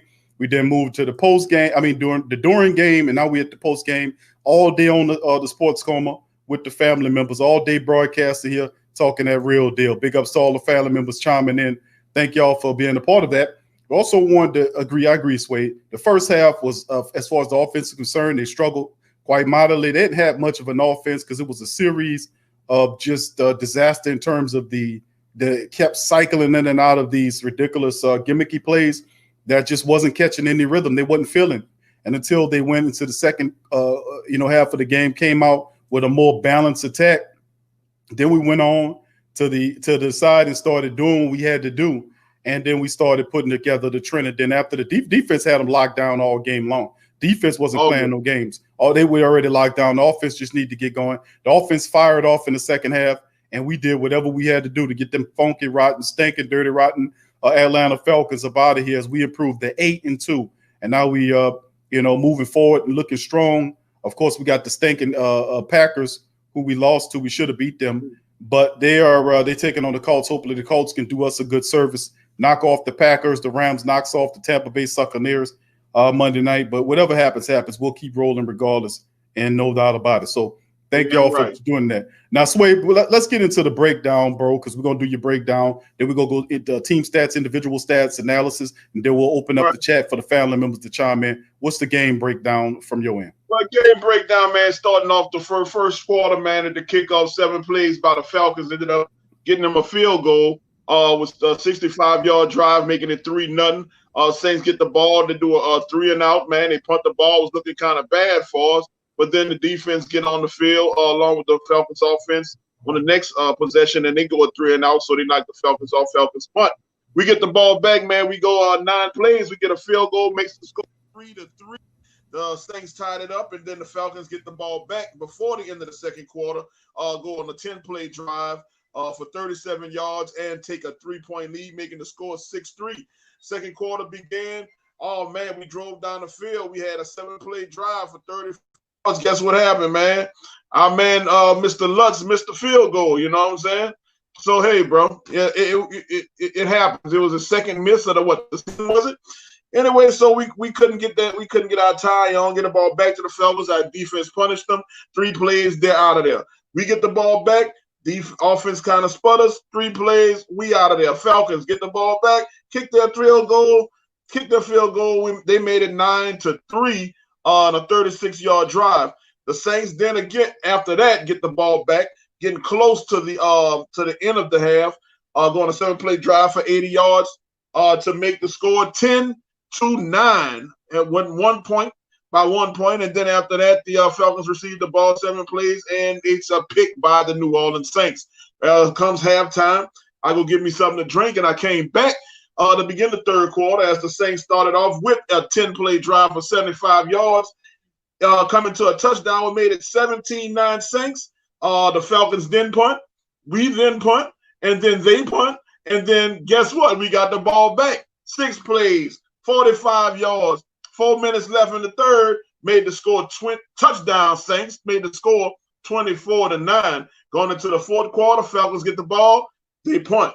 Saints get the ball, we're driving down, we're making a beautiful drive. Taysom fumbles the ball, and we get the ball back to the Falcons. But guess what? As soon as we gave the Falcons the ball back with 3:08 left, guess what happened? They threw an interception. Just like Matt Ryan could do. Good job, Matty Hot Ice, Icy Hot, or whatever you call them. You heard me? Then we get the ball back. We punt the ball, and guess what? We ended the fourth quarter with the score being 24-9. The Saints win. Good job, Saints. Yeah, they came back, Suede. I got to tell you, man, it was Saints defense was unrelenting, ridiculous amount of sacks upon this team. 8 sacks, I want to say, for the game. boy, we blasted this team in a major way defensively, offensively. We were marching to score until Taysom fumbled that damn ball away. We could have put up a 30 burger on this team. I'm just kind of upset we didn't get the 30 like we want, but I ain't mad at it, bro. I'm still very happy with the outcome of this matchup, as the Saints were able to walk away pretty good with it, man. So I love it. Now we're gonna get to the team statistics, and I'm gonna share my screen with the family members momentarily, because I think this is one of those situations, man, where as a Saints family member, you want to be able to see that, man. So let me kind of get us in the position so we can be able to see that. All right, here we go. We're gonna start off with the individual statistics here in the matchup. The Saints were had 24 first downs from the Falcons, 14 first downs.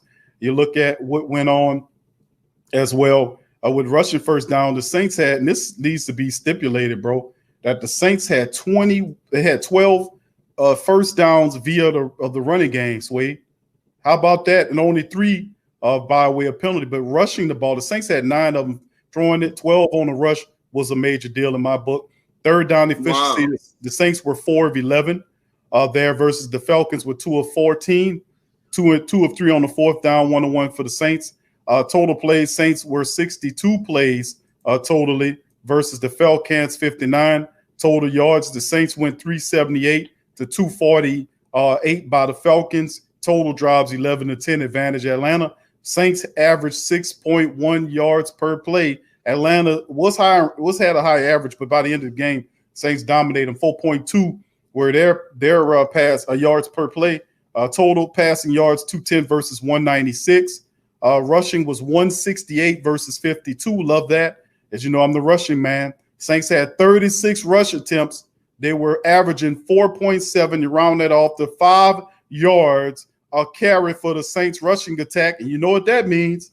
2 rushes, first down. 2 rushes, first down. That's what it means.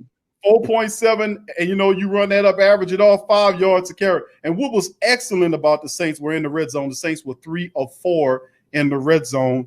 Atlanta was 0 for 1. 7 penalties by the Falcons. I think this is the first time, Suede, in the entire season that somebody had more penalty yards than us. The Falcons had 7 penalties for 53 yards. Saints only 5 for 35. 2 turnovers by the Falcons. Saints fumble. That came from Taysom Hill with what he did as well. So all that, man, 33-41 time of possession. The Saints took the time of possession away from the Falcons, who had a 26-19. Bouncing over to the individual statistics, Taysom Hill outperformed Matty Ice E-Hot. Taysom Hill outperformed Matt Icy Hot in this matchup. Taysom was 18 of 23 for 233 yards. He averaged 10.1 yards. That pretty much breaks down that average as every time he threw the ball, he averaged a first down. 10 yards per throw is a first down every time you throw the ball. 18 of 23, 233. He was sacked 3 times, but his rating was 108.9, very respectable. He even led the rushing attack. So not only did he have a very respectable passing game matchup against the Falcons, but he also led the Saints with rushing yards. He added 51 yards and 2 rushing touchdowns along with what he brings. So he threw for 223, then ran for 51 and 2 touchdowns, averaged 5.1 on the 10 carries that he ran. 12 for Latavius for 49 yards, averaged 4.1 yards per carry. Kamara, 13 carries for 45 yards in the score there. And Deontay had that scamper for 23 yards. Altogether, Saints rushing attack, 36 rushes, 168 yards, 3 touchdowns. So it's basically the rushing attack or the running game of the Saints were able to carry this team and the defense as well. A beautiful effort all the way around in my book to a win. 12 targets for Mike towards Mike Thomas. 9 of them was cut. As you've seen that Taysom got Mike involved again. 9 catches off of 12 targets. He had 104 yards, 11.6 yards per catch for Mike Thomas. Emmanuel Sanders had a nice game too. 4 catches off of 5 targets for 66 yards, 16.5 on the average. Boy, if that touchdown would have really counted, that would have been over 3. That would put Taysom damn near close to 300 yards on the game. Latavius had a couple of catches. Adam Troutman had a catch as well. And, of course, Taysom targeting Michael Thomas and Emmanuel Sanders. Why? Vertical game. In the slant guide, he was able to get his rhythm going, and the Saints took off. Of course, we know the fumble was Taysom's. Demario Davis was the top dog as far as the total tackles goes. 7. He also had a sack, a pass defense, and a couple of QB hits. Janoris Jenkins, 5 tackles on the day. He had 5 pass defenses and a pick. Jack Rabbit Jenkins was a beast. Cam Jordan, 4 tackles, 3 sacks for Cam the man. Triple sack performance for Cam Jordan. I knew he would get going. I said it'll be a multiple sack game, as Cam had 3 of them in this game to get him going for the rest of the season. Chauncey Gardner-Johnson, 4 tackles and had a pretty good affair. 2 pass defense left the game, came back. David Onyemata continues to be a wildebeest. 3 tackles. He had 2 sacks in the game for David Onyemata in the matchup as well. Patrick Robinson did pretty good in this one. Quan Alexander had 3 tackles. So did P.J. Williams, Malcolm Jenkins, and Ryan Glasgow. Marcus Williams had an interception as well as the Jackrabbit. Trey Hendrickson had 2 tackles, 2 sacks, and 1 tackle for a loss, 3 QB hits in the matchup as well for Trey Hendrickson. Carl Granderson had a couple of sacks in the matchup. 8 sacks altogether. 1 by Demario, 3 by Cam, 2 by Onyemata, and also then 2 by Trey Hendrickson. 8 total sacks for the Saints in the matchup. I'm so proud of the defense. Of course, we mentioned the 2 interceptions. Jack Rabbit and Marcus Williams both had picks in the game. Big ups to them. Kick return as Marquez Callaway came in the game, had 1 for 20 yards. He's filled in for Deontay Harris. We'll have to see what goes on with that. Will was 1 of 2. He missed 1. It's all right. Defense, offense had your back. Tommy Morstead, 4 points, 159, just under 40 on average. He put 2 of the 4 within the 20, and it was a really good game. Matty Icy Hot, 19 of 37, 232, had 2 interceptions. He was sacked 8 times in the matchup, as we see in the quarterback rating of 48.5, loving it. The Saints stuffed the hell out of the Falcons rushing attack, 14 carries, 52 yards, less than 4 yards a carry. Todd Gurley, his name is his game, was held to less than 30 yards on the game. In this one, they were totally shut down. Julio Jones had 2 catches on 2 targets for 39 yards, no touchdowns. Beautiful. Calvin Ridley, 5 catches, 90 yards. He was held relatively in check. Russell Gage, 7 catches for 58 yards and 12 targets, still held in check. Big time performance by the Saints defense. Keanu Neal, 8 tackles for them on that side of things. Not much else. So looking at the defensive, the team statistic and individual statistics, Taysom Hill outperformed Matty Ice. He was 18 to 23 for 233 and averaged 10 yards a throw. He had no interceptions, no touchdowns, but Matty Icy Hot was 19 of 37 for 232. So Taysom outthrew him for at least 1 more yard and didn't have any interceptions, where Matty Icy Hot had 2. So the Saints sacked them 8 times and picked them off twice. And really, we would have put a 30-plus burger up on this team if it wasn't for the fumble. Taysom, like Suede said, has to get a handle on that situation, man. So, man, fantastic outing. Love this thing, man. It was absolutely beautiful. And every statistical analysis, the Saints improved to an 8-2 mark, dropping the Falcons to 3-7. And now we're moving ahead in this thing right now, man. And I just think it's terrific. At halftime, Green Bay up on Indiana 28-14 at half. Right now, we're hoping that Indiana could knock Green Bay off. But if not, we'll knock their ass off when we get to the playoffs. So how about that? All right, so we'll bounce back, man, and we'll get them off screen, and we'll bounce back to the game. We'll come back with Suede. Suede, you heard that analysis, bro. Fantastic game, man. The Saints did a terrific job. I mean, I love what I seen, man, from this team today, bro. I did, man. I love that defense, man. That was, I think, I saw somebody, and shout out to all my Hudas. I'm just seeing all the chat people shouting me out, man. What's going on? But the defense deserves the game ball, man. This was good. There was one point, I think, in the fourth quarter that they held the Falcons to a -2 yards for that second half, man. It was awesome. And I know we all said this from last year, but 22, Chauncey, Raunchy Chauncey? Chauncey is going to develop into a huge problem. Okay, and I don't mean bad meaning bad. I mean bad meaning good, dude. This dude is everywhere. And not only does his play speak for his words, his play speaks for his words, but he gets in these players' heads, man. And I can see it on the field where they get aggravated, and to where the point if they do happen to catch one on him, they're in his face. And when you play that as a receiver, they can't like talking about. Shout out to Sean, man. I see you, brother. I see you, man. You got your own teammate in you and shit. So I know you're good. You're good, man. You're good with your talking. You're good with your play. So good looking out. Demario Davis, I love this play. Trey Hendrickson, that whole front, man, it was awesome, bro. I didn't hear anything from Malcolm Jenkins today, though, man. Right? Well, Malcolm, he played okay in the game. He had a penalty or so in there, but outside of that, it was actually pretty decent. What he was able to what he did today. So he didn't shine out like you'd have thought he would have shined out, but he did. He was serviceable. It was other guys' times to be able to do what they needed to do in the matchup, to do what they needed to do. But let's hear from Coach Payton. We're gonna play Coach Payton his thoughts on the interview, what he thought, and then right behind that, we're gonna listen to what he had to think about Taysom Hill as well. So we're gonna share that with the family members. Y'all let me know if y'all can hear that. Here go Coach Payton.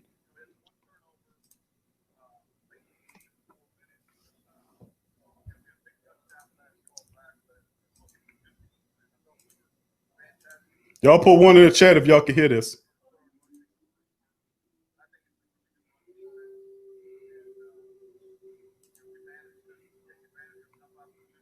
Can't hear it. Okay. Did you feel like Taysom sort of settled down as the game? There we go. Now we cooking with grease. Yeah. Okay. Listen, your first start ever in the NFL. I think he called one formation, flipped around the wrong way. There was one motion, and then all of that kind of calmed down, and he got very comfortable with the flow of the game, and did a good job. We did a good job up front, I thought, blocking him. Sean, how did he handle the week of preparation, and how was that just going through that process with him? Yeah, it's the process we go through every week. It's obviously a different type of plan. Our players were good all week, rock solid. Jameis, all of us. Look, this happens a lot to other positions, and I understand when it happens to the quarterback, there's more attention drawn to it. But these guys handled it well. We've been playing well, and good to get another win. Sean, did you feel like you got different looks from the Falcons defense than you might because Taysom was at quarterback? Maybe more run-heavy looks from them? I don't think so. I think we've seen a number of the stuff that we saw today. We've seen on film probably more recently. Certainly in the second half with our lead, we got a little bit of a heavier run front look, but we got those in our home and away games last year. How much of the offense changed, Coach, from when you had Breeze to Taysom, or did you run a lot of the same stuff? Okay, listen, this is going to be the last Taysom question, then we're going to get on to the defense. But the offense changed some. We carried a lot of the same protections. Certainly we featured some heavy play actions. We felt like it was going to be a lot of down safety defense. I thought we threw the ball down the field well, and I was proud of the execution. Again, I thought we blocked them up front real well. 8 sacks in total, 3 from Cam. Just how big was that for Cam and the defense as a whole? Man, I just finished telling them I thought that's a really good offense we're seeing when you look at just position by position. I thought that was a key. Without one of our starting corners, that was impressive. Sean, how much do you feel like the pass coverage actually we see the sack totals, but it seemed like Matt had to hold the ball because pass coverage was really good downfield. How much did you see that? We got into some zone traps, and we did a good job of keeping it in front of us. Thank you, Nolan Nerd. I thought we were who that? Thank you, Nolan Nerd, for the super chat. Getting the ball knocked down. Hey, don't interrupt Sean Payton. I thought we were very good on the back end. All right. How did you feel that?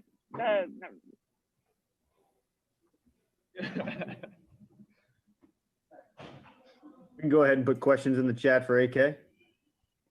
All right, fam. We're gonna bounce back to here and come back. As you heard, right now, Sean Payton, man, is really proud, man, of what Taysom Hill was able to do. And I'm not gonna tell you no different, man. Is that we played lights out, man, ball when it come down to it, man. I'm not gonna tell you no different, bro. It was a big performance, man, and it was awesome. If Taysom play, because he can only get better. Hopefully, he can only get better. And like I said, no interceptions, only that fumble. He can also be a problem if he continues to get better.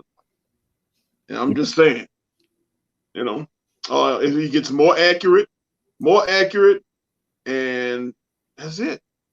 And clean up that fumble when he's running, man, bro. He can be a problem, and he can be what we need, because once you have him in behind the center, bro, it opens so much up that Payton likes to get cued and he likes to play. He likes, the Kamara slap his hands and then Taysom run over here to receiver. I heard the defense say, "Oh, you didn't hear that?" They didn't know what to do. They stopped it, you know what I'm saying, because they didn't even have to do all that cute shit. I mean, dude, so it opens up so much, man, and it's like a kid in the candy store, like a kid with a brand new toy. And I'm cannot wait to do more against the Broncos. I do hope that he just keeps it simple, because that's all you have to do. You know what I'm saying? Just keep it simple, but I'm sure he's gonna have a little fun.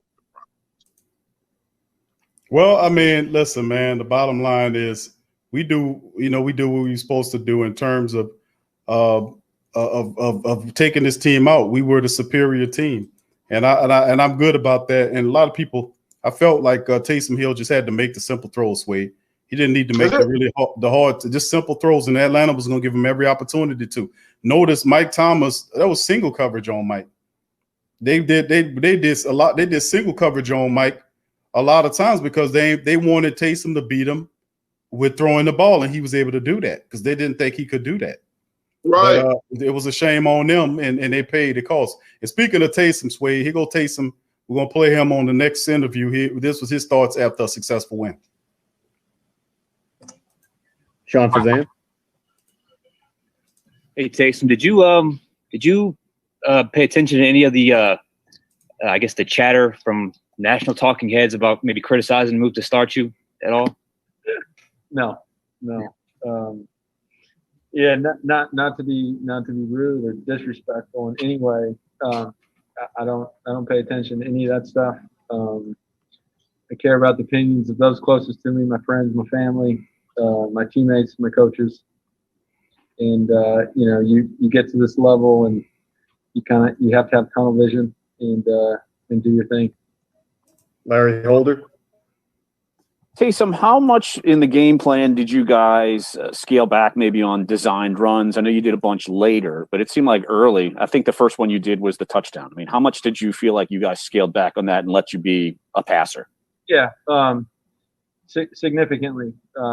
We had a couple in. We obviously ran a couple in critical situations where we felt like, we had an advantage and that we needed it. But what you saw at the game in terms of carries is about what I expected. Jeff Duncan. Hey, Taysom, I know you and Drew are tight. What was he like for you this week going into this first start? Man, Drew's the best. If I'm being honest, I didn't fully understand what it took to be a starter in the NFL until I got here, and I had the opportunity to learn from Drew. And man, Drew was with me every step of the way this week as we watched film. He was constantly asking me what I needed and how he could be helpful. And so he was so critical. He was such a comfort, for me to have around. And, I look up to him so much. He's become one of my best friends. And he was awesome. Luke Johnson. Taysom, I saw you posted that video from BYU yesterday. How much of this week was kind of, if any, was spent reflecting on the journey that kind of took you to this point, and did you feel like a sense of payoff today? Man, I spent a lot of time reflecting this week. My wife and I had so many conversations about where we've been, the process of getting here, and if I'm being honest, it was an emotional week. I felt a lot of love from a lot of people, and it was overwhelming in a good way. So we spent a lot of time reflecting, and then to be able to come out and get a win in the first start was gratifying more than anything. Man, I have so much love and respect for Drew and my other teammates that I wanted to make sure that I did my part to help us continue to win. Nick Underhill. I imagine you've been waiting for this moment for a very long time. So just your quick evaluation of just coming off the field, how you feel like it went, what went right, and what are the couple of things that maybe are sticking in your craw a little bit coming off? Yeah. Overall, I was happy with what we did. You know, I think the first thing is you come out, you look at turnovers, and I was really disappointed that I put the ball on the ground late in the game. Felt like that was a drive where we could have just put the game away, and I coughed one up, and I was disappointed in that. I missed a couple throws where the ball just kind of slid out of my hand, and again, you know, I think that those things are easy to fix, but overall, without looking at the film and really breaking everything down, I was happy with the way that I played. I was happy with the way that my teammates played, and man, it was a collective effort to get this win. Mike Triplett. Taysom, I have two quick ones. The first is on your second touchdown run. Obviously, that looked like it was a design pass where you scrambled. You said you took a lot of the design runs out of the offense, but you have that ability to do that. Is there ever kind of a constant battle in your head to try to get to the second and third read, knowing that your legs are so dangerous?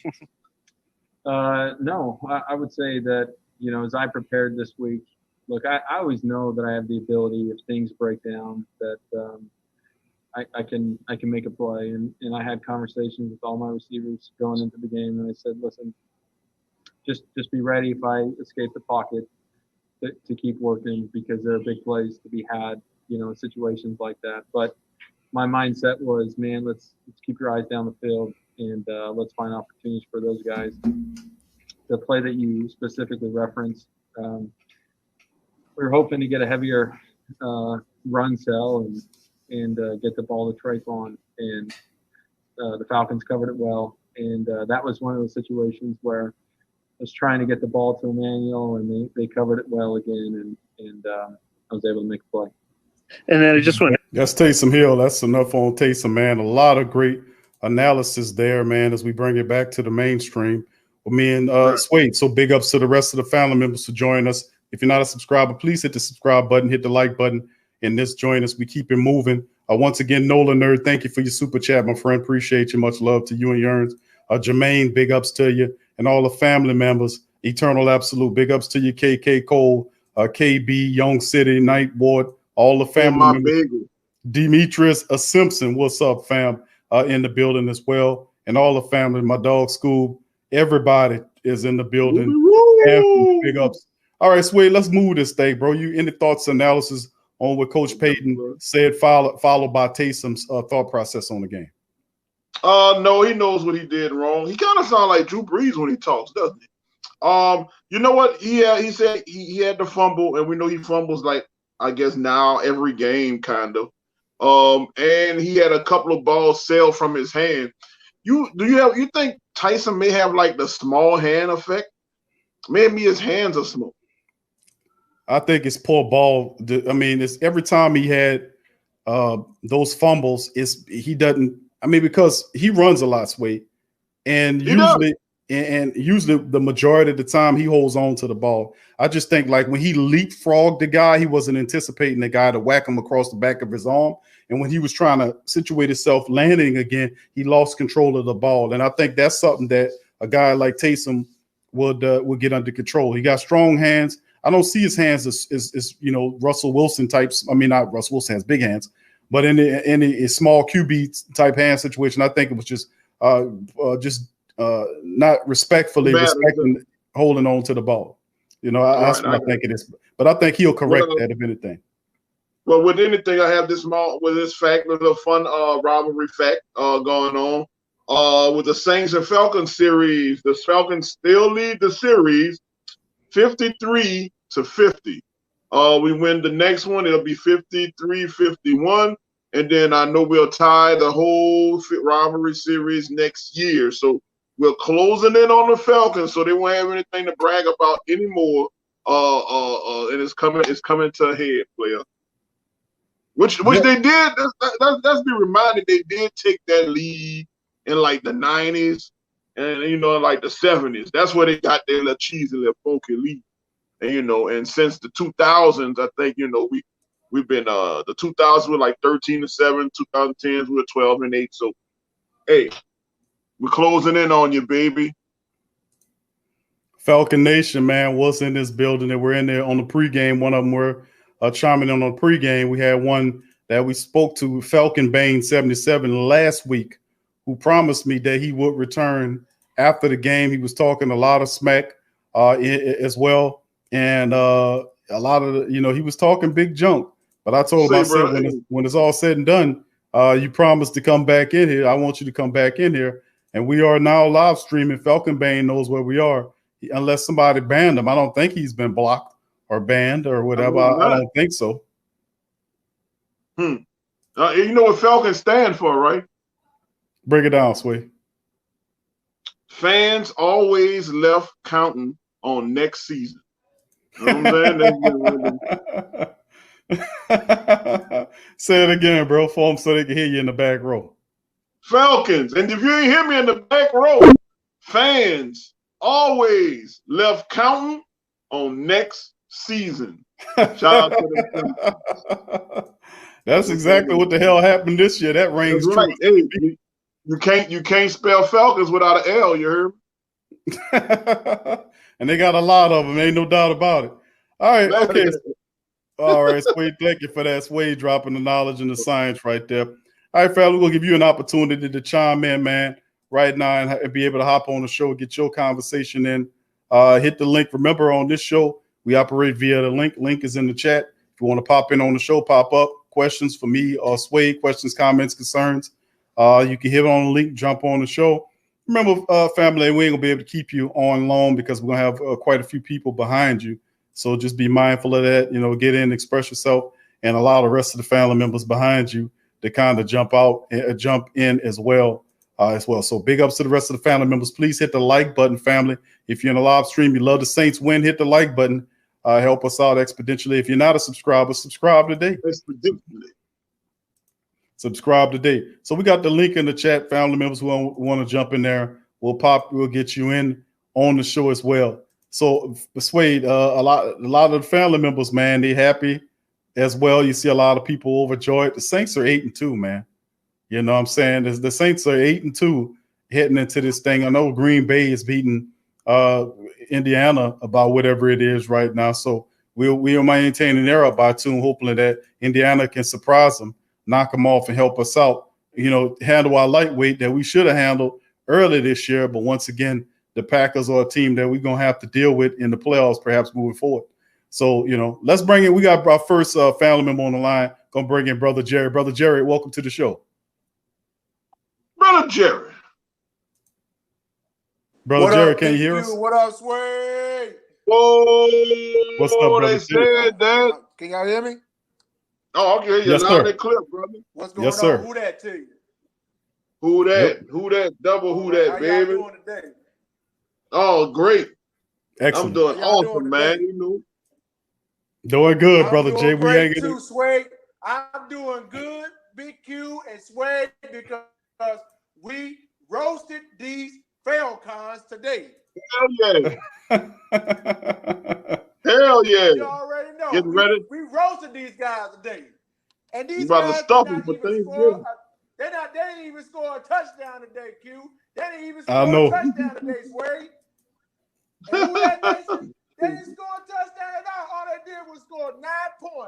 by 3 field goals, and that's all they did. And Saints put all the damage on them. One time in the red zone, 0 for 1. So, yeah, the defense was excellent. 8 sacks, Brother Jay. Picked off twice. Saints put the hurt on Matty Icy Hot, bro. Yes, sir, they did. I'm glad they did that. A couple of more would have been 10, Q. Yeah, I was hoping for it, bro. I was hoping for 2 more sacks and another touchdown, bro. That would have been nice. That could have been a new record right there. Right. That's what I was looking for, bro. Get the win on the record book on this stinking tail. But we'll get them again in 2 weeks. Yeah, and I want to address that to you, Suede, and the entire Who Dat Nation that's on the chat. I love y'all. Who Dat to everybody out there. I love y'all once again. Ain't nothing y'all can do about it. But break your brooms out in 2 weeks. Break your brooms Where the out. broom effect, Q? Come on, man. Where the broom? Where the blower? Where the blower at? Look, just like we did the Bucks a few weeks ago, we swept them. Now let's do the same thing with these Falcons in 2 weeks. Yes, sir. Yes, sir. Yes, sir. Yes, sir. Oh, everybody gonna go into work feeling good. Look. All that noise, them Falcon fans talking. Look what happened today. Right.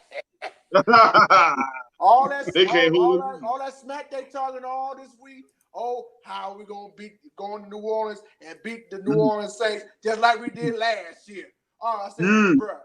I said, look what happened today. Y'all ain't even scored but 9 points by 3 field goals. And Saints are the only one that did all the damage on your asses.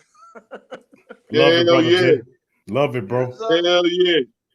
Yes, sir. But Q and Suede, I got to give y'all my feedback, my breakdown on today's game. All right. Well, first of all, I'm gonna start with the offense. Taysom Hill played a good game today. He played a good game today. He had some hits and errors from here and there, but he had a good game today. He had at starting quarterback. Right. Yes, sir. And he didn't do a whole too much out there on the run game because he fed the ball to Kamara and he fed the ball to Murray.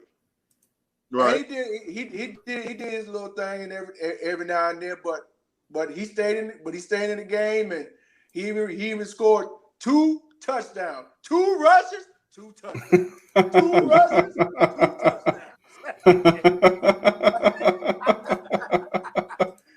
Love it. I love it.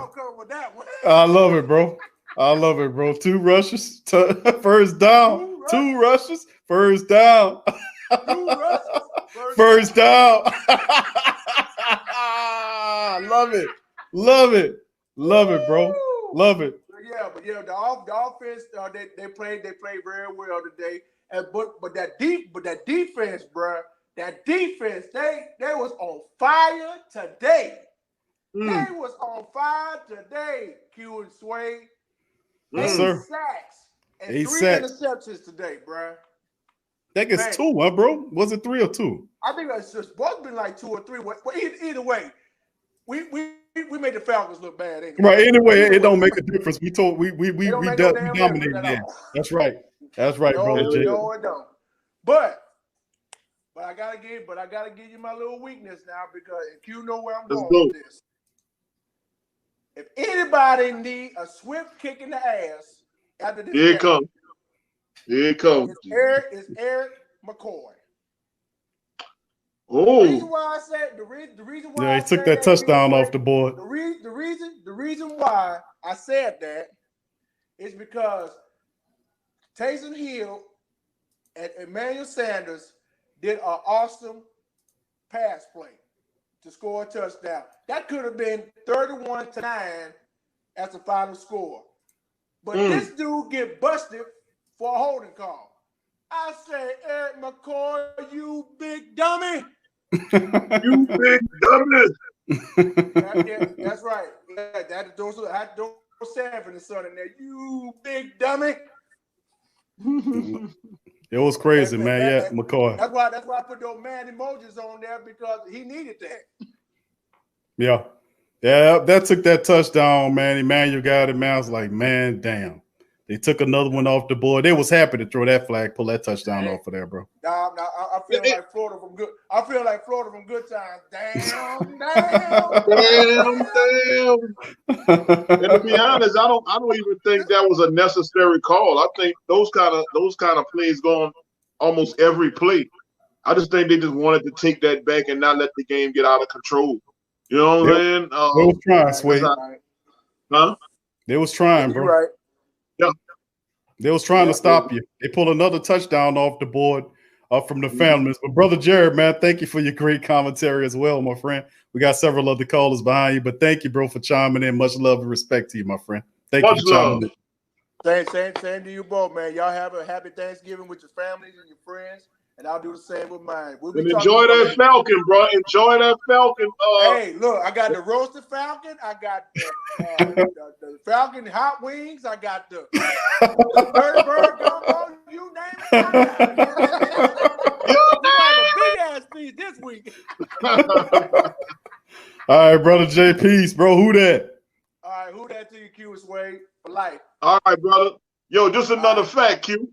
Just another fact I got right here, man. Trey Hendrickson is tied number 7th in the league for sacks, 7.5. He's tied with Jason Pierre-Paul.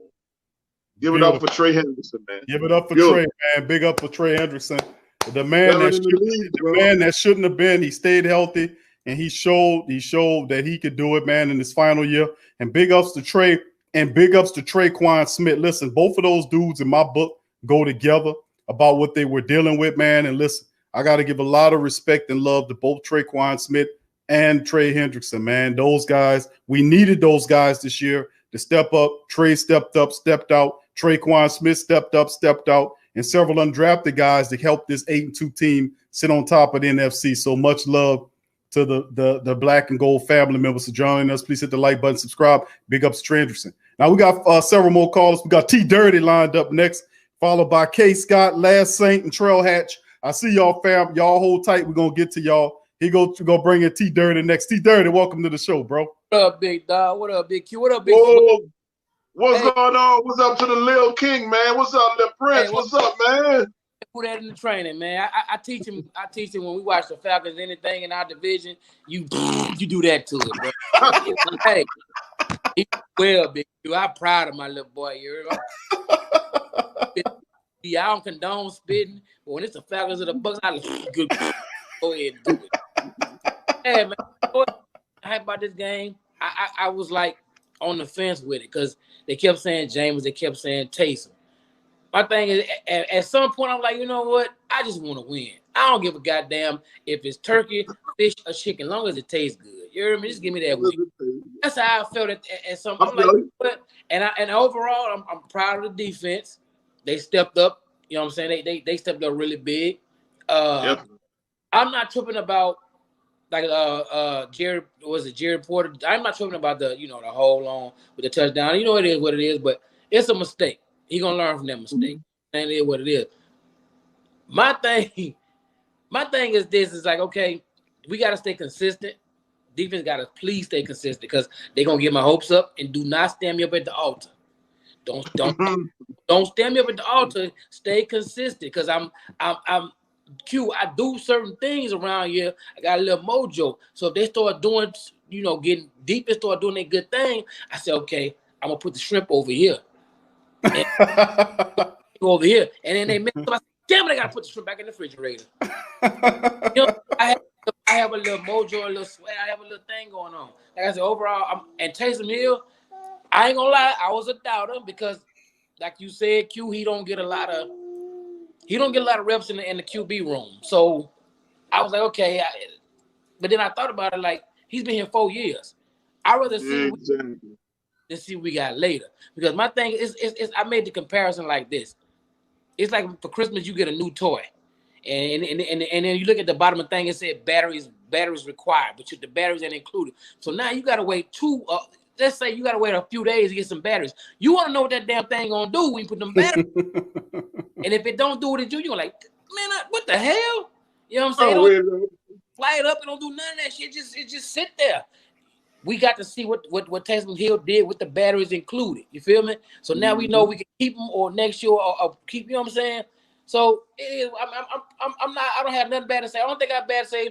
I was on Twitter and Q, like you say, 2 rushes first down, and Big Suede say trust the Payton.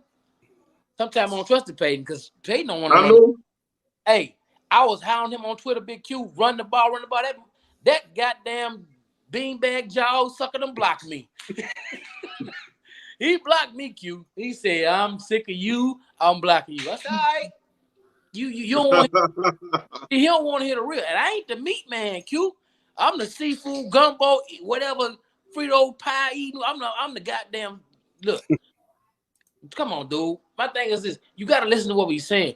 I don't understand how it's so simple for us sitting at home on the couch, but it's dumb as hell to you. We ain't building rocket ships over here. Yep. I don't get it, bro. Like, dude, what? Like Latavius Murray showed his ass today.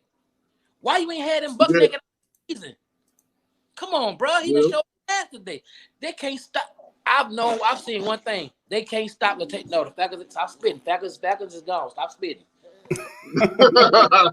Look, I've learned one thing, Big Q and Suede. They cannot stop Latavius Murray when he a battering ram. Why don't you keep him in the game? I love to see that man. Oh man, he be eating them. He be eating them, dog. Right. Overall, I'm proud of this win. I'm good. I got tired of him. Falcons got a little hope. They start tapping their veins and start shooting at hopium. I was like, that hopium, man, that hopium. I like that. Hey, now they overhoped. They're overhoped. Hey, they overhoped. And I ain't gonna lie, I'm picky. I don't eat no goddamn Falcon. I don't give a damn. Look, I got some tomahawk steaks and some goddamn ribeye. I'm gonna call it. Woo! Hey, Big Q. Yeah, buddy. Like I tell you, dog, I love the show. Same to you, cuz. You and TJ, bro, because all these other these commentators are talking heads and shit. They don't give you the real about the Saints. They don't know about the Saints, dog. They so the Saints for this. They one week they on our nuts, next week they on our diaper. Come on, bro. I don't know what the fuck. I don't when it's an important game like this, I don't even watch. I watch only you, Big T, Deuce Wyndham, and it's another podcast I watch. But I want to hear. I don't want to hear just 100%. I'm a fan. No, I'm a fan, but I'm a realist. I want to hear that real talk. Like, give it to me. Give it to me straight. Give me that goddamn that K-Roll syrup. Give me straight, pure. You know what I mean? And that's why I rock with you, Big Q, Big Much love, cuz. Little brother TJ, man. Hey, dog, I salute y'all, man. Hey. Thank you, brother. Thank you, brother. Big Suede. Hey, Big Suede. I do trust the Payton, though. It's coming. It's go grow into you, bro. You just watch him work. Hey, I'm trusting. And you know what I was thinking? I was like, well, Payton may start Taysom for the first half, but then he might switch it up on the Falcons because they dumb as hell. They don't know. That's what I said. He might throw a little on this half just to cross them up. But the Falcons so dumb as hell. They dumb as they dumb as a bag of biscuits, man. I don't want to hear nobody no Falcons. The Atlanta Falcons shouted. The who? Dude, the Atlanta Falcons. That's how they talk, but they're dumber than a bucket of shrimp. They talk like, we the Atlanta Falcons shouted. They come to the crawfish. Hey, Big Q would swear they come to the crawfish boil and just eat the goddamn shells and leave us the food, the meat part. That's them. You hear me? But like I said, it was a good game, man. Bottom line, it was a good game. Who there for life? I know Brother Paul here. Shout out to Brother Paul, the historian. You know what I'm saying? My thing is this, like I said, we just got to stay consistent, man. Don't get my hopes up and then shoot me in the goddamn heart the next week because ain't nobody going to eat nothing but hot dogs and chips. If we lose, look, like I said, my thing, like I said, we just stay consistent, man. Taysom did pretty good. I'm not going to even knock him, dog. He did pretty good, bro. He just got to squeeze that ball a little harder when he's running with it because they coming for you. Mm-hmm. Right. The scout report out on him, T Dirty. Now they feel like that if you wrangle him a bit, he'll give up the play, and he's fumbled on scoring drives. We could have ultimately really embarrassed them a lot harder. We got Taysom, and listen, Taysom's incredibly tough and incredibly smart. He will fix this issue of fumbling. But T Dirty, listen, I want to thank you, bro, for joining the show. We got several other people behind you, my dog, but I love you. I appreciate you, bro. Thank you for bringing your family on here, bro. This way, I said, man. Mr. Payton. Two rushes? First T Dirty, that's my dog. Big ups to T Dirty and all the family members chiming in, man. You got the baby in there. You got the baby going. Big ups to the family members chiming in. True Hurts, he says you're not taking calls. Yes, sir, we are. You got to hit the chat link, bro. It's in the description. It's in the chat. That little link in the chat if you won't get on and talk Saints with us. We got 4 guys lined up. We got K-Sky coming up next, Trail Hatch. We got Minister of Defense, Saints Uptown on the line. And then the True Hurts. I see you, fam. So we got a few callers, but we're going to start off with K-Sky. K-Sky, welcome to the show, bro. What's happening, bro? Who that? How y'all doing? Man, I'm coming, born out of night one, but living in the ATL. Them niggas hated me, and I'm loving it. They hated me. I'm loving it. I love being behind enemy lines. Let me tell you something. All week, the Falcons were coming like goddamn Alfred Hitchcock moved the birds, bro. They were coming at me. Oh, you gonna start Taysom Hill? He gonna get hurt. That white boy, I said, let me tell you something. That white boy throw it off. That white boy will hit you. That white boy will hit you. Keep playing with that white boy, he gonna hit you. Let me tell you something. I ain't gonna much lie. I was thrown a little bit when I got the news. Taysom's gonna start over Jameis. I said, I know Jameis ain't that bad, bro. But unfortunately, you gotta trust the Payton. You gotta, even though even though his ass will have you on high blood pressure with the calls that you be making, you gotta trust the Payton. You know, Payton sometimes like your mom or your grandma who loves you and treats you good, but you could be on the game one time. Say, baby, come here. Turn the TV for me. Mom, you right there. You're right there, man. You're right there. You're working my nerves, man. But you're right there. Let me tell you something. On the game, bro, I love the game. The referee had to show their little funky ass one time, you know, for that touchdown. That would have destroyed the game. If they would have called that touchdown, the game was destroyed. But I promise you, because Taysom them, they would have went off. And let me tell you something. The happiest player on the Saints right now is DeMario Davis, because you see that boy Quiet Alexander? He got us a running mate. He got him a running mate. And they running that defense. Ain't no running, no nothing. They running that defense. They are running that defense. I didn't realize that Laddie Daddy was out. I didn't realize that Laddie Daddy Ty Watson. I said, oh Lord, Laddie out. But let me tell you something. We ain't miss no beats. We ain't miss no beats. Not a single step. We look great. They better be worried. Kansas City better be worried. Kansas City better be worried, because I promise you, when Drew come back, he know when Drew come back, he knows the last shot. Let me tell you something. And I believe this right now. Sean Payton like James Winston. He ain't starting because he want to keep him another year. He know what he's doing. He want to keep that boy another year. If I don't get that boy no playing time, that boy not gonna get no offers. I can get him on the low for another year, and then really put him out in that field. I'm telling you, boy, the boy playing chess, not checkers. That's right, man. That boy playing chess, not checkers. Let me tell you something. Because the whole, if you know all those stupid ass analysts such as like the Shannon Sharp, all them boy. I gotta give the Skip Bayless. I can't stand his ass sometimes, but Skip Bayless say I am more scared of Taysom Hill than of James Winston. And damn sure he was. Damn sure he was. Because when that boy run, he runs, and people forget that boy run a 4.3. That's a fast boy. When he breaks out, he gone. He gone. And he Deion Jones didn't know what the hell happened. When he saw him go, he was gone. Say, oh shit, there you go, he gone. Can't touch him. Now I ain't gonna much lie. I believe the running backs and the running backs coach said, look, when you run with that ball, you gotta tuck that ball. You gotta hold that bread. You gotta tuck that basket. You can't have that ball swinging out while you do it because they're gonna come behind. So when you feel like you're gonna run, tuck that ball in and go into your running back mode. You did it so many times, just run it. You don't have to prove nothing. You have to get extra, get what you can and get out. But that's gonna come more in practice because like this is first ever. He's 30 years old. This is first ever game started as a quarterback. That's a long damn time. Right. But let's say I love y'all brothers, man. I truly love y'all brothers, man. Y'all. Big Q, I'm about to sign into your Patreon, bro. Either this week or next week, bro. I want to support you, and bro, I love support all my black businesses and the businesses or whatever. I'll support all my black businesses. That's me.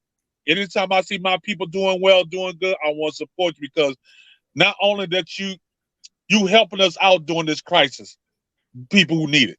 You're giving us a way of escape. Those who going out there in the world, dealing with, deal with this evil ass disease, dealing with this old evil ass racism. At some point, you need to escape. And I appreciate you, all the work and all your people do.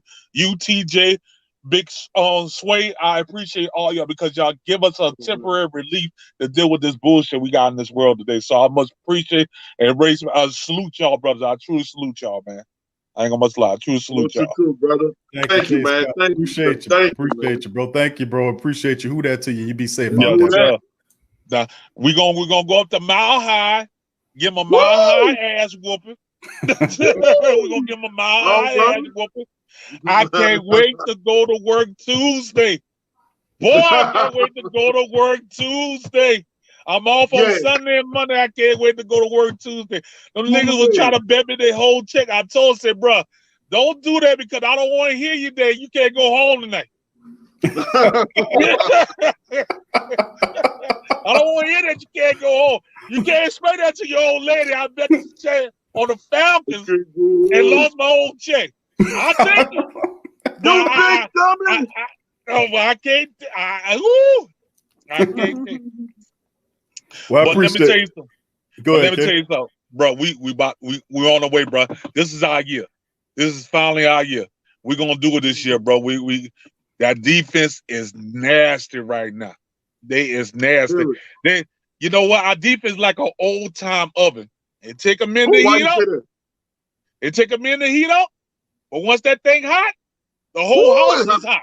The whole house is hot. The whole house with that thing. The whole house is hot, but that's that old stove that, think about it, the color purple, that wood burn stove. It take a minute. But once we get it rolling, oh man, you could cook all year with that thing. It never burn out.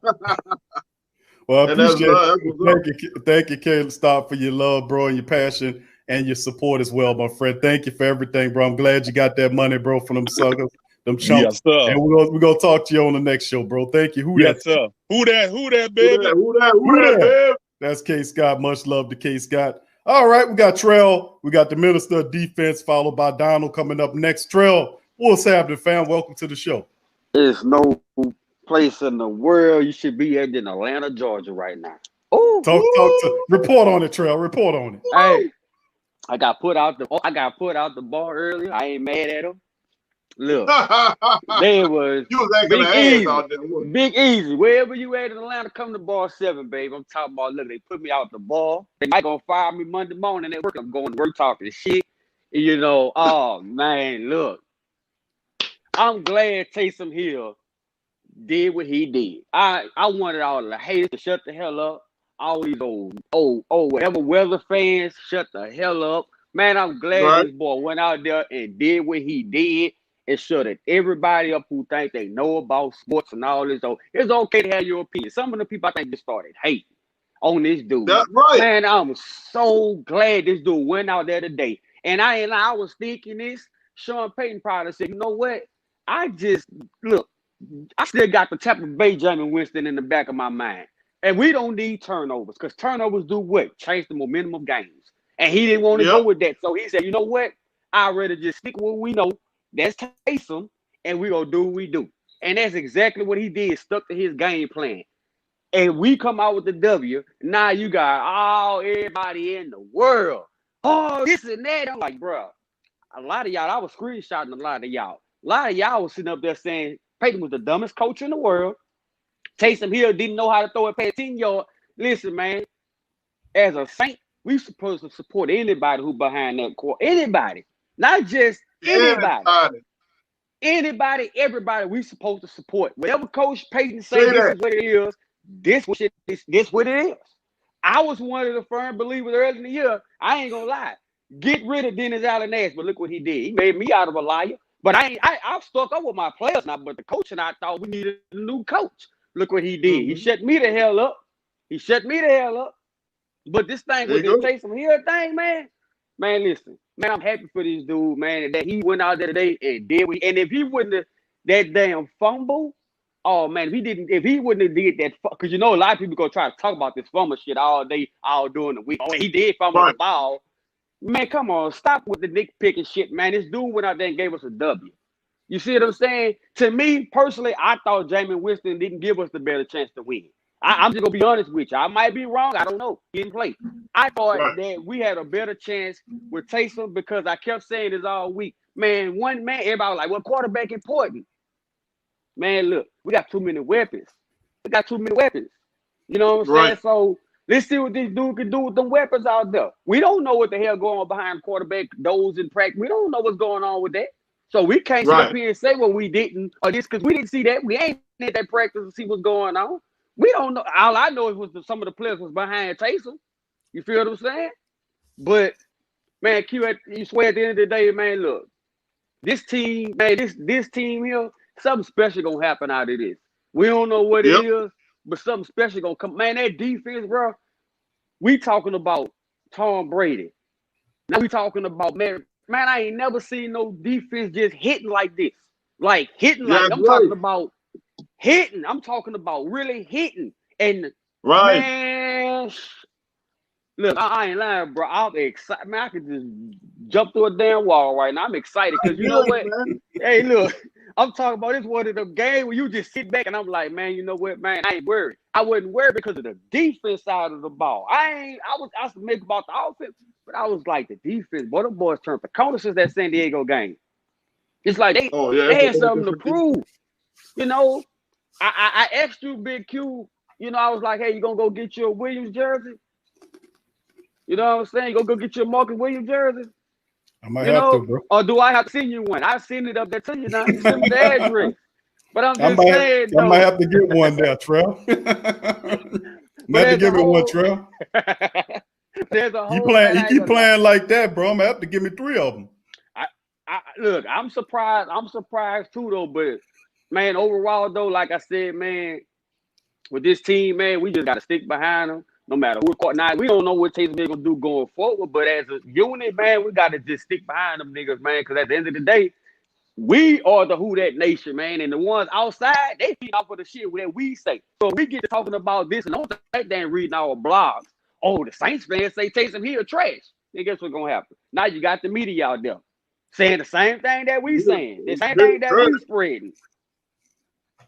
You see what I'm saying? So a whole bunch of people eating crow today. You know, we all happy about that W, but a whole people, man, I was on Facebook. You still got dudes on there trying to nitpick Taysom Hill game. Oh, well, he throwing this slant up. Man, it don't damn man, we won. The man got the W, bro. He gonna get better as he goes, bro. We knew he wasn't gonna be super crisp. You know, that was his first time starting, and you know, like that first time pro start. And I mean, you expect him to be crisp. I mean, but he did a damn good job, in my opinion. Could you imagine when he gets comfortable? Could you imagine this guy getting comfortable in the pocket behind that line and taking off at will? And he has an arm. He has an arm, a strong enough arm to dart a ball. So much, I think that's why Michael Thomas missed that catch. You know what I'm saying? He has a strong arm. You know, and all you have to do is work on a little bit on that accuracy, man. And like we said earlier, man, this would be dangerous. And that's what we got to go back. That's what I go back from last year when we seen Teddy on that 5-game winning streak, and it was like Teddy. Man, the defense did that shit, not Teddy. The defense kept us in them games last year, not Teddy. Now Teddy benefited off of it because he had turned the ball over. He just managed the game for us, and that's what you got to do with Taysom. If you manage the game, we're gonna be okay. Just be real. I'm thinking about Tampa Bay, Jameis Winston. And I'm like, Sean, man, I don't know yet. Because when I watched you at the end of the game, and I understand everybody going to say, well, he ain't played it. I understand the ball was throwing floaters. Man, the ball was throwing. Every time he threw the ball, I feel like I was going to take a stroke. I was like, shit. Like, it was just that scary. So with Taysom, man, I'd rather go with Taysom right now. And down the line, whatever we do with Winston, we do it. But right now, man, Taysom the man. Taysom my quarterback. I'm like T.O. Crowley with Romo. Taysom my quarterback. I don't give a hell who don't like it. That's my quarterback. That's my quarterback. Yeah. But Say that, man. Hey, I'm glad Say we that. got that W, bro. I'm gonna get back in the chat, man, and just listen to the rest of the callers, man. Who that? Big ups to you, Trell. Who that to you, bro? We'll talk to you later, my friend. Okay, Big ups. bro. Peace.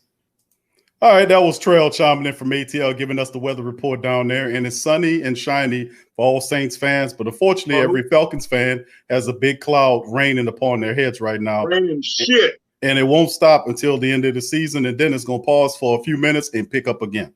So we got MOD coming up next, the Minister of Defense, Donald, followed by Willie and Hemisphere. And if any family members asking about how to get on the show, family, I see y'all in the chat. The link in the chat, family, if you want to pop up on the show. And we're going to try to get as many people as we possibly can in the summation of our time here. We got Minister of Defense about to bring him in momentarily. I just want to give a shout out to all of the family members joining the live stream. Please hit the like button. And if you aren't a subscriber, please feel free to subscribe to the Great Saint Think Tank, some of the greatest black and gold family members in the world. So big ups to all the family members in here. We're going to bring the Minister of Defense, Saints Uptown. What's up, fam? Welcome to the show. Yo, what's going on, bro? What's happening, my brother? How you feeling, bro? What's up, Suede? What you going on, brother? MOD, man. What's happening? What's happening, bro? What's up with y'all? Hey, look, let me say this, bro. I'm going to keep it real because some people may not keep it real, bro. I'm just going to keep it 100% real, okay? Say that, then. I was kind of nervous. I wasn't really on the fence when they announced that Taysom Hill was going to be the quarterback today. I wasn't really, I'm going to be honest with you, I wasn't really feeling it. And I'm going to be also honest with you, I wasn't feeling Jameis either, bro. I wasn't feeling either one of them, to be quite honest with you. Now, he had a real good game today, bro. You know what I'm saying? And I know people want to nitpick about, the few mistakes that he may have had. But those mistakes, I don't attribute those mistakes to him. Mm-hmm. The only mistake that I think that he really is responsible for is when he fumbled that ball.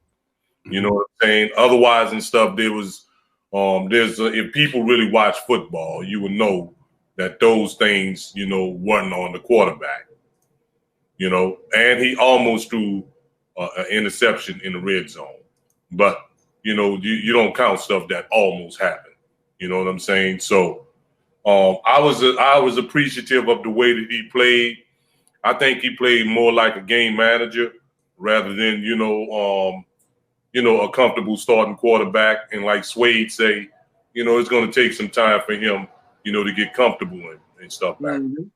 But can I say something though? Can I just be just a little bit critical, if you don't mind? I'll be all the way critical. Let's go. Dig this, bro. I did not appreciate, for the most part, bro. I did not appreciate the play calling today. I didn't, bro. Mm-hmm. I don't like you running wildcats and all that kind of shit. You know what I'm saying? I just appreciate the trickery, bro. You understand? And then I don't know what it's going to take this man to do, bro. I think that this man just refused to do this, bro. On third and short situations, bro, this man just do not run the football. You understand what I'm saying? I have no idea, bro. I don't know what it's going to take to have this man to run the damn football in those kind of situations. Right. I have no idea, bro. You know what I'm saying? And I'm seeing that's after today. I'm seeing that that's just part of his DNA. It doesn't matter who's the quarterback back there or whatever, right? That's just what he want to do. Right. You know what I'm saying? And he got to realize, bro, sometimes you got to take the prudent route, Big Q. Yes, sir. You know what I'm saying? Instead of, gambling and trying to go for it all and taking too many risks. You know what I'm saying? Sometimes you just got to take the safe route. You know what I'm saying? And be done with it. You see what I'm saying? Yes. Now, I hope, Well, I can't say I hope, bro, because let's be for real, bro. He don't do it. So I mean, you can say you hope he change his mind, that he get a better insight, whatever, however you want to slice that up, Q and Suede. But that dude, he just don't do it, bro. He just don't do it. I hope that we continue to be successful despite him, doing that, because I think it's a horrible decision. I think our chances of getting the first down is increased more if we run the football in those kind of situations. But that's just me. I'm not the head coach of the New Orleans Saints.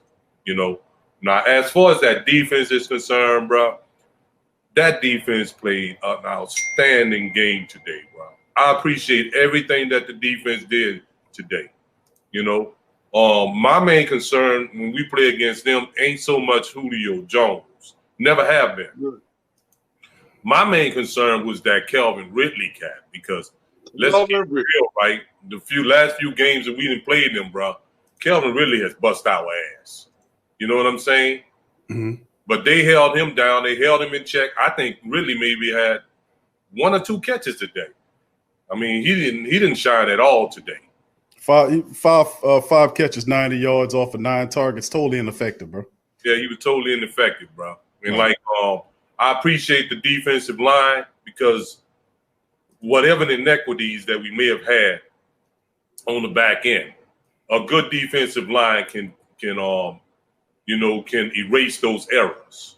And I'm appreciating what we got, bro. I mean, hey, Q, bro, do you see, bro, all them boys balling on that defensive line, bro? I know, bro. Everybody, bro. It ain't, man. I mean, you can't. It's a dilemma for people. You can't double team nobody on that line, bro. Right. You understand what I'm saying? I mean, we getting production across the board. You understand? Yes, and I love that, bro. I love the fact that, and we did start off kind of slow, and a lot of people thought that our defense was going to start looking like it did, like the defense of old. But I appreciate the fact that these boys stuck in there, bro. They was persistent. They was diligent in their approach. You understand? They was professional about their attitude, and they did what they had to do, bro. Now, I was surprised, brother. Look, man, our defense ranked in the top 5 now. I think we was number 4 overall. Yes, it is. Yeah. Yes, it is. You know what I'm saying? And this, I must admit, this defense is looking just a little bit different than the defenses of old, bro. You understand what I'm saying? And I only say that from the standpoint of when it seemed like they need to put in that work, they put in that work. You know what I'm saying? Now, you know how it was. Like, we've been Saints fans for all our lives. You understand? Especially the defenses that we had the last, 6 or 7 years or so. They always would give up that one crucial play or whatever. You know what I'm saying? Right. That the game, and we might win the game, but the game will be closer than what the game should have been. You understand? Right. And I appreciate that. I appreciate, I like the way that Quan Alexander has came in and contributed right away. Man, P-Rob, it's looking like the P-Rob that we always thought that he can look like. You know what I'm saying? I mean, I appreciate everything that's going on. Chauncey Gardner-Johnson, everything that's going on, bro. And I'm going to say this before I leave here, bro. I appreciate you brothers too, bro. Thank you, bro. I know a lot of people say that. They didn't tell y'all. I also like to say that I appreciate, y'all take on the whole situation. It's a fresh breath of life. You know what I'm saying? Of life, I meant to say, listen to brothers and stuff like y'all, and Chief and the rest of y'all. And I also want to say too, right, that me and my comrades, man, we do a little podcast too called the WDN chat line. Yes. You would CB, ain't you over there saying something? Yeah, I'm with CB. I'm with CB and Huda for life, and with just pretty call. You understand? Okay. Much love. Great, y'all do great work over there too, bro. And CB's a good dude, bro. And you listen, Saint Subtile, man, it's hard hitting Saint talk, man. And that's why it's all love, all around, all respect, bro. And I appreciate all y'all brothers in the family over there at the Who That chat line, man, putting in that heavy work and keeping it real over there, bro. It's only a handful of us, bro, and we fighting against the machine that's placating to the establishment, trying to keep it real on this and stuff, bro. And I just appreciate what all of us, the big old family, doing it. So much love to you and everything that UNCB and the rest of the family doing over there, Saints Uptown, bro. No doubt. I would like to say, man, look, bro, y'all be blessed, man. You understand? Infinite blessings to yourself and your families. Same you, bro. Thank you, sir. Infinite blessings, man, to the whole Huda Nation, from the MOD, the Minister of Defense of the Huda Nation, Saints Uptown. Y'all be blessed, man. Huda, baby. Huda. That's hey. Big up, bro. Hey, brother. Appreciate big it, update. The Colts have now taken the lead by 7 points over Green Bay with 9 minutes, 34 seconds left in the game.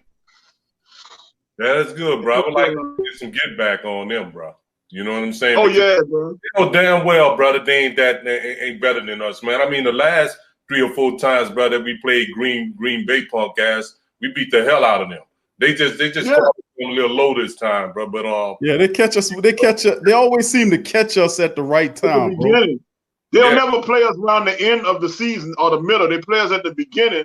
But like who that was said, we like an old stove. It take us a while to warm up. Trail said that. I won't say Trail. Trail said he was right. That's when they always catch us at the beginning. He never get us around November. Y'all be blessed, my brother. Who that? Who that, bro? Appreciate that, baby. Who that? That's Saints Uptown, man, chiming in. All right, we got some more family members chiming in the chat. We got Donald coming up. We got Willie, Hemisphere, Jason, and Diehard Saints. So y'all brothers be patient. We're going to get y'all in there. All right, coming up next, we got Donald in the chat. Donald, what's going on, fam? Can you hear me? Yes, sir. I'm good. How you doing? Doing good, my friend. How you doing? The game was great. The game was exactly how it was supposed to be. It was a defensive winning football game.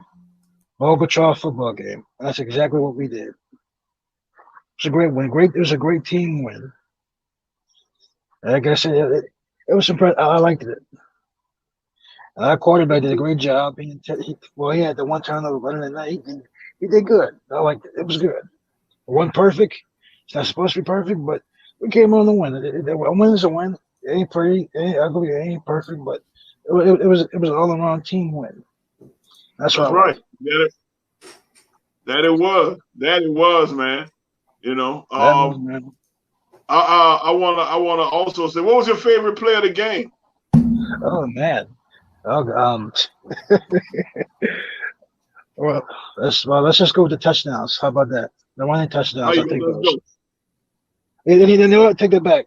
The interception. I like that one on Jackrabbit. Salute to that man, bro. Salute to that man. Salute to that man. He's a cool guy.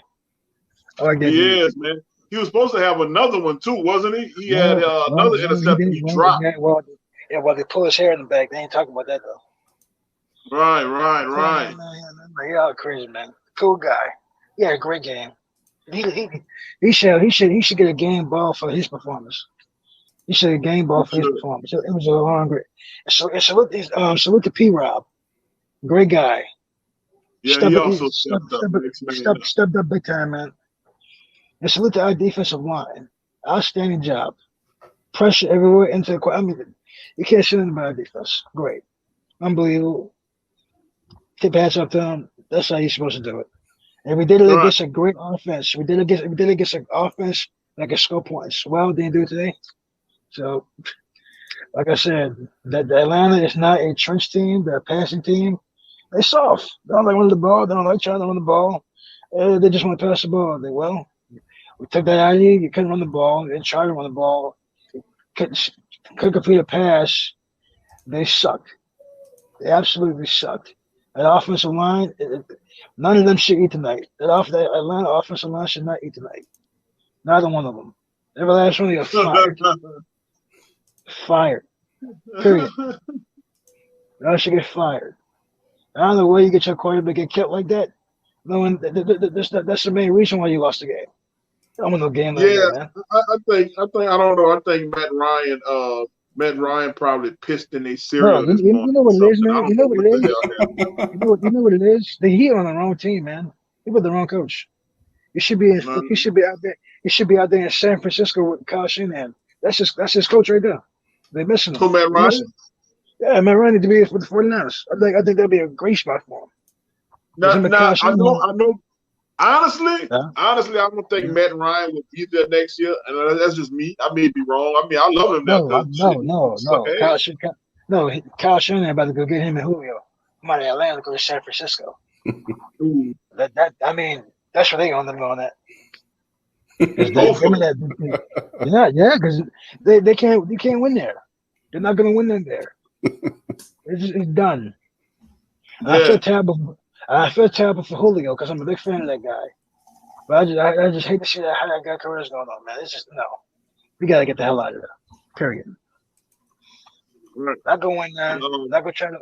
You gotta do what Deion did. Get out while you can and go win championships. Get out while you can, bro. Atlanta ain't built for winners. They're not. When have you won? Winners, man. Look at the Hawks, man. The only thing winning out of Atlanta was the Brady and Outcasts, and that was it. That's it. Other than that, it's the same old same old. What difference does it make? Hey, get out of here, man. They ain't gonna win nothing. You know what I'm saying? Trying to win nothing. That's horrible. That's a horrible performance by a team like that. You did. I'm glad it wasn't on national television. It was that horrible. That was. I wish it was on national television. I ain't lying. Then got the nerve to take the name of our dome, man. They went took the name of our dome, son. Yeah, well, I don't know how they did that, man. I don't know how they did that. How you suck so bad and you get a new state? How the hell you get a new dome and you suck? Yeah. Hey, bro, it'd be empty in there. You blamed it on. That's easy, Suede. They blamed it on the building. That's why they was losing. It'd be empty. Nobody would be up in there. These shit. People in football. It'd be empty. Why y'all lose? Because of the building? The building messed up. That's like me bringing home a straight F's on my report card and getting a PS5 for Christmas. That's bad, man. That's bad. Come on, man. It's horrific, man. Horrible. Hey, so it is what it is. I'm glad we got the win today, man. I'm always glad to hear from you, brother. I'm always glad to hear from you, Mr. Donald. Oh, good. Good, man. It was good. All right, Don. We appreciate it. Big Kill. Hold on, Big Kill. What's going on, man? I didn't hear you talk. What's your thoughts? Well, I mean, I like what's going on, bro. Hold on, man. You're studying, man. What's going on? I didn't hear you. What you said? You're stuttering. That's not good. Am I stuttering? Yeah, you're stuttering, man. What's going on? Why should I be stuttering? I thought you was. Okay, good. No. I started talking and you said, "Are you stuttering?" I said, "No, I'm talking." Okay, good. No, it's no stuttering. What you think? I mean, I thought they did everything they were supposed to do, bro. I mean, they ran the ball, they played defense, they minimized the mistakes, and they came up with a win. We are superiorly better, vastly better ball club than these people. You know what's crazy? All this is going to be on tape for us at practice to even improve on. That's it. That's the best thing possible. And that's a win. We got to get all this stuff and get the win. Come on, man. That's crazy. That was a great team. That was an all-around win. And salute to Sean Payton. Great game plan. Great game plan. In the second half game plan. Yeah. Second half. Yeah. Let's be accurate now. Because same time later. Because when you watch the show, you see me saying, "Man, what the hell is all this gimmicky stuff here? Let's get some foundational offense here." Suede. Well, that's called second half adjustments. That's called coaching, man. Second half adjustments. Yeah, that's a part of it. You gotta adjust. But Donald, we're gonna jump, my brother. We got several other callers behind you, but go ahead and make your last point, my friend. No, I said, have a good night. Who that? I'm on to the Broncos. Bro, happy holiday. Well, happy Thanksgiving to y'all too, man. Have a great night. You too, bro. Thank you for your call. Who that? Love, man. That's Donald chiming in. We got Willie coming up next. Suede's cousin, Willie Bibbins. We got Hemisphere, Jason, and Diehard Saint.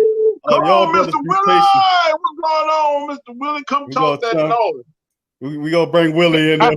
Willie, what's up, bro? What's up, bro? I can't even enjoy my Sunday. The bastards called me to come to work, son. Oh, man. You must be that. Hey, look, say Q. I had to leave out the house like in the fourth quarter. But hey, look, I watched that game all the way to work, boy. All the way. Hey, say, bro, Black and Mild, I'm disappointed at you, bro. What I did, man? Man, I don't listen to 3 or 4 these bastards out there disrespecting our coach. Oh no, bro, they can't do that. No, bro. yeah, on this podcast just now. Hold on, wait a minute. Especially Q talking about the second half game plan, nigga. The whole game plan was good, nigga. the whole offense, the first half of the game offensively was good. Willie, everything, man. We had to, you know, we had to show them something and then show them something else, man. Come on, Q. That's right, bro. You know what I'm saying? And look, all y'all out there talking about that man can't throw. Hey, get off his dick now. Willie. Yeah. Willie. Why? These people on here know football, cuz just like you do, bro. No, they don't. They don't know no football. I be listening to them. I be listening to them, Q. You disagreeing with me? You disagreeing with Saints Uptown and several other people? Hell yeah, I'm disagreeing with all of y'all. Leave my coach alone and leave my backup quarterback alone. Leave him alone. Leave him alone. Who messing with the backup quarterback, Willie? Hey, Q. Willie, who messing with the backup quarterback? Willie, who messing with the backup quarterback? Say, man, you supposed to have nothing but positive things to say, nothing negative. What? There you go, man. Hold on, bro. Hold on. That's not how it go. You supposed to be able to. They supposed to be able to speak their mind, bro, on how they. I understand that, but hey, look, bro. That one dude with his name is the minister of defense. He better be the minister of defense because he don't know shit about offense. Oh no! Hey, hold on. Now hold on, peep game. Ain't Uptown, bro. Hey, Q, dude, bro. You know the face, bro. Q, peep game. 3rd and short. Why you got to do what everybody else do? Them teams keen on the run on 3rd and short. You got to try to trick them.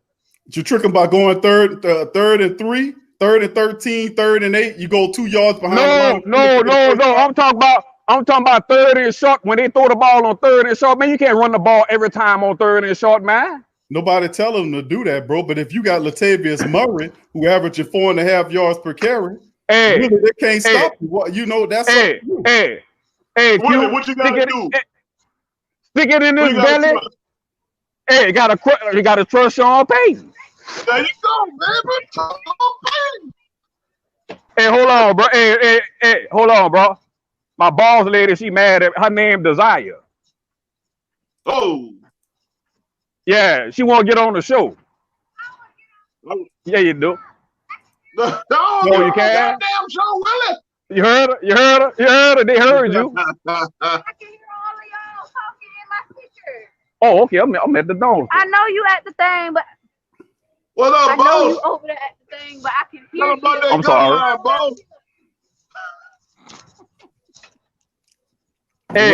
Willie. Hey, bro. I apologize. Hey, bro. Uptown, bro. The man know football, bro. That dude, he knows Saints talk, bro. Man, that man don't know what he talking about, man. Say, bro, you can't do what the whole league do every time on 3rd down, sir. You got to take a chance, man. So you, man, go ahead, Willie. Go ahead. No, go ahead, bro. No, go ahead, bro. You passionate. Go ahead and you get. I'm just saying like this here, man. You can stick that ball in the belly, jack it out, and hit somebody upside their head.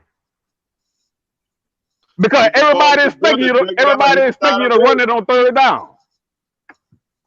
Boy, y'all gonna leave Sean Payton alone, man. I'm sick of y'all. I'm sick of y'all, man. Y'all gonna leave Sean Payton alone. Hey, Q. Bro. Hey, Q. Hey, didn't I tell you? Bro, they can question Sean Payton. Come on, bro. Come on, Willie. Man, y'all sound like y'all hate masculinity. Man, Sean Payton is an alpha male, bro. Let that man do his thing.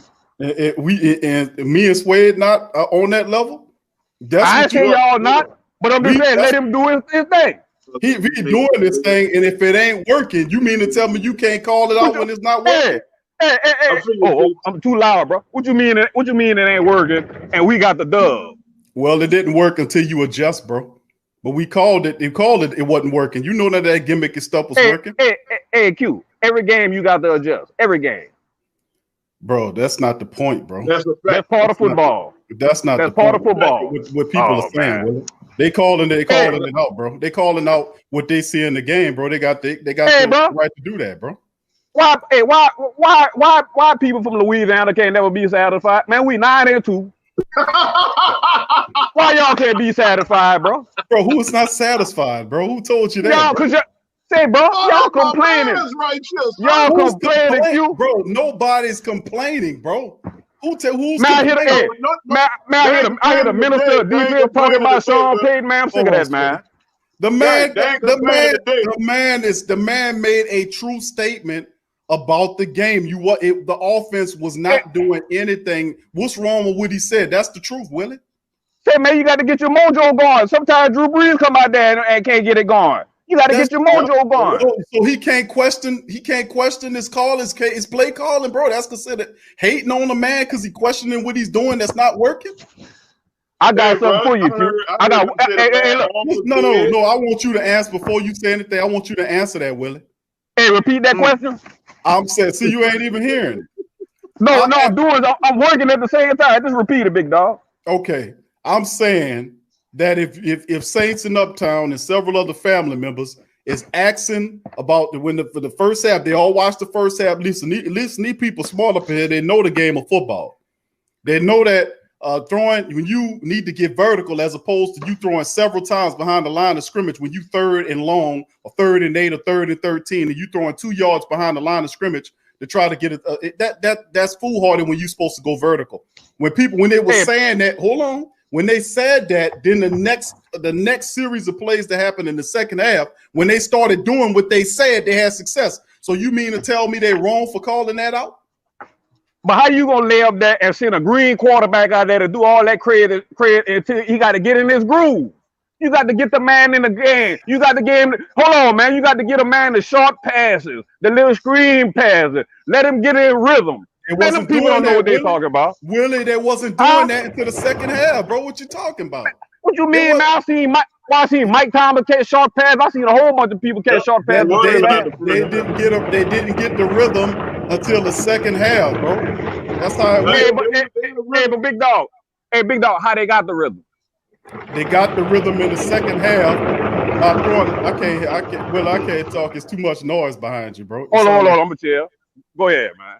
But I'm saying, listen, they got the rhythm in the second half. They wasn't doing nothing in the first half. They had a few drives that went nowhere. Each drive started to look better, but then they didn't start making the necessary adjustments to the second half. Everybody's seen that they made the adjustments and started getting vertical with the ball. Then you start seeing success.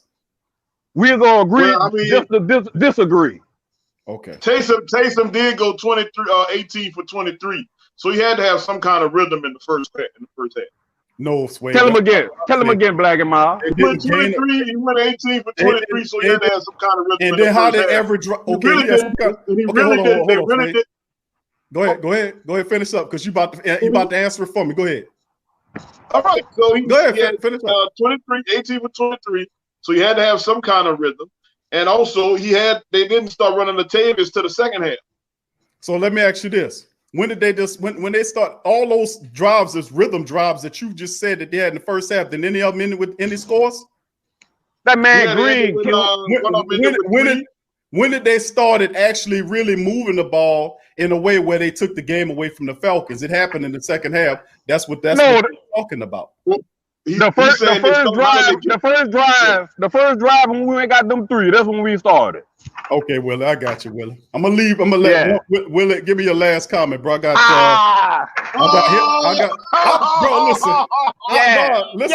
I got him, Black and Mild. I got him. Bro, I got him. You about to put me off the show. I ain't putting you off the show, man. I got him behind. I got Jason. You know I don't do you like that, Willie. You know I know I'm just messing with you, bro. But you got to remember, we missed the field goal, so we would have had 6. But we had 3. We missed the field goal. Yeah. On one remember that. Yeah. Right. Tell him, Black and Mild. Tell him.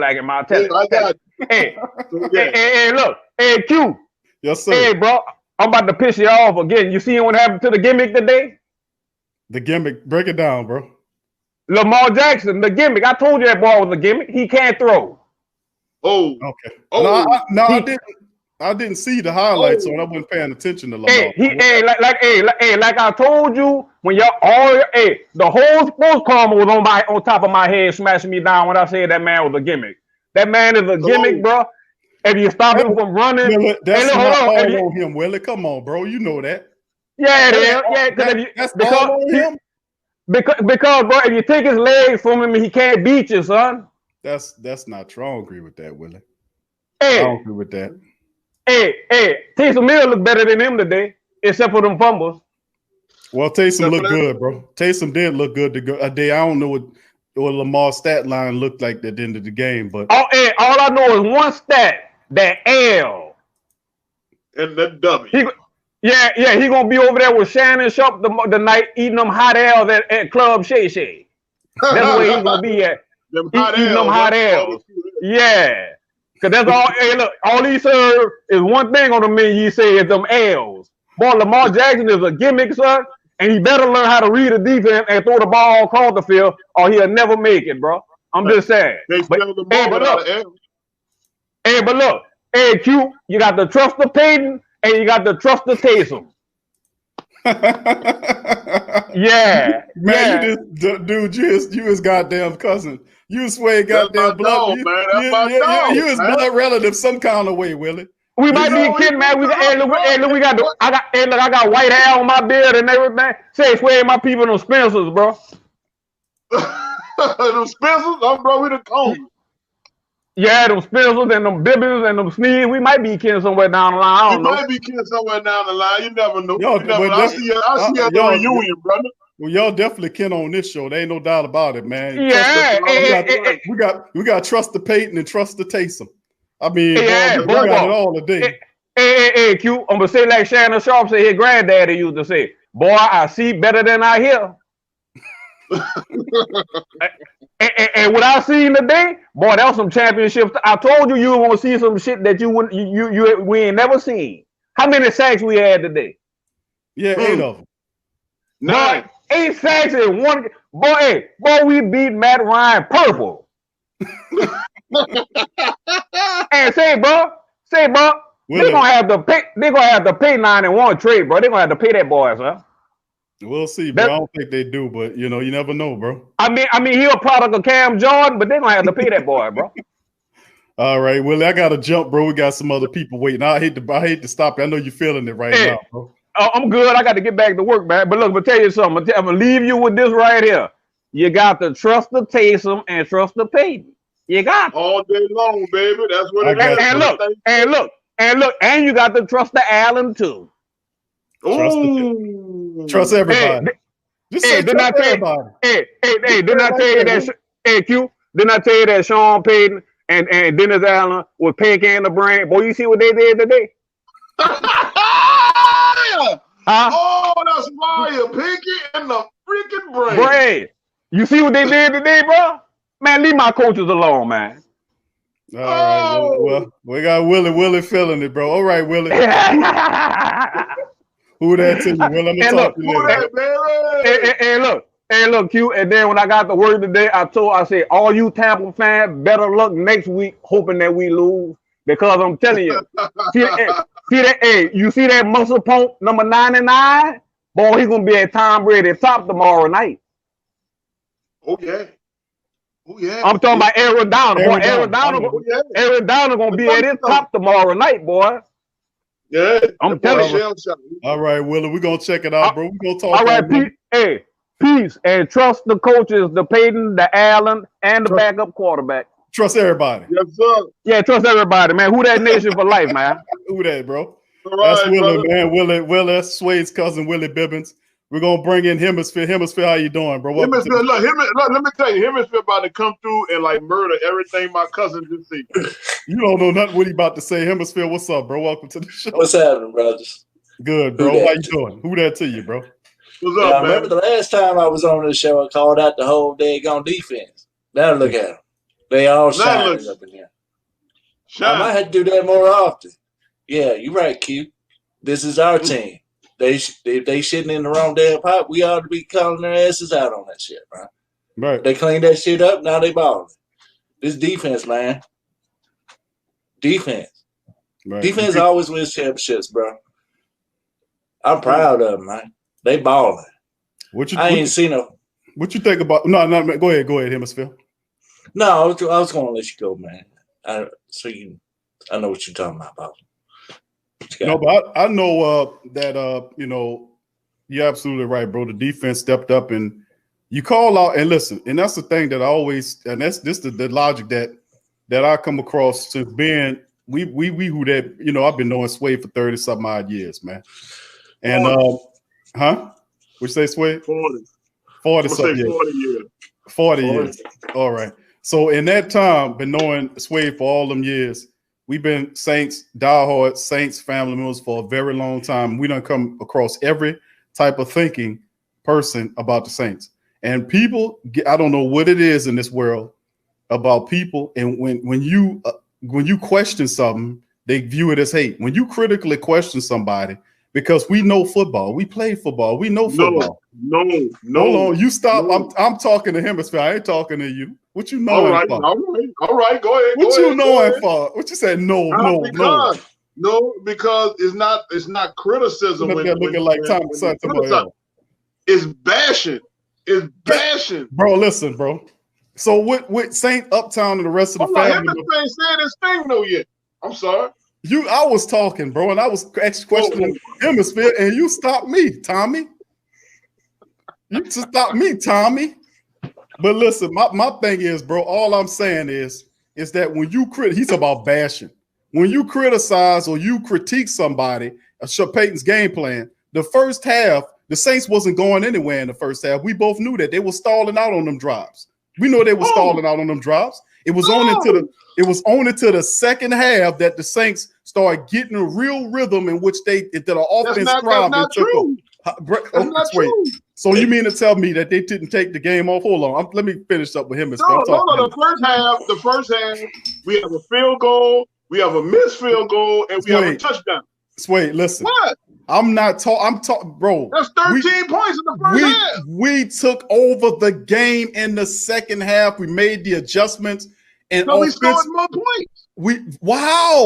How, Suede? We scored 10 in the first and missed the field goal, Suede, which would have been 13 points. Second half, Suede. We got better. We made the adjustments in the second half.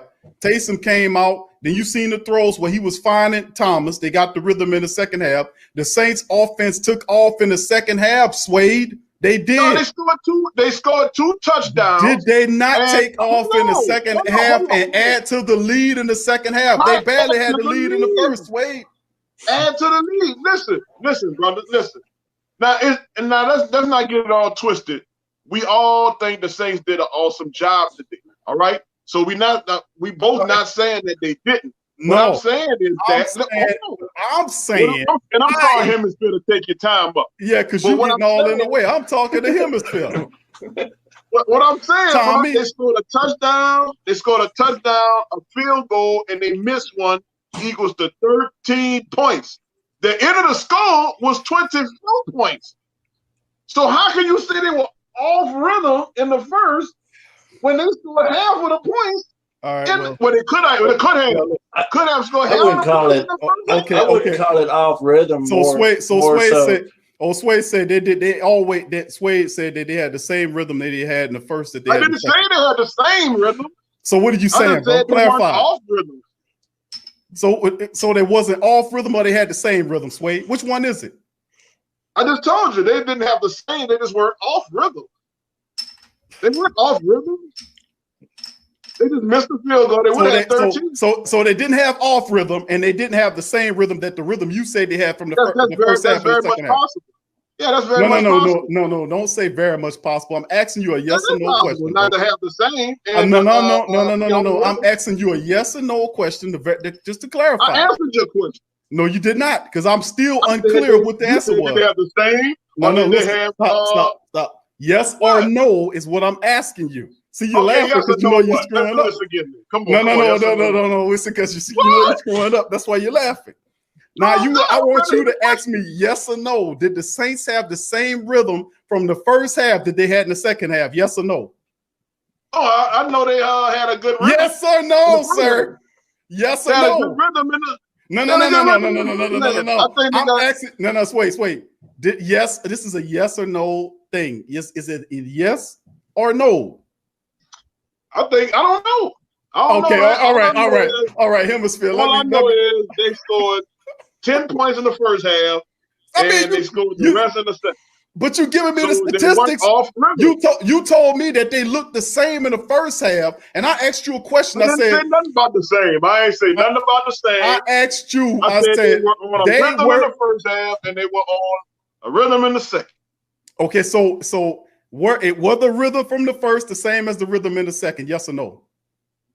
They had the same rhythm. I can't say yes or no. Okay, all right. So let's move to hemisphere. It may be. It's possibly just two different play calls, different adjustments. I got you, Suede. All I know is I watched when I watched the first half. When I watched the first half, I saw gadget plays. I saw the Wildcat in the red zone. I saw wide receiver screen in the red zone. That's being cute. You see what I'm saying? But that first drive coming out of the second half. Hold on, hemisphere. You can't be talking about our coach like that. You can't be calling them cute. Hey, the guy called the way you see it, bro. Now that's what I'm telling to Willie and Suede. That's the guys that don't want you to even say that about Sean Payton. Better leave him alone, cute. Leave him alone. Leave him alone. He can defend himself. And if he making dumb boneheaded calls, he was making stupid boneheaded calls in the first half. He adjusted. He came off all them dumb wide receiver and running back screens, and he started developing actual offense where the offense started to move. But see, Suede don't want to say that they had better rhythm. I got a question. Let me talk. He don't want to speak about them saying that they had more rhythm in that, because you can see it with your eyes. The Saints started moving in the second half, but Suede won't hear that. Okay, whatever. Go ahead. But then too, you gotta think this is the first start for Hill, so we don't know what's going on. Only Payton does. He sees that Monday through Friday. What in practice, what he can do. 3 years building up to this moment. Last week when Breeze went out, we saw chaos on the field. You know what I'm saying? This week, that chaos was lingered on in the first half. But then the second half, when he came out, he said, well, you know what? All that don't work. So let's do this. And then they started running the ball. Then they started moving the field. That was the most beautiful drive I have seen the Saints do so far this year, hands down. That first drive coming out of the second half was the best drive I've seen. Beautiful drive. Beautiful. Loved it. And defense doing their thing, but coming next game forward, if we was to take a snapshot of that drive, that's what this team is going to be. If they're going to win the game, get us to the promised land, that's what they got to do. They got to do that. He's got to work on his deep ball. Definitely got to do that, because that was just like a big old punt he threw down the field. Luckily, the man caught him and he got touched, or they would have called that a fumble. And then what? See what I'm saying? So he kind of a little reckless, but at the same time, you know, I gotta hand it to Payton. He's got to really, really, really coach, because all these years he's at Breeze, and he ain't got to really coach all it. Now he's got to coach. So we'll see what he's gonna do. But that defense on fire though. They keep on playing like this, they'll carry us all the way to the championship, man. No doubt about it, man. I love it. I love how they playing, man. And if I had to come back on here and call them out again, I will. There you go, bro. You tell them. You tell Suede and Willie that again, bro. Let them know that you want have them telling you to trust the Payton, to trust everybody, and don't ask nobody no questions. Dude, I realize, man, I've been a Saints fan all my life too, bro. I've been through the Maury years with the Dome Patrol and Bobby Hebert and all them playing all that. I've seen a lot of ups and I've seen a lot of downs. I've seen my hopes get up and seen my hopes get crashed. All I want is a consistency.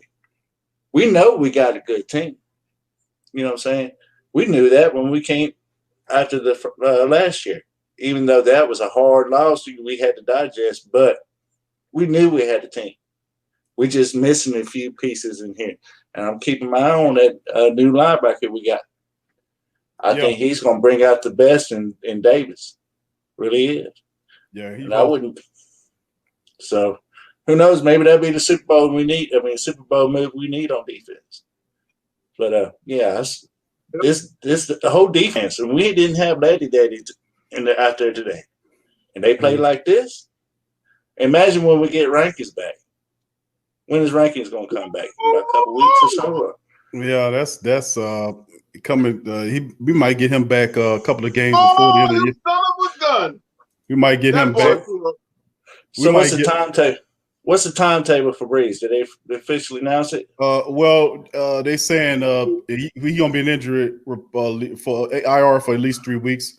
Look, about 4 or 5 weeks is what they bouncing around. So, and they saying a lot of people pushing him, looking for the KC game for him to be coming back at. And you probably have a similar timeline for Sheldon Rankins as well. They come back before the season ends as well to help out. Because on your motto, man, you mean they're doing that without Sheldon. They did the Saints defense still balling without Lattimore and Sheldon Rankins in there. Malcolm Roach was inactive today as well. The new kid came in, that Glasgow came. You seen Granderson out there running around doing some stuff. So, I mean, it just beautiful, man. I just love how the team playing right now. The defense is stepping up. They're opportunistic. They got 2 turnovers today. They were able to sack the quarterback 8 times. When you sack anybody 8 times, ultimately you're going to end up winning the game. The Saints dominated the line of scrimmage, and we come away with a nice, beautiful win. I love it, man. And did you see right at the end, Davenport almost made it 9. I know. He got to Dago. He got to him, but got rid of it, too soon, but or too late. But yeah, man, y'all keep on, man, keeping on.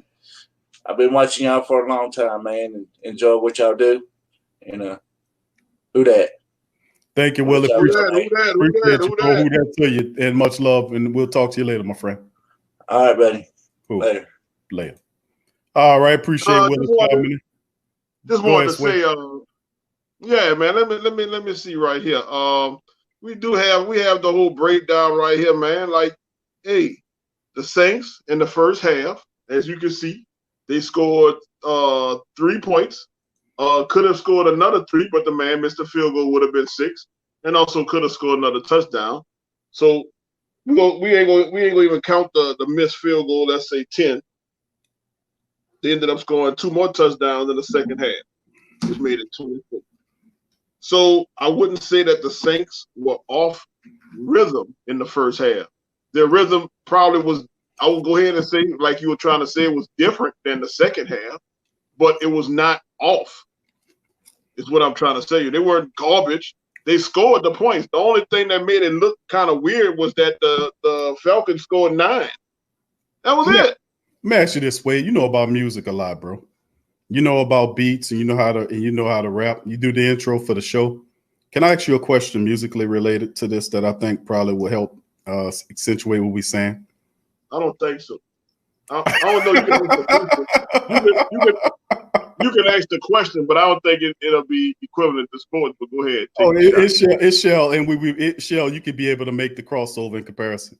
All right, you ever heard of the term when you're rapping, when there's a beat, and then your music, if you're singing or you're rapping to the beat, when you actually ride the rhythm of the beat, what is that called? Riding the beat. You're on beat, right? What you call that? On your own beat, your upbeat. What's that? What's that term for that musically? Riding the track. Okay, you're riding the track. Okay, can I ask you this as well? Is it any other way to ride the track? If you're on, it's either you're either on beat or off beat. Is that correct? No. You said riding the track. Is that what you're saying? Yes, sir. It's to rhythmatically make the song good, and when you jump on there to start rapping or singing. Right now, it's different when you. Okay, go ahead. Is there an on beat? Is there in the middle between on beat and off beat? Yes. Explain it. Now, when you say you're riding the track, you can have a track. Well, are you gonna let me finish or what? Saying, let's just forget that. Let me ask you this because it's simpler than that. No.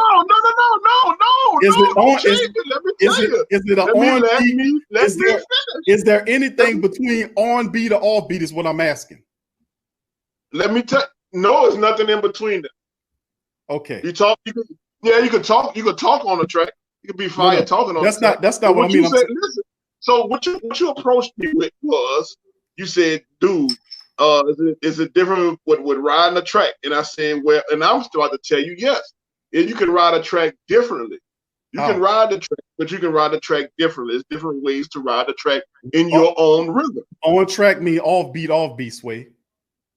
Okay, they were not off. They were not off beat. They on the first half. They weren't off beat.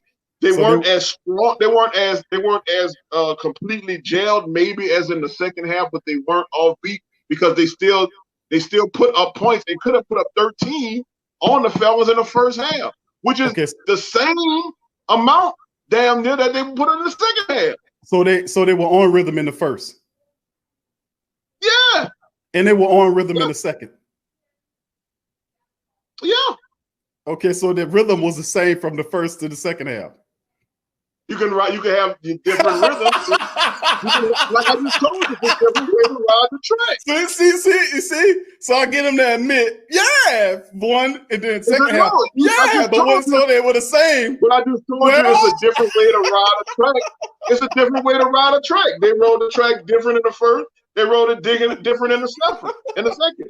But the same thing is, they put up points. All right, sweet. Okay, I appreciate it. I get you, bro. I was just trying to understand where you was coming from. You tried. I got you. I got you, bro. I got you. Let's bring in. Yes, I did. We're gonna bring Jason in. What's up, Jason? What's up, bro? Welcome to the show, Jason. Hey, what's up, brother? What's up, my friend? How you doing today? Man, you didn't tell me you got Suge Knight's dad on the show.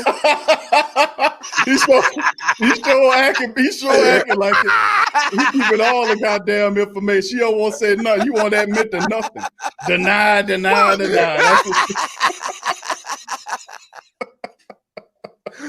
Oh man, what's up, Jay? How you doing, bro? I'm doing good, man. I watched this shit, dude. I was prepared to fall asleep. I drank a couple beers.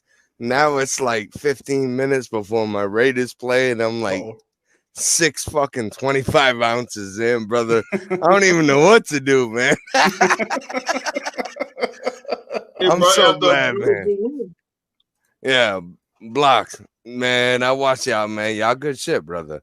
I watch it, dude. Your defense. I told you. Remember what I said? You guys aren't like Carr. When Carr went down, the Raiders just folded. You guys, when Breeze went down, you guys aren't built like that, dude. You guys are a different team. You know what I'm saying? You guys got the muscle.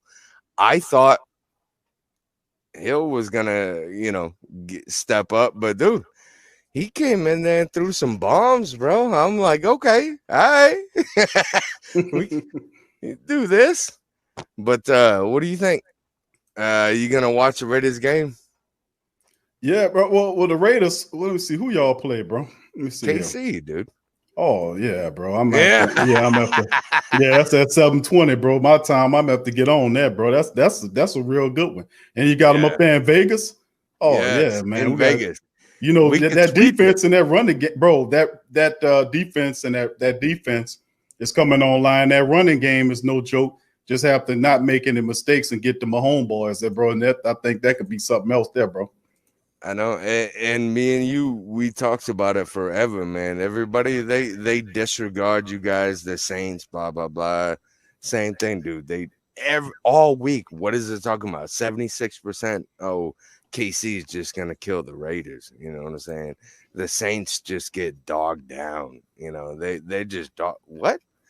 Bring a dog to a fight. Let's see how it goes. You know what I'm saying? Let's go.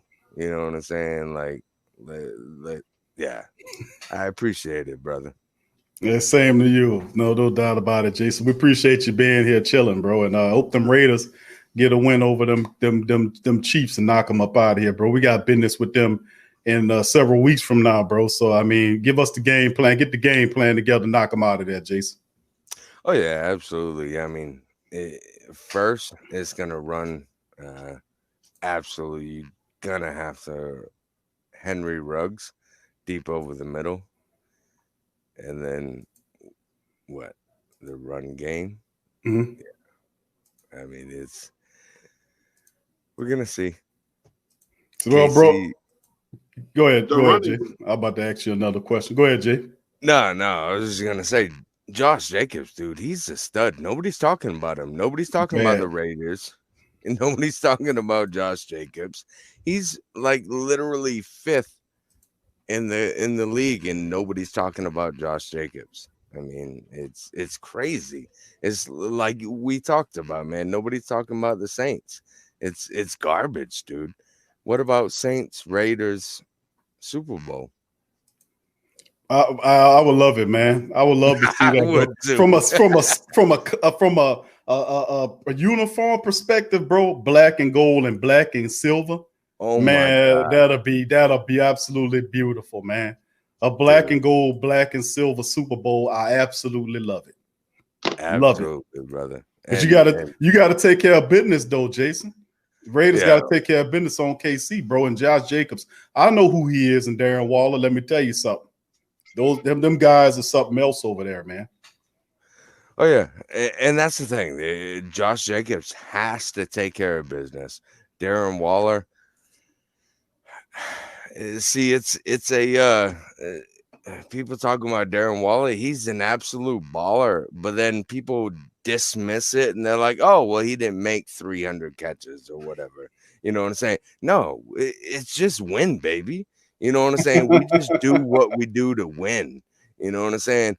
And I told you guys back last year, I said Derek Carr needs to use his legs. Remember, we talked about this before the game in New Orleans. I said Derek Carr needs to use his legs. If he uses his legs, you said absolutely, guys. Hey, he needs to watch out for Derek Carr because he's got wheels. You know what I'm saying? I'm like, back in 2016, remember when I said he jumped over and flipped over the dude? He just did that 2 weeks ago. You know what I'm saying? I'm like, that's what it takes. And that's what I said. You guys don't have that when Breeze went down, is because you guys got a different team. You know what I'm saying? When Carr went down in 2016, that was all we had. Defense, offense, everybody just ran flat, dude. It was garbage. You know what I'm saying? We just laid flat. You guys don't have that. You guys are gonna go far, bro.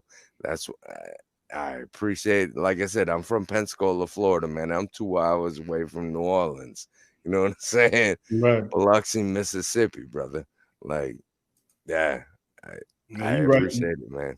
Thank you, Jay. As always, bro. Thank you for your support and chiming in, bro. Always good to hear from you, as always, my friend. All right, brother. Appreciate it. All right, brother. Have a good one. Happy holiday. Hey, you too, brother. Thank you. That's Jason, man. That's he's a Raiders man, but he respects the hell out of the Saints, man. And we always have great people like Jason chime in. We'd like to thank Jason for his support and all the other family members. We have other teams who do join us on the show because they love the camaraderie that we have. Packers get on my nerves, by the way. Yeah, Packers done tied up the game 31-31, bro. In overtime, then they have the ball on their 30. It's disgusting. Yeah, this is about to be over with. Freaking Aaron Rodgers. Oh, fumble! Get the ball! Fumble! Oh, the Colts have it on the 30, baby. All right, here we go. There's no flag down. I ain't got it on. I ain't got it on. I don't have the game on right now. Y'all ready for the Saints to be number one in the league? Y'all ready for this? You heard me? Yes, sir. We ready. We about to be number one in the league. The Colts got the ball back on the Packers. I want to see if the refs go cheat and say something, but because it was a clear fumble. That's why I was asking. I was like, is there anything there, man, that I need to be aware of in terms of fumbles or whatnot? Because I don't have the game on right now.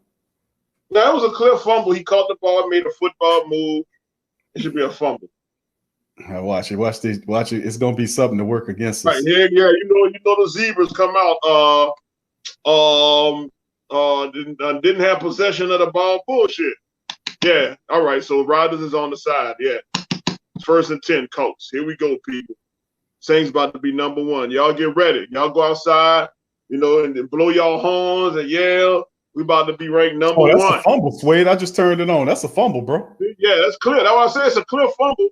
But the Zebras, Tom Brady against the Raiders back in the day in 2003, that was a clear fumble. Was that 2002? That's a fumble there, bro. That's a clear fumble there because he made a football move Then he put watch. He catches the ball 1, 2, 3, 4. Oh yeah, that's a fumble. Yeah, 1, 2, 3. Yeah, he that's a fumble there, dude. All right. So all the Colts really need is to run the ball, kick the field goal, game over. Saints they dropped 7-3. Saints clear winners, and then Tampa Bay Buccaneers. Yeah, they gave it to Indy, bro. They gave it to Indy, but they got it. You know? Yeah, we have it. Oh, I'm way ahead. We way ahead now, bro. It's on second down. Yeah. So they're doing pretty good. Any other callers? Any other callers out there ready? No, we got take a few more family members. We had a few of them had to wait, but we appreciate all the family members. We squeezed in a lot of calls. Darwin, what's up, Darwin? Good to see you in the chat, bro. Big ups. All right, diehard Saints fan say I'm trying to call in Q. Okay, all right, diehard Saints fan. Link in the chat, bro. If you see it, hit it. If anybody trying to call the number's not activated, family. On this show on the TSC Virtual Tailgates, it usually is a show that we do. We don't have the call-ins. We have the link in the chat. So if anybody wants to chime in, the link is in the chat. Hit that link, get on. Question, concerns, comments. You guys can feel free to chime in as well on this one. So okay, we got another family member chiming in. Diehard Saints fan, bro. Welcome to the show, bro. What's up, Big Q? What's up, Sway? How you doing? What's going on, brother, man? I'm good. I'm blessed, man. Just glad we got the victory today. But Sway, think I got a little bone to pick with you tonight. Go ahead, brother. I'm ready for it. You know how you say trust the Payton, correct? Correct. Let me ask you this question. If you had a female, right? And she was cheating on you, would you question her about it? Or you would just say, oh, baby, I trust you. Don't worry about it. Oh man, I would if I had to go ahead and look at it like that, I wouldn't be talking to her in the first place. Okay, all right, that's cool. Well, if I was in that situation, I would question it. That was a slick way of not answering the question, by the way. Well, bro. I know, and that's why I say I'm not gonna worry about it. But it's cool and all. You know where you was going with it, see? Yeah. See, that's the thing. You can't say you're a true Saints fan if you can't criticize your team. That's right. Right? So if the female was cheating on you, you would question her about it. You wouldn't just trust her, because if you just trust her, she gonna keep doing the same mistakes over and over and over. So you have to question the things. Now, I agree with you when you say trust Sean Payton. I really do agree with you on that. But I also agree with Big Q when he said 3rd and 2nd or 3rd and 1, only person should be touching that ball is Latavius Murray with a fullback in front of him. It only makes sense. Why? Because when Latavius Murray falls forward, that's 3 yards off the dump. He's going to get a first down. If it's 3rd and 2 or 3rd and 1, just him falling forward is a first down. So you don't need to do the screens and the RPOs and all that. You don't need to do all that. That's being too cute. So I don't trust him in those situations. But overall game planning, I trust him. So all right. I give that to him. So I pretty much agree with both of y'all. But Q, he hit it on Q about a lot of things. Another thing, if the front 4 get rushed, the overall defense is going to come together, but it starts with the front 4. Big Q been preaching this all season long. You know, so right. So I don't want to hold up the line. You know, I want other people to call in. Okay. Oh, you have something to say about it? No, you ain't holding up the line. It's like this. Look, that man ain't got nothing to say, bro. You done shut that man down. He don't want to answer no questions. It's just pretty much out of respect for the next caller, because this show he'll be booming, man. It'll be booming. Right. Thank you, brother. Now, first of all, the Saints are now number 1 in the NFL, by the way. That's first things first. Number 1, ranked number 1. Second of all, I think we number 1 in the conference. We number 1 in the conference. Green Bay just lost. Yeah, number 1 in the conference. Number 1 in the NFC. What I think people misunderstand is when I say it's all right to criticize anybody, okay? It's all right to say, hey, I think this is what's supposed to happen. My thing is, I hear bashing among, like, Dude, you can't even sit here and tell me you haven't heard people say, man, we need to fire Sean Payton, let Drew Brees go. If Drew Brees too old, Sean Payton, he's a dumb. Hold on. I'll let you talk. He's a numbskull. He's a buffoon. He don't know what he's doing. Have you ever heard this? Yeah, I have. I have. All right. I have. That's what I'm talking about. As for chill, relax, trust the Payton, man. You know what I'm saying? Not saying you can't criticize, but don't bash the man like he a numbskull, like he, you know what I'm saying? Like he failed 3rd grade or something, and just ended up being an NFL football coach. Like this man is a winning coach. He's one of the best coaches in the league. Nobody's taking that away from him. That's true. No, I agree too. I don't think no one taking it up. I don't think no one taking credit away from him and him being a good coach and all that. We all know he a top 5 coach in the league. But you can't be out here when it matters the most making dumb decisions as a head coach. It starts with you.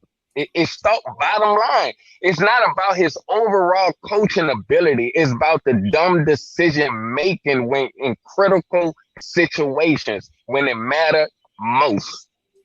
So I tell you what, his dumb area.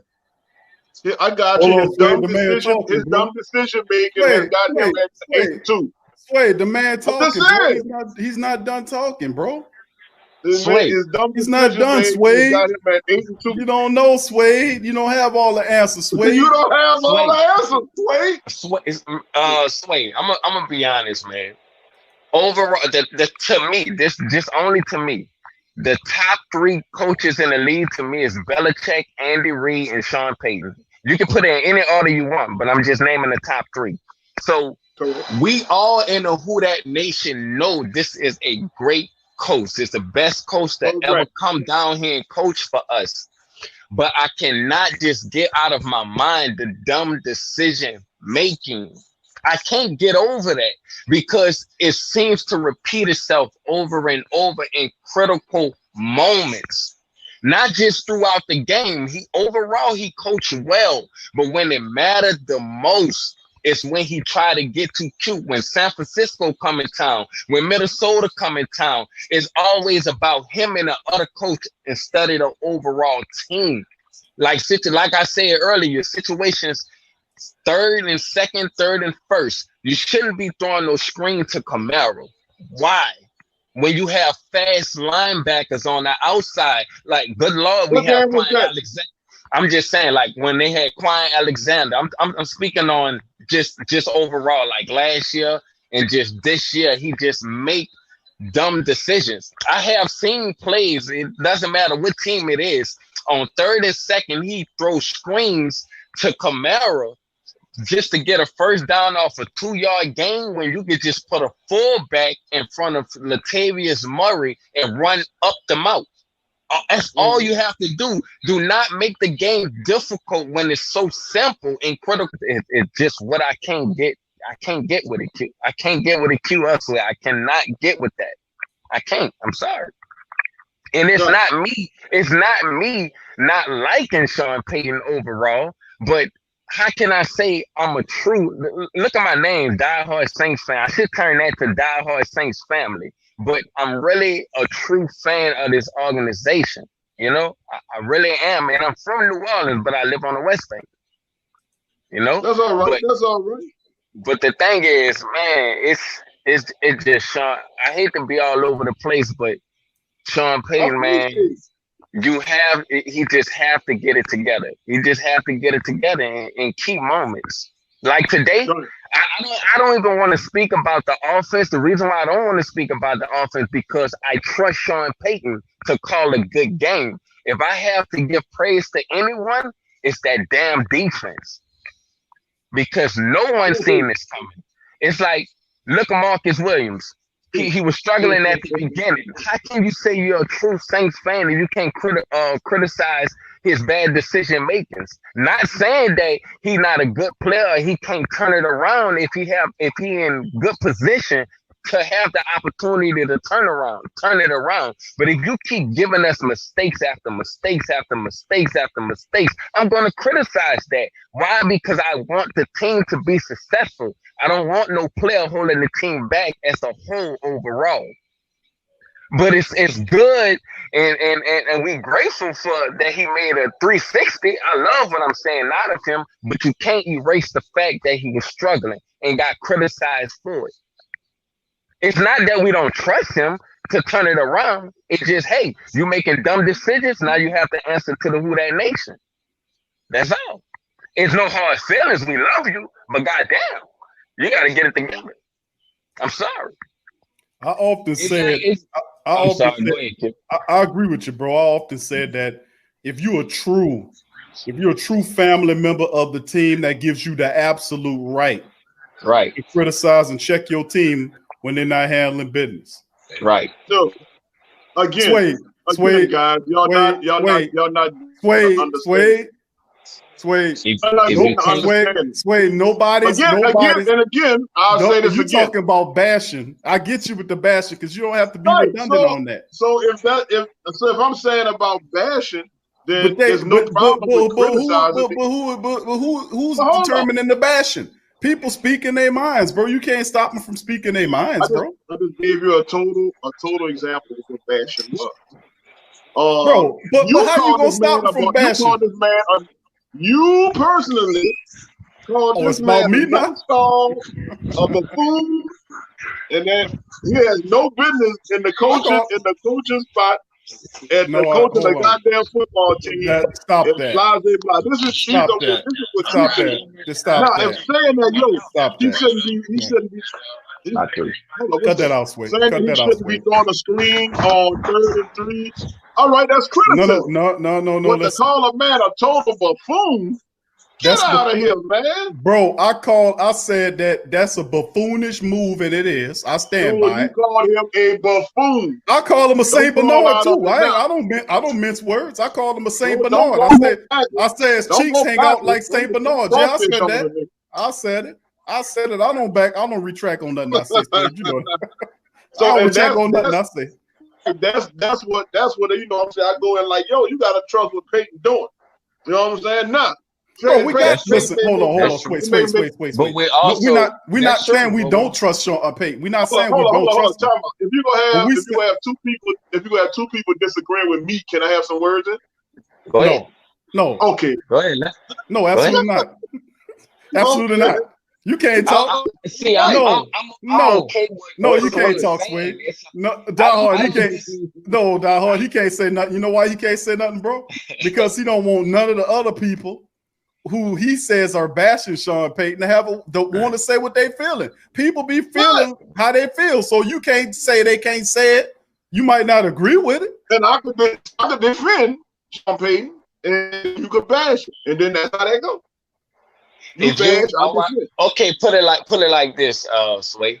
If you're gonna, if a person gonna keep praising a team mistakes, then you might as well hold on, bro. Hold on, sir.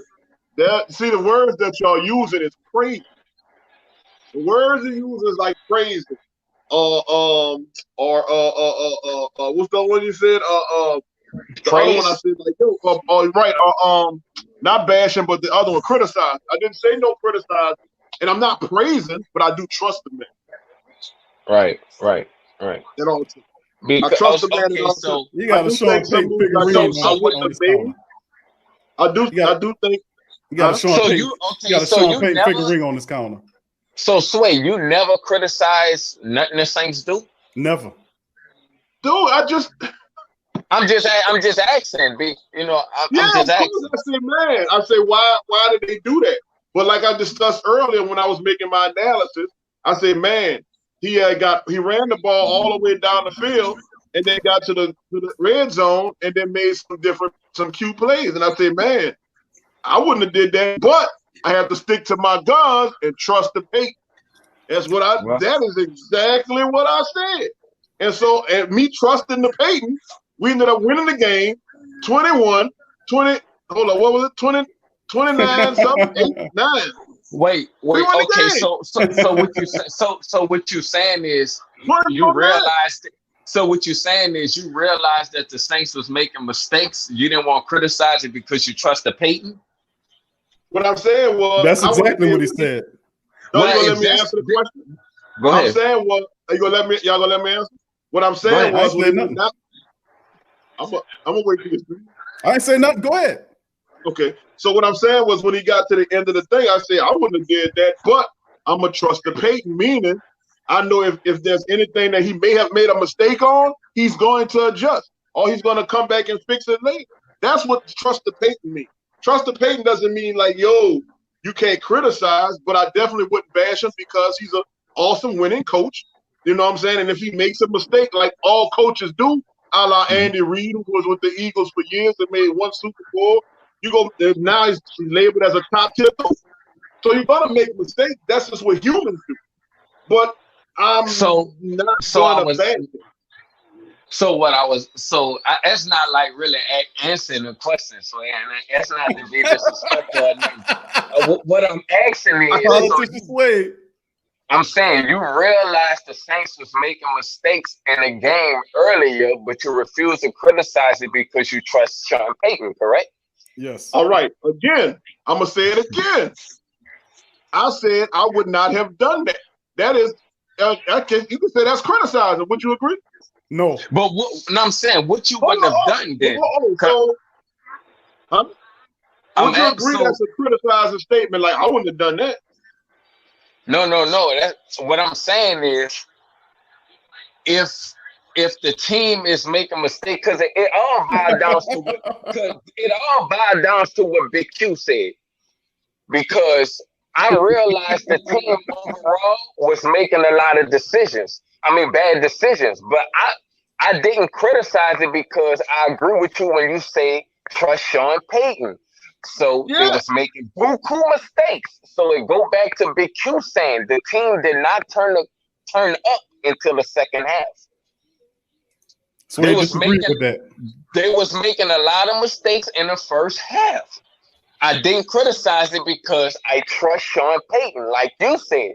But it go back to Big Q saying they did not turn it up until second half.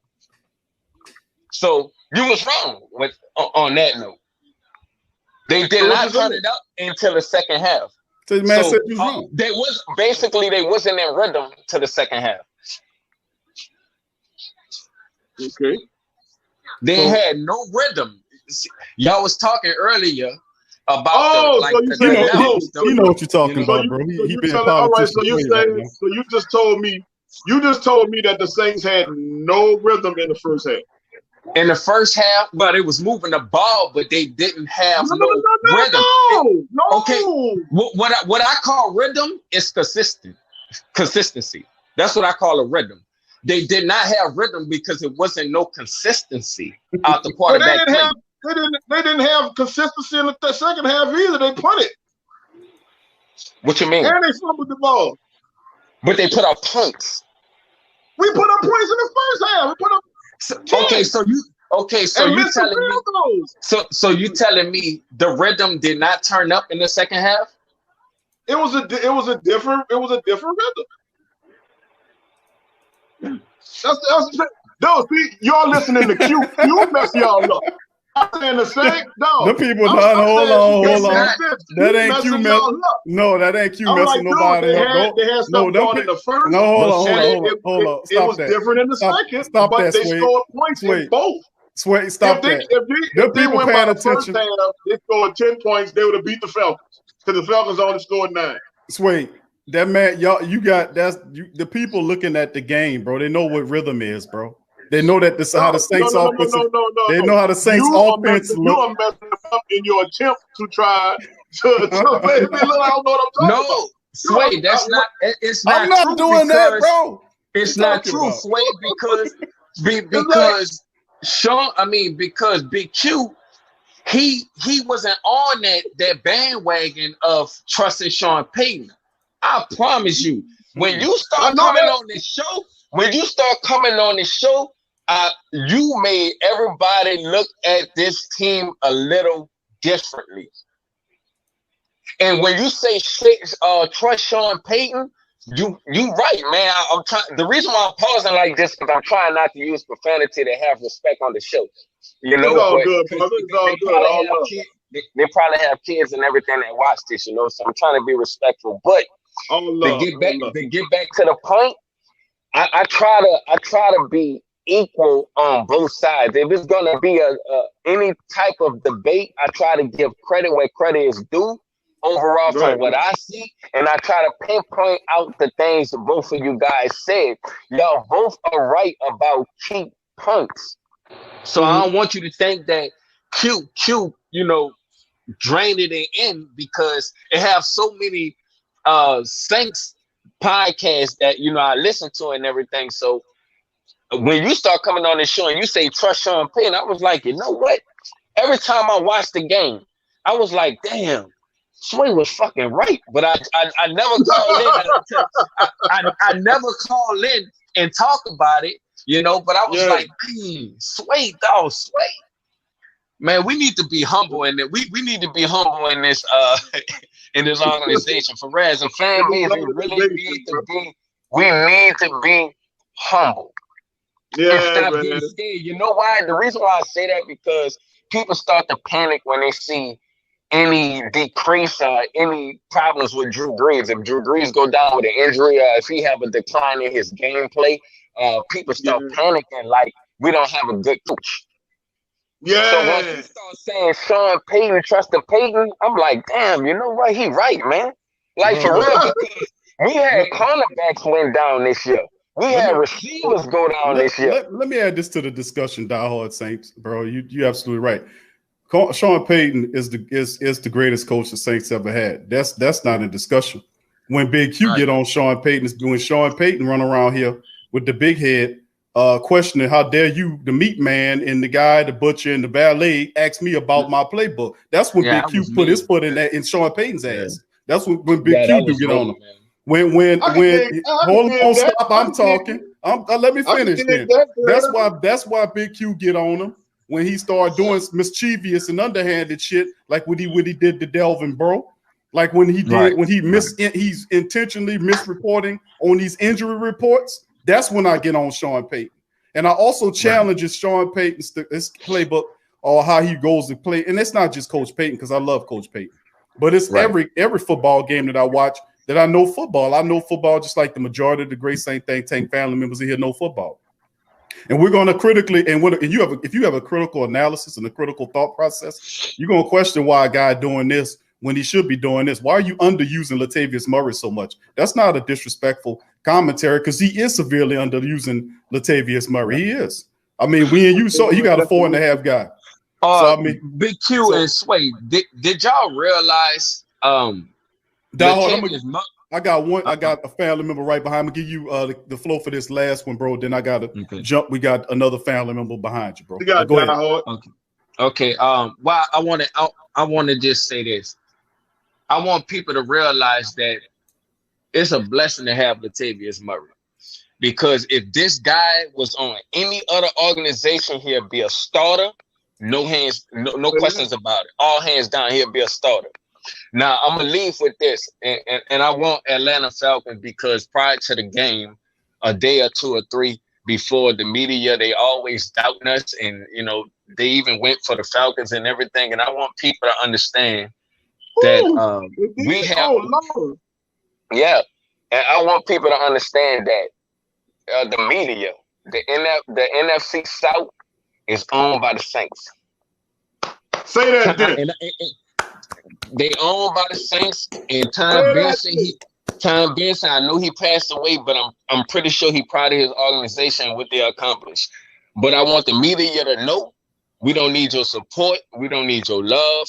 We love to hate. We love to be the underdogs because we're going to always come back and punch y'all in the mouth. Every time y'all doubt us, we prove y'all wrong. So keep doubting us, and we're going to get a Super Bowl. And I'm going to leave with that.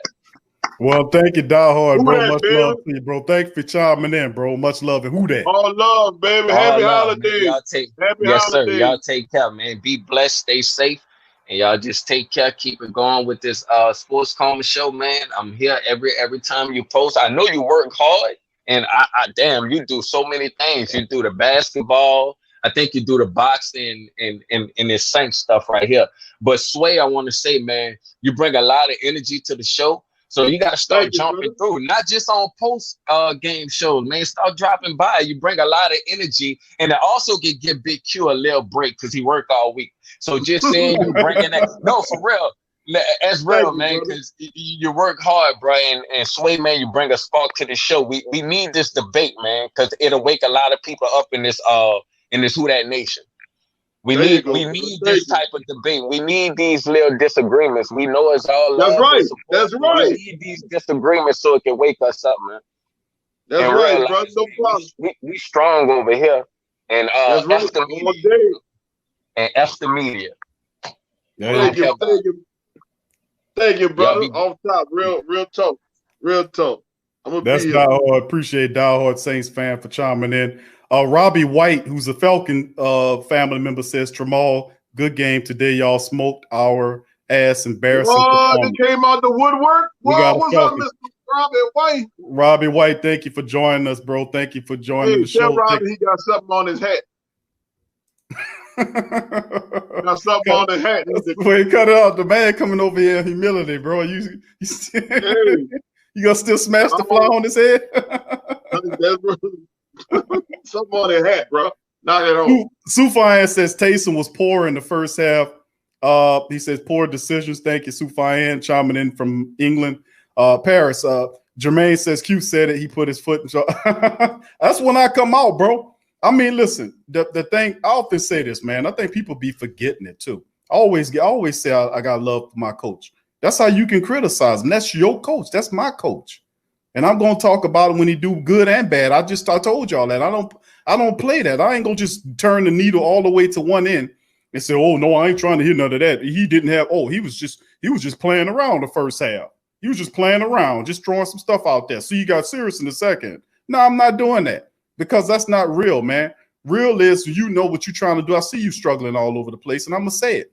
It don't make no difference, bro. That's what I'm saying. In my opinion, it don't matter if it's Coach Payton or the next man up the street that's trying to coach. I'm going to keep it real, and I'm going to call it how as I see it.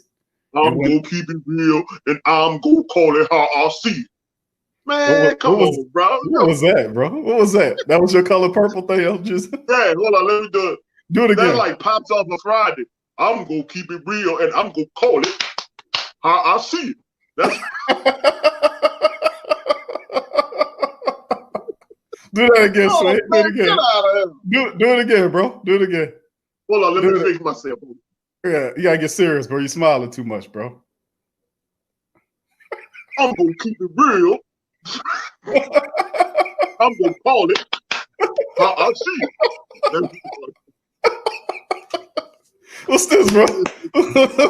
What's this, JJ ass? That was positive. I don't. No, Suede. You got it mixed up, bro. I whips.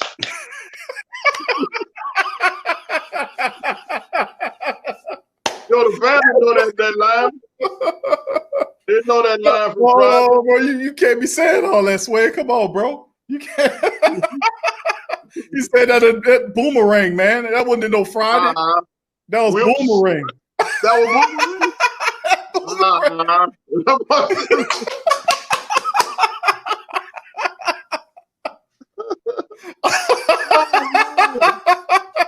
Oh man! All right, we got Young Smokeless in the building. Welcome to the show, fam. Welcome, Young Smokeless. Who that? My brother, how you doing? Who that? Q. What's good, my brother? How you feeling? Hey man, I'm feeling very good. People like, yo, did you tune in the first take? Did you tune in the Skip Tyler Talk Bayless? No, y'all need to tune in the Suede and Big Q. Y'all is hilarious. Oh man, bro, y'all here clowning, dude. Well, the first bro, how you like the game, bro? The first question is, what is PJ Williams' role in this team? Can y'all tell me what PJ Williams' role in this team? Why is he on the field? Like, for the past 5 games, I've been seeing this man get torched, put in the toaster, letting catches go through. Man don't even know how to tackle no more. I think this man is a training camp Hall of Famer at this point. He's a training camp Hall of Famer, along with the other guys like Ken Crawley. Like, I don't see what's their role in the team. He's the man with the training camp Hall of Famer.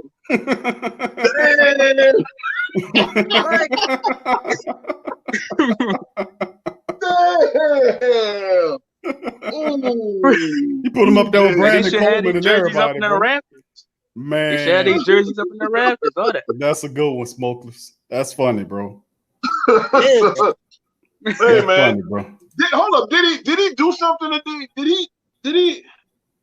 I was at the wrong Williams. That must have been Marcus Williams did something today. Yeah, Marcus Williams. Yeah, he got picked. He got him something. Ron Williams, but it wasn't PJ. Let me go But see. PJ I don't know. Williams. That was a good question, man. I don't know. What is he on the field for? Let's see. Let's see what he did today. That was a good question, brother. Let's see if we could go into the stats. You got anything on him, Q? I'm looking, bro. I got PJ Williams. I'm looking.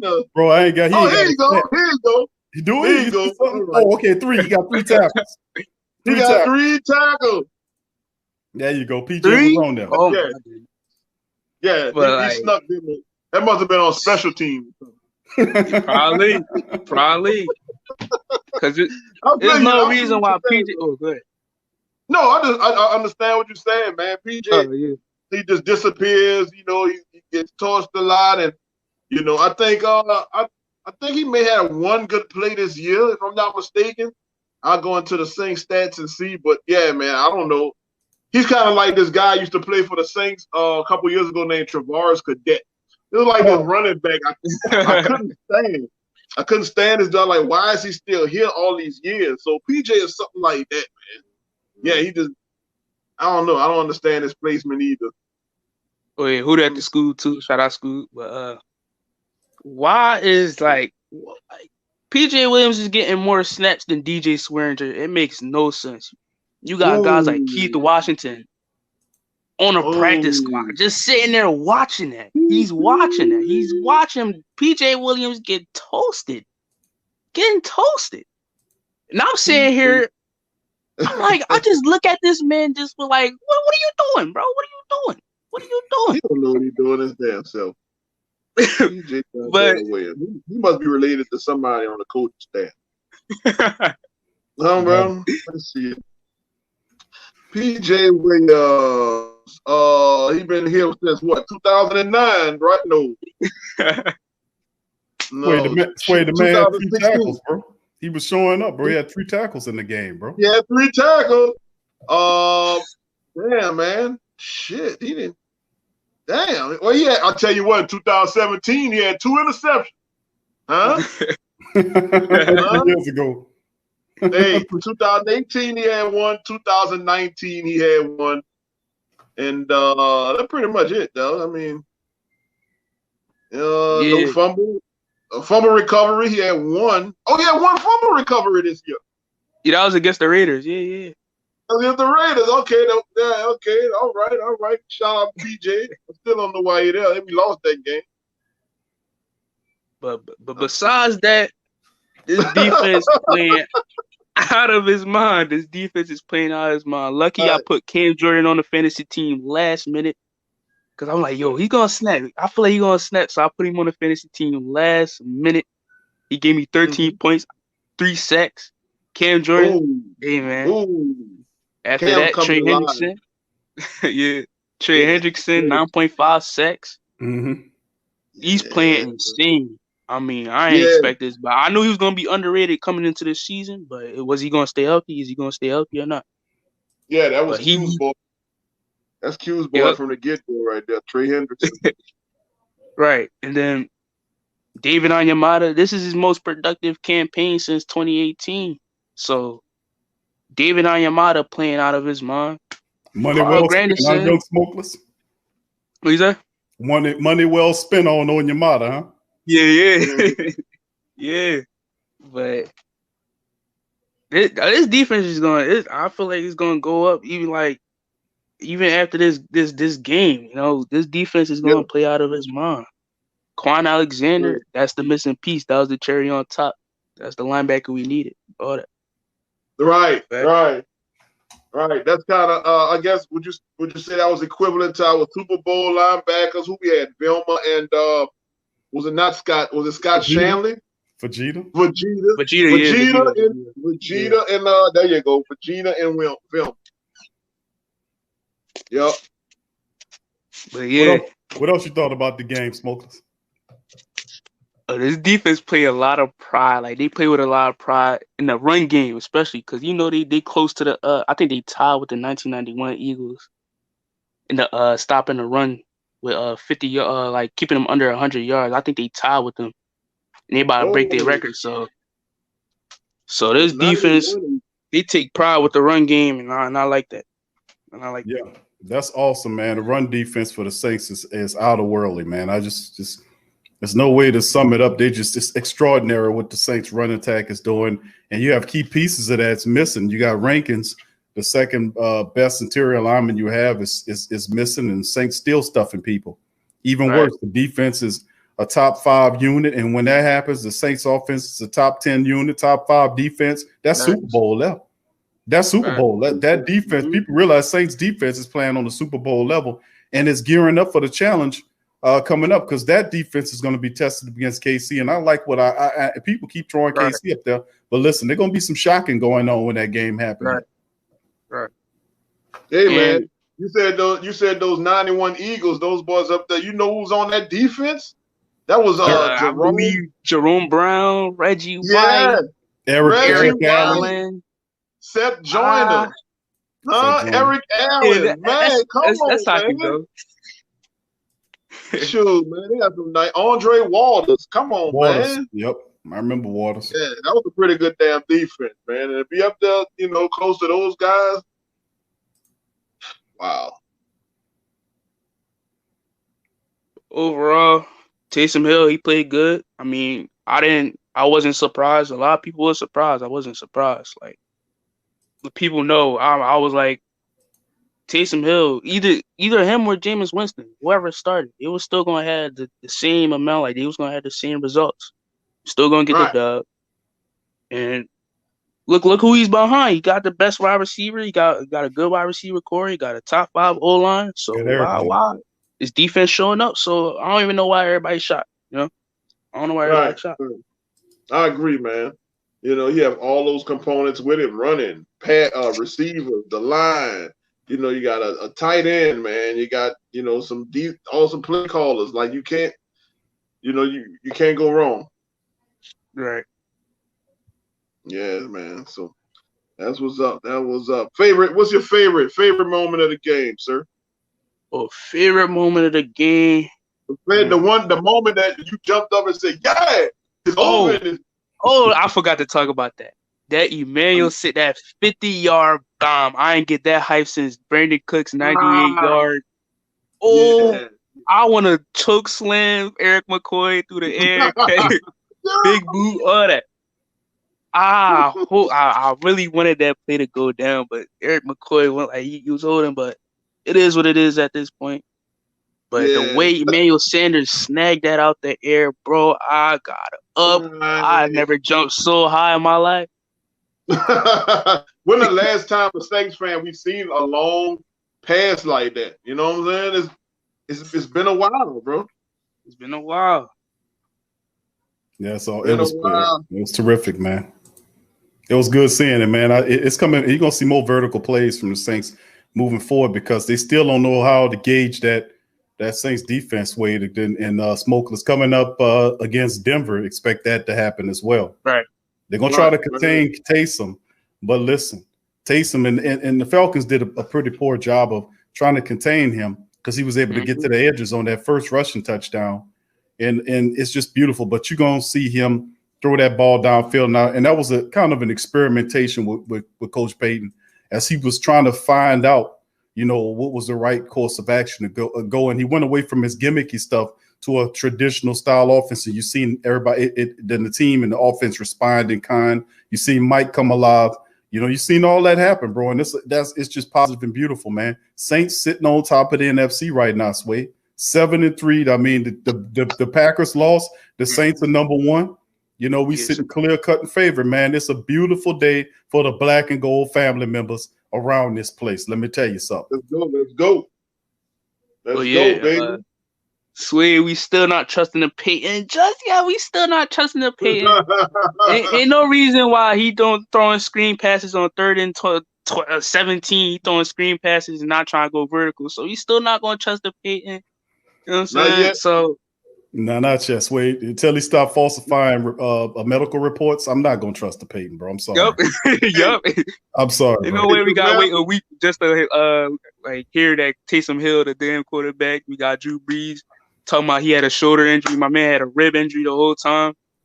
Trust the Payton. Taysom Hill, Sean Payton a fraud.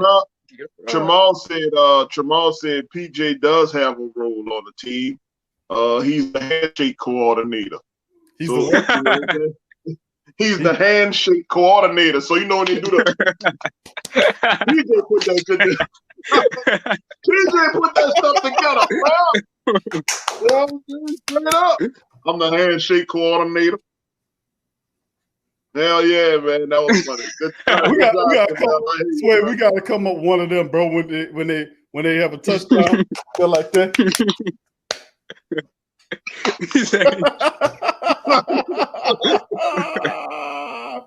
Oh, the handshake coordinator.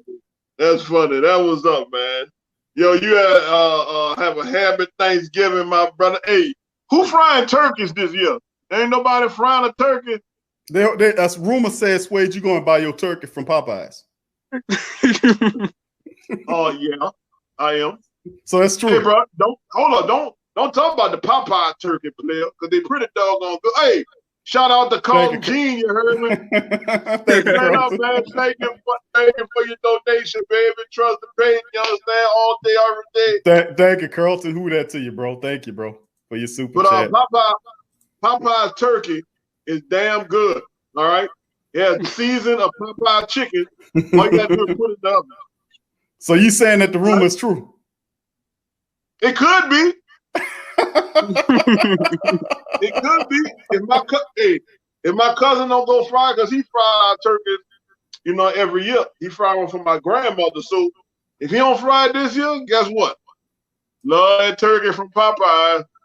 How much is it, Suede? How much a fried turkey from Popeyes, bro? How much that go? Oh man, I can't remember. Because I ain't never paid for it. Oh, somebody else paid for it. Somebody else paid. And he just ate it. But I think it's like, if I'm not mistaken, I don't want to lie. I don't want to lie online. But I tell you what, I'll go and look for it online for you. How much Popeye turkey is? Who out there know in the family how much the Popeye turkey is? Demi talk to us, baby. Demi said she always going. Demi said I'm going to Popeyes. $39.99. How much is $39.99? Somebody said $39.99. They that high for real? Man, I'm not going for that.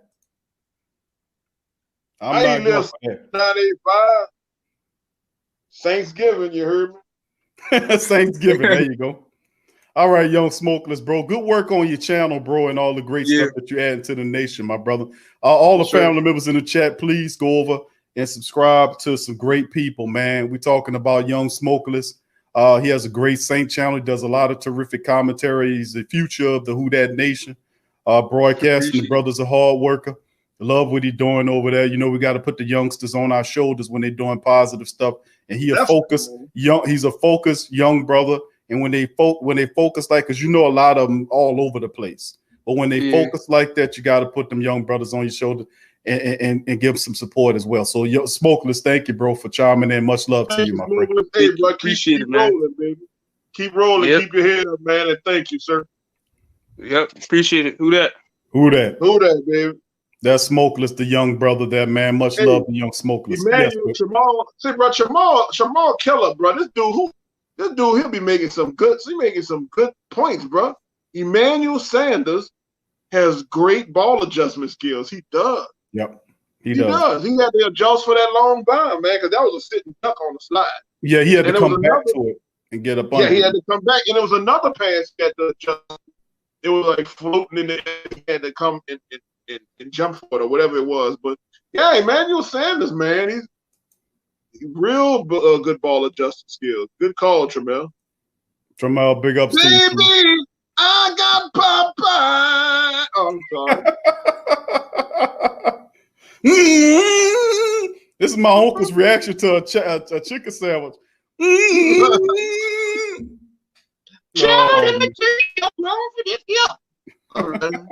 All right. I know people's uncles that act like that too. All right, we're gonna bring in Last Saint in the building. Last Saint, what's up, fam? Popeye owes some money. Whoa. Last Saint, you're in the building, bro. I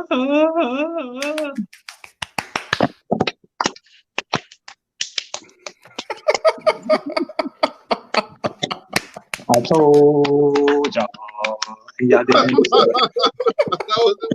I told y'all since last year.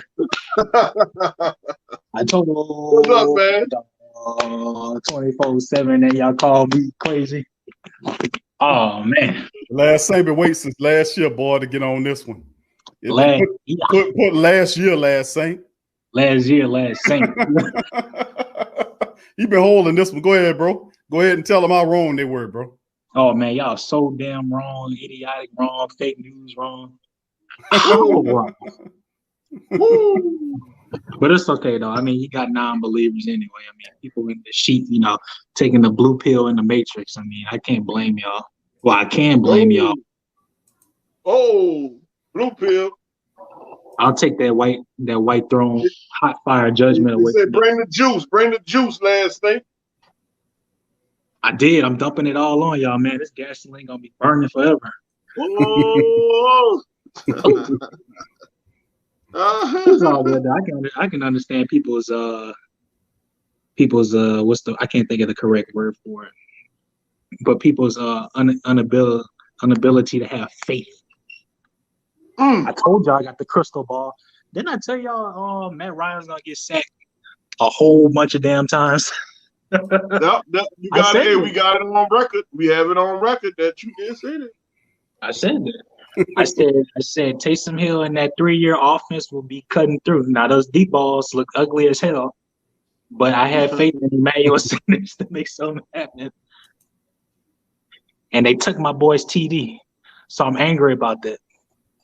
Yeah, man. The offensive line don't want to block when the deep ball show. I mean, why would you? I saw 4 interceptions Jameis Winston would have threw if he was in that game. And I ain't trying to bring that man down. Because I got the crystal ball. That's right. Because I got the 4K crystal ball. You saw 4 of them? You saw 4 of them, dog? I saw a 5th one, but the DB dropped that one. But, you know. The crystal ball. Yeah. But I was right, there man. Was something. Well, it must have been something about Jameis. You know, he saw it. It must be the same thing you saw. That he just did not feel right putting him in, for this game. I don't think Jameis was prepared anyway. I mean, right. if he had those OTAs, those training and all that, then maybe it would have been a different story. But I mean, Taysom Hill has been involved. He knows the offense. I don't even understand why he has that pad on his arm. If he's been in all those plays. Because, I mean, I saw him in the huddle. I saw him calling plays without looking at his pad. The wristband. Yeah. Like I said, I got that crystal ball, so I see all things. I see all things. Yeah. Extradamus. I was telling y'all, man. I don't like saying Lamar Jackson, but fast, bulky, built like a linebacker, and he was throwing dimes. He did a ballerina throw on one leg. Yeah, he did. He did, man. Like I said, man, he could be something serious, bro. You know, he can be something real serious. And I think main criticism is going to be like, oh, he's going to play these 4 or 5 games against these hot trash teams. Because I mean, we're not going to be splitting. We're not splitting the series with the Falcons at all. That's definitely not going to happen. This team is this is 2018 team. This is a 2018 team. So we'll move far. And I wasn't even worried about the Packers winning. Because, I mean, we don't need the number one seed. Well, I mean, if you're playing in Green Bay, it probably is a problem. But, I mean, otherwise, there's no reason to worry. Right. Right. It doesn't, I mean, especially during this time, it doesn't matter about home field anyway, right? There's no fans in the damn stadium. They got a few of them. I mean, we starting to allow incrementally, bro. We're feeling a little not bit enough to, not enough to sway you. You know what I'm saying? To sway like, no, they made too much right. fun. Right. I mean, it's just, I think just the comfortability with the players not to be sitting from a bunch of empty ass fake sound noise. Right. That's a little too fake. You know what I'm saying? I think the good thing of having the number one spot is that you have that bye week, because this year the second overall doesn't even have a bye week. Right? No, they they changed all that. So yeah, so you're right. It's not really a difference after one. It's really no difference. It doesn't matter. You know, as long as I'm in the playoffs. You know. But a lot of people are going to be fighting for that number one to get that bye week. So, hey, I'm gonna put it to you like this, bro. I've been looking at a lot of these teams, and then the NFC Suede and last Saint. Let me tell you something. None of these teams look as decisive as the Saints right now. I mean, if you look at Seattle struggled to a win over a tough Arizona team. You look at Green Bay had that game against the Colts tonight, and the Colts forced it into overtime, kicked the field goal, and took the game away from them. You know, that was another one. So I mean, there's not too many teams, bro, in top of the NFC right now that look as clear and decisive as the Saints, and they're hitting their stride at the right time, bro. They came online right in the middle of the season. We'll get Drew back. James says, "What's good, Big Q? Taysom handle business without fully utilizing Kamara. Wait till that comes together. Our defense is crazy right now. I still think Drew is better for the Chiefs. What do you think?" I agree. Drew is there, and you still can have Taysom in there, because when Drew comes back, Sean's still going to use Taysom, and Taysom's going to have an even better idea of how the offense runs at the quarterback position, because the multiple games that he played the quarterback position. Right now, he can throw even more now out of those. Right, you know it all works together, doesn't it? It's going to all come together. Those teams that we are surpassed a lot of those Seahawks, because they were undefeated at one time, and we were looking bad. We were like 1-2, if I'm not mistaken. We were 1-2. Everybody wasn't worried about us, but quietly we begin to win games, and those other teams begin to like plateau. You know what I'm saying? And now I don't want you to look at me now, because you know what I'm saying. Back then they didn't want me, but now I'm hot. Yeah. So you basically said back then they didn't want me. Now you hot. They all on you. Now they all on me. You know what I'm saying? So you were with my Mike Jones right quick, I swear. That's right. Who? Okay. Mike Jones. Who? Mike Jones. Who? Mike Jones. Oh, okay, yeah. That's old school love, bro. That's crazy. But go ahead, last Saint, bro. Go ahead and break it down, bro. You know, you got the flow, my friend. Yeah, man. Pressure by the D-line will take away all the pain from the secondary. Kind of like smoke and mirrors, but I mean, I don't like to say that. Don't like to say that at all, because we got the usual suspects anyway. But the D-line can collapse the offense like they did against Matt Ryan. I know Matt Ryan was going to choke. I mean, I just knew it. I mean, almost 9. I mean, how many sacks was it? 7? 7 sacks? 8 sacks. Almost 9 sacks, but Davenport, he spin. But the offense is lethal, man. Offense is lethal. You got, I said it, and I'm going to say it again, Drew Brees holds back the wide receivers that can get deep. Because I'm not even worried about the regular season. The regular season will carry us into the playoffs. Now, I want y'all, and I want everybody else in the family to look at the film. Look at the dead balls that drop down when Drew Brees does his shorter intermediate passes. Now, I want you to see Emmanuel Sanders, Deontay Harris, and even Michael Thomas, because Michael Thomas, he went deep. Those guys can get naked in the backfield. And if you got Taysom Hill who can scramble, Only thing you got to worry about is the offensive line, because it looks like the offensive line is getting exposed too, because Drew Brees throws that ball in 2 seconds. And Taysom Hill is looking for a deep shot in the middle if you got the linebacker core blitzing. Mm-hmm. So inspect and see, because the playoffs are going to be very hectic, especially since we're winning a bye. Right. Because I got this team going 14-2 if it can just play as a complete unit. That's it. The biggest test will be in Kansas City. Look, I think Kansas City is about I'm to not lose. Scared of them. I'm not scared of them dudes. Don't get me wrong. I'm not frightened. Kansas City game is here, isn't it, Suede? Let's see. It should be here in the dome. I won't say, man. Yeah, it is in the dome. It is? All right. Yeah, I ain't scared of them. I ain't scared of you, mother. Huh? It can be. Listen, all you gotta do against the Kansas is just play zone coverage. Yeah. Zone coverage with the safeties deep. Yeah, you got to get the Patrick Mahomes boys, bro, and put them on the ground. Yep, hit the outside. Don't even worry about the interior. Keep that deep. Right. God is. I can't believe I keep forgetting his name. Cam Jordan and Trey Hendrickson on the outside, and let them get busy up in the middle.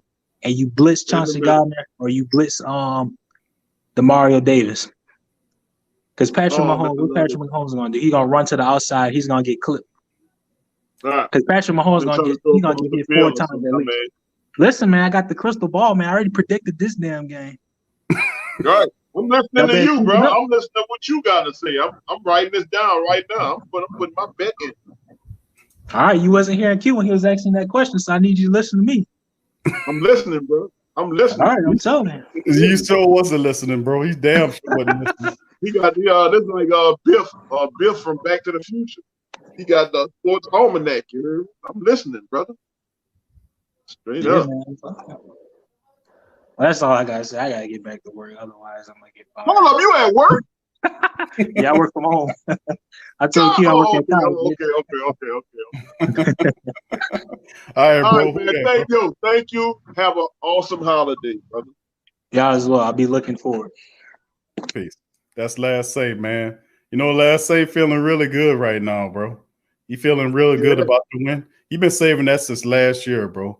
And he been hiding the Taysom thing. And when Taysom came to light and he's shining right now, he feeling every bit to give y'all the work, to give you the business. He been on Taysom, huh? Been on Taysom, bro.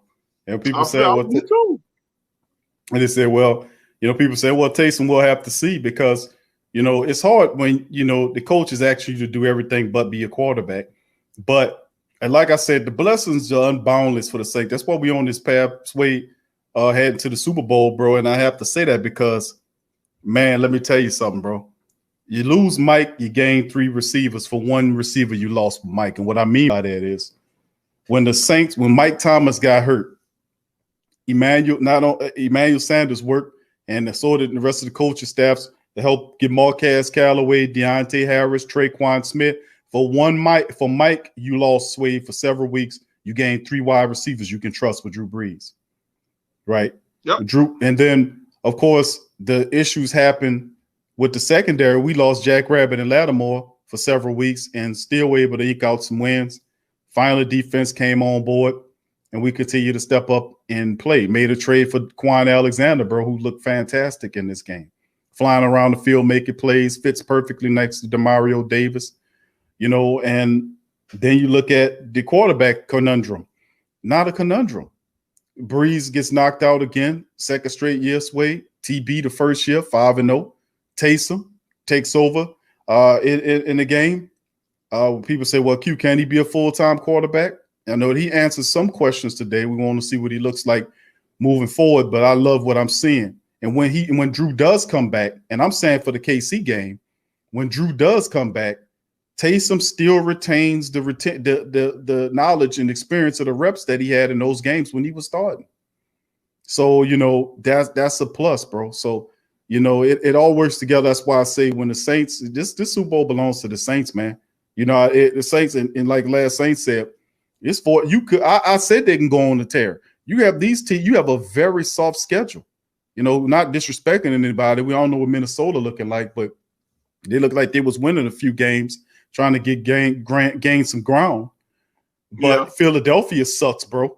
Philadelphia, Denver struggling. Atlanta's a joke. And then, of course, you have the KC, and KC's vulnerable. Then you have the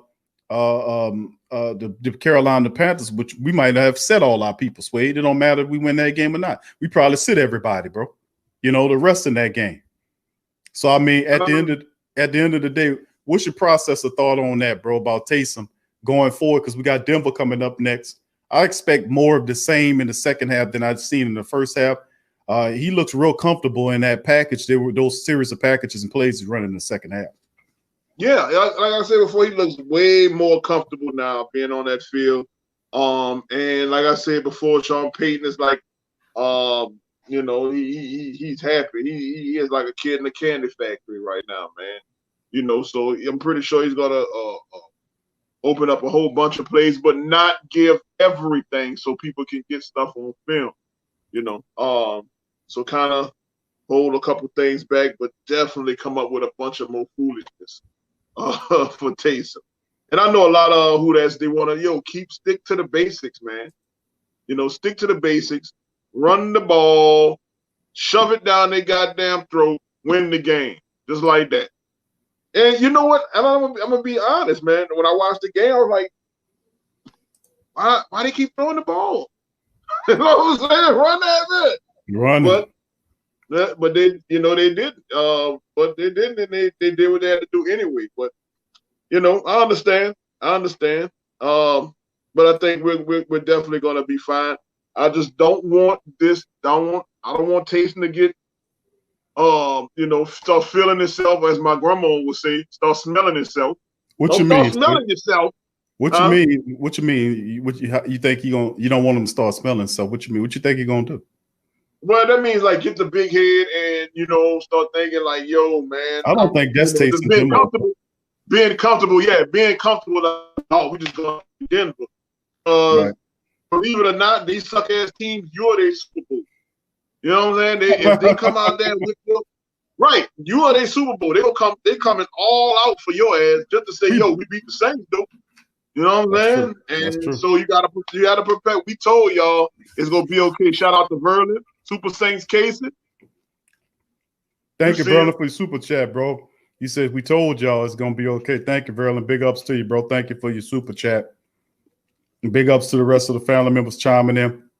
We got 985 live, Suede, coming up next, bro. And Lord. 985 live in the building. Live. Yeah, in the building. Heavy 360 says we have the weaker opponents, but we can't overlook anyone any given Sunday. Thank you for that, Heavy 360. That's right, bro. One game at a time, bro. You're absolutely right. Thank you for that. Vine Too Real. What's up, Vine? He says, I want to see Breeze get 80,000 passing yards. He deserve it. I'm with you, bro. All the accolades along with the Super Bowl, bro. That's what I like. Right. Philly. When Scoop says Philly's still leading the NFC least 3-7-1. Isn't that terrible? They need to just chop all that off and not allow none of them to get a. You shouldn't be able to make the playoffs with a losing ass record. They should start. You got a losing ass record. I don't care if you're in a terrible, stinking, rotten, funky, awful division. If you don't break 500 as a division leader, you should not be able to make the playoffs. That's right. You shouldn't be able to do it, Sway, because they got that's the college rule. You have to be at least 500 or better to get a bowl game. You can't be a losing team to get a bowl game. You know, at least. I Rise 28, big ups to you. And is they looking at the Raiders matchup? Verlin, thank you for the super chat as well, bro. Kiki Cole and all the rest of the family members chiming in this thing. Big ups to you. Kiki Cole. You got 100+ people in the chat, family. Please hit up on the like button if you hadn't already hit upon it. We are in our post game after an entire, almost a full day of Saints talk. We started with the pregame before the game, then the actual game. And now we are, what is it, Suede? 3+ hours into the post game. So let me tell you, Saint Central, we in the building. It's been 3 hours. It's been three, almost 3.5, Suede. Is the time passing, bro? I know. All right, we're gonna bring in 985 live, bro. Big ups to 985 live is on the line. Welcome to the show, my friend. 985. 985. Can you hear me, bro? You fishing. Look, don't fall off the boat, bro. Can you hear me? All right, we having problems. 985 live. Right, he'll call back. You know, cell phones be tripping these days, man. Sometimes you drop call. Especially when you're out there in the middle of the water like that, Suede. Right. Look at him, man. Where's he fishing at? Look like he in the Gulf somewhere. He in the Gulf, bro. He in the Gulf, bro. You know, that's that money. He got money. That boy out there, boat out there in the Gulf, man. That's that money, man, right there. I would definitely say 985 if he's sitting out in the middle of the Gulf like that. That brother can definitely afford to go to Popeyes and get that $39.99 fried the turkey. What you think, Suede? I definitely agree. Tramal said I should change my logo to Trust the Popeye.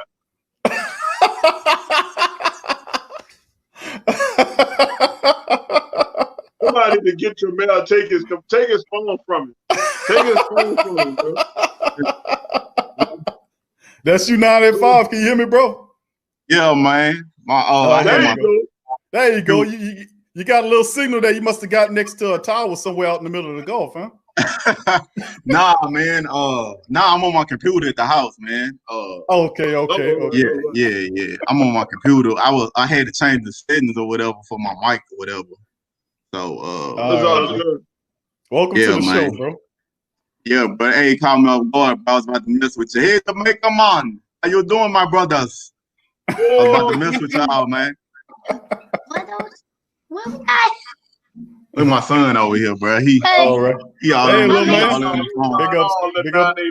the Big ups to the children, man. You know we all the future Hudats in the building. Right. How you feel about the game, 985? Man, I was kind of bored at first. You know, I was sitting there like, man, bro, like, because the offense kept stalling, you know. I'm like, man, defense doing their thing. And the offense kept on stalling or whatever. I was like, man, bro, is this game ever going to get started? You know what I'm saying? Like, I mean, I know with Drew sometimes it's the same way. Like, you know, like the offense got to get a rhythm. But, yeah, at first, man, I was just sitting back just like, man, bro, this game boring. Like, you know, because Atlanta wasn't doing nothing. We were stopping them. And then, you know, as the game went on, man, you know, it started to get better. Pick up. So, yeah, man, I really enjoyed it, though.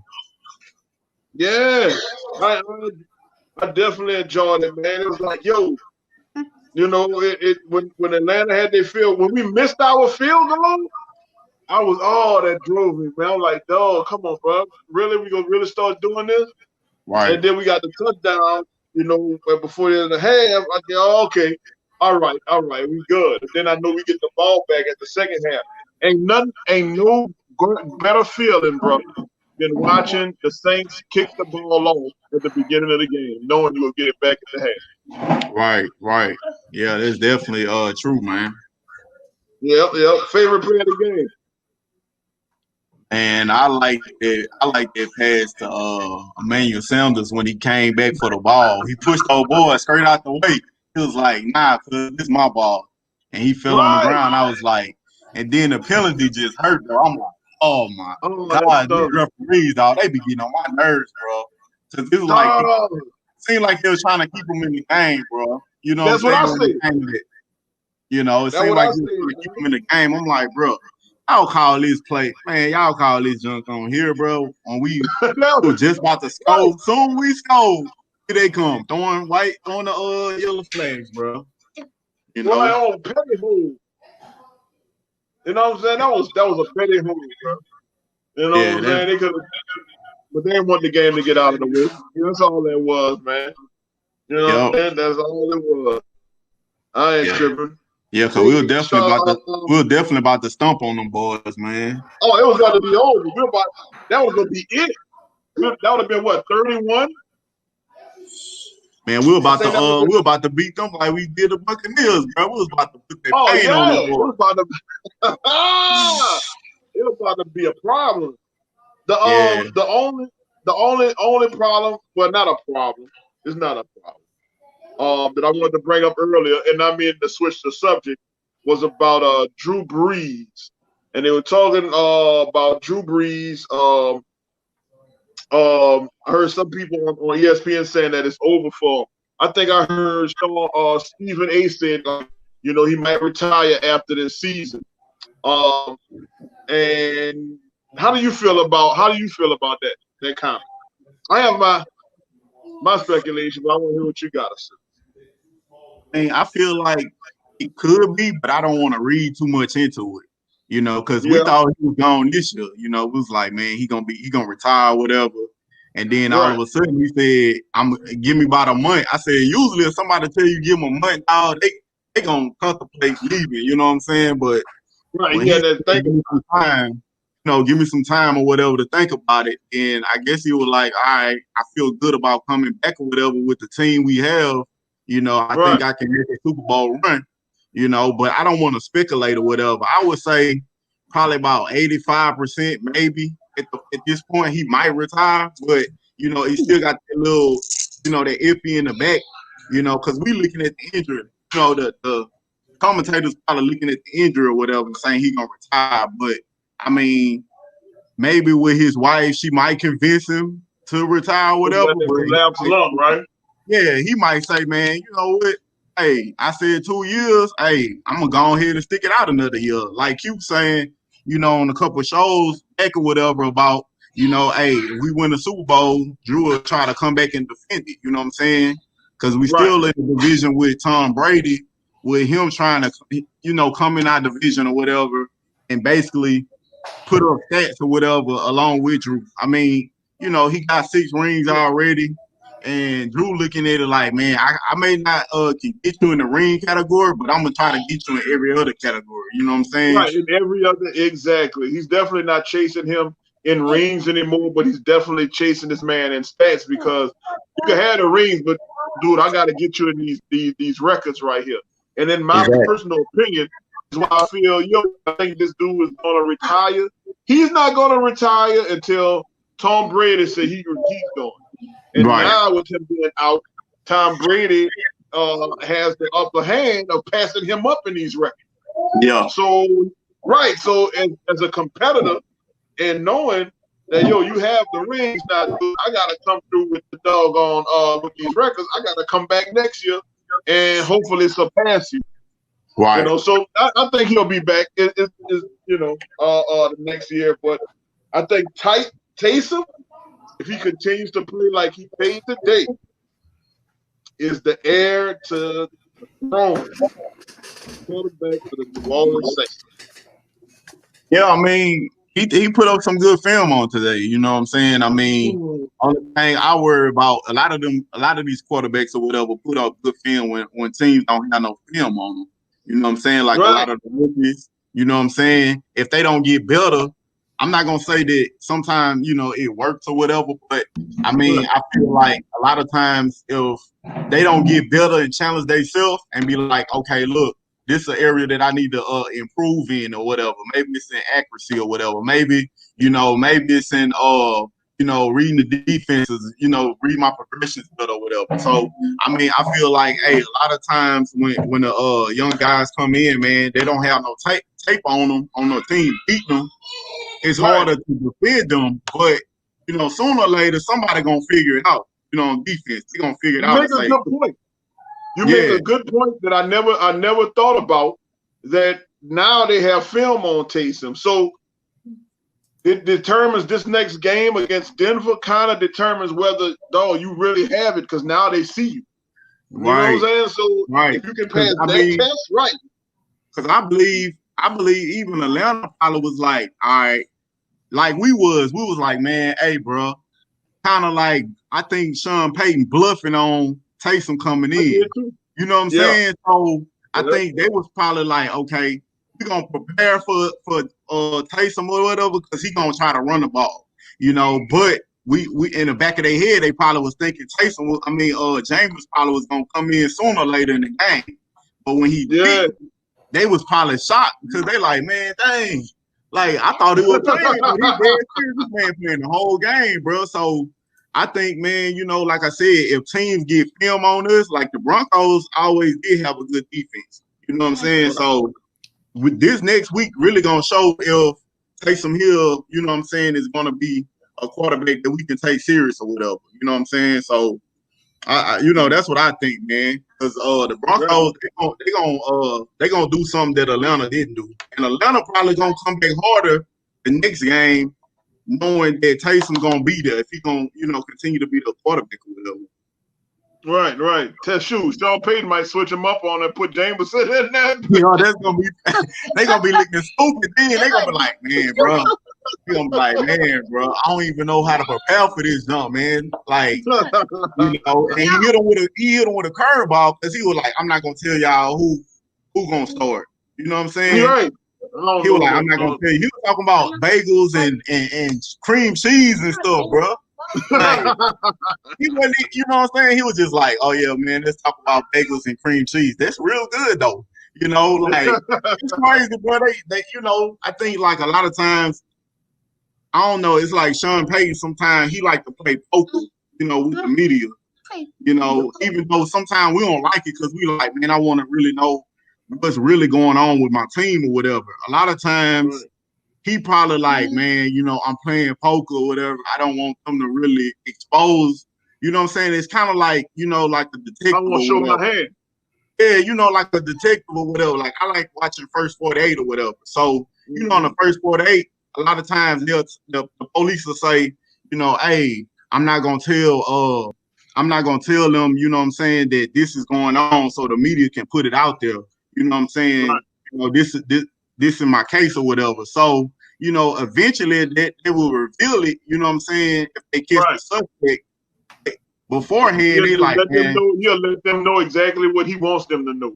Exactly. He only gonna give them so much, you know what I'm saying? Because he know, like, everybody watch the news, everybody watch the media or whatever. So if he's telling like Bruce Arians over here, you know what I'm saying, like talking about his players and saying certain stuff like Antonio Brown. Yeah. You know what I'm saying? He was like, if the stuff true, he gonna be gone. You know what I'm saying? Like there was something he could have kept to himself. Like I don't think Sean Payton would have said that in the media. You know what I'm saying? I don't think he would have told him that. You know, he would probably just be like, hey man, we'll evaluate it, you know, as it come or whatever. And, you know, we're looking forward to him doing a good job here. You know, and lift it his dick. You know what I'm saying? Right. You right. Oh, that boy Scoob said they had the tape on Drew for 20 years and they ain't stopped that yet. Yeah, that's true. I mean, because Drew got better though. You know what I'm saying? Drew got better over the years, bro. Like, right. Knowing how to make the like hold the defense or you know the safety or whatever in the middle of the field, and then he look one way and then he go back the other way and throw the ball. Like that's not something that every quarterback know how to do. You know what I'm saying? Because a lot of guys say they guys down or whatever. Like Drew has mastered, you know what I'm saying, manipulating defenses and players, you know, with his eyes. You know what I'm saying? That's something that came over time. You know, it wasn't something that I don't think when he came in the league he knew how to do it. Because I mean, you look at his time in, with the Chargers or whatever. It wasn't. He didn't have no good time there or whatever. That's why they let him go. You know what I'm saying? Right. So we got the best of Drew here. You know what I'm saying? Him with Sean Payton and a lot of these quarterback coaches, man. Joe Lombardi or whatever, man. You know, he learned a lot. You know, and that's why I was like, man, kind of on the up and up with Jameis, man. I think like, you know, hey, Jameis will be in the best situation or whatever being here than he would, you know, in Tampa Bay or whatever. Hell yeah. Without a doubt. Welcome back, Q. What's up, bro? Man? Oh, bro, not much. I had to go check on the beans, bro. I'm cooking white beans, bro. So I had to slide out. Make sure the beans, bro. Don't burn the beans. Right, don't burn the beans, bro. You know, I'm cooking white beans, bro, and I had to make sure they was all right, bro. They good, everything done. I just made the boys something to eat. That's all, bro. Glad you appreciate y'all running it while I was gone. That's what's up, man. Man. Now they 5 live, man. Man, I got my 2 boys, man. I'm watching them, man. Well, I ain't gonna say watching, but my wife, one of her friends was like, hey, you mind your wife coming with me or whatever? And I'm like, nah, it's cool, you know, let me know. I had to kind of play it off because she was like, don't tell her I'm coming, you know, I want her to come with me. So I'm like, all right, you know, I had to kind of play it off. And so like I said, she called me, was like, "Oh, we at home or whatever." So I brought my wife over there. I guess she thought we was going on a date or whatever. I told her we was gonna go on like a little date or something, So like I said, now I got my boys with me. She gone, so just give a little break or whatever. That's how you do it, bro. Yeah, my oldest son over here on my shoulder right now, like he keep trying to say stuff. He probably hearing in the background a little bit. Yeah, I am a little bit. What's up, Prince? What's up, man? Yes, right. They talking to you. Hey, I'm Mason. All right, Mason. All right, man. Who that? Dewey he's better catching the ball, but he can turn around. That's why you can't do that because that's not how you play. That's not how you play. Mike Thomas. Mike Thomas catch that ball. Yeah. Mike Thomas always fell. So my dad keep telling the but that who's that guy? All right, son. Straight up, man. All right. Hey, all right. The ball. Okay. Hey, 985, man. My man sound passionate about his team, brother. Oh yeah, he Michael Thomas fanatic, bro. That's all he used to talk about. Michael Thomas. I'm like, man. I'm like, he's not the only one on the team, bro. He was like, I like Michael Thomas though. So I like Mike Thomas, bro. First thing, bro. Who that to y'all, bro? That's cool, bro. That's so cool, bro. That's cool. Yeah, that's how you do it, bro. That's right. Yeah. Yeah, man. Like I said. Yeah, like I said, man, I enjoy the game though, man. Like I said, I think Taysom, hopefully he'll get better from here.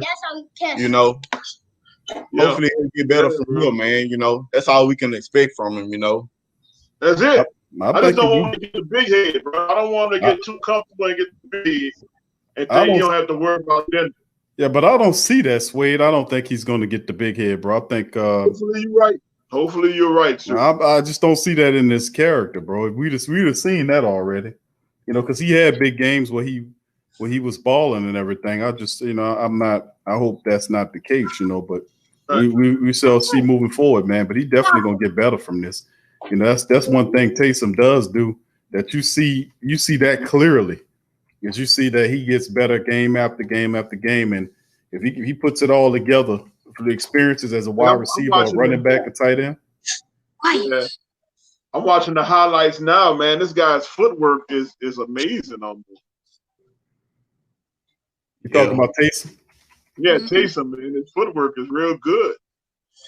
He's real light on his feet from, I guess like certain quarterbacks have this, maybe like I even say lighter than Jackson, like to. Well, no, he's not lighter than Jackson. But even from going to a drop back motion and it's like taking off, maneuvering in the pocket, man. This guy's pretty doggone good with that. Yeah, he got the running back. The ball for too doggone long sometimes. That'll come with it. That'll come as it gets better. Yeah, that'll come. Right. Yeah, I hope he can start holding the ball like a bread loaf, man. Because man. Them critical turnovers, man, that stuff, man. Whew. I mean, imagine if we was playing a tighter game, bro, and he fumbled the ball. Like, that's gonna hurt. On that drive, huh? That's gonna hurt in the long run. I mean, you think about it. If our defense wasn't even playing it up the part today, if Atlanta was able to get Julio and Calvin really involved more, and they were scoring. Bro, this game probably would have got out of hand for us. You know what I'm saying? Because, I mean, the only good thing was our defense was, put the clamp down on them boys. You know what I'm saying? That helped us because, that really helped us because, I mean, at first, man, like I said, if they were scoring and then we trying to go in there and score and we messing up, bro, it would have been a different game today. I would have think, Yeah, that's true. I ain't lying. It was one point I realized. I said, man, the Saints, like we got this made. Like they don't have nothing. They can't stop us. It was one point the camera moved in on the Saints guy. I mean, on the Falcons guy on defense, and he was sweating. He sat down like he was tired. And then they showed the Saints dudes on defense on the sideline. They were dancing. Them boys were dancing on the sideline. Like, really, dude, in the middle of the game? The Mario Davis. That was the Mario Davis. Just dancing. Yeah. The shot before that was a Falcon defensive player sweating. He didn't know what to do. He didn't know what to do. Lord, I said, man, they don't have an answer. You know, so hey, man, I loved it. I loved it, dude.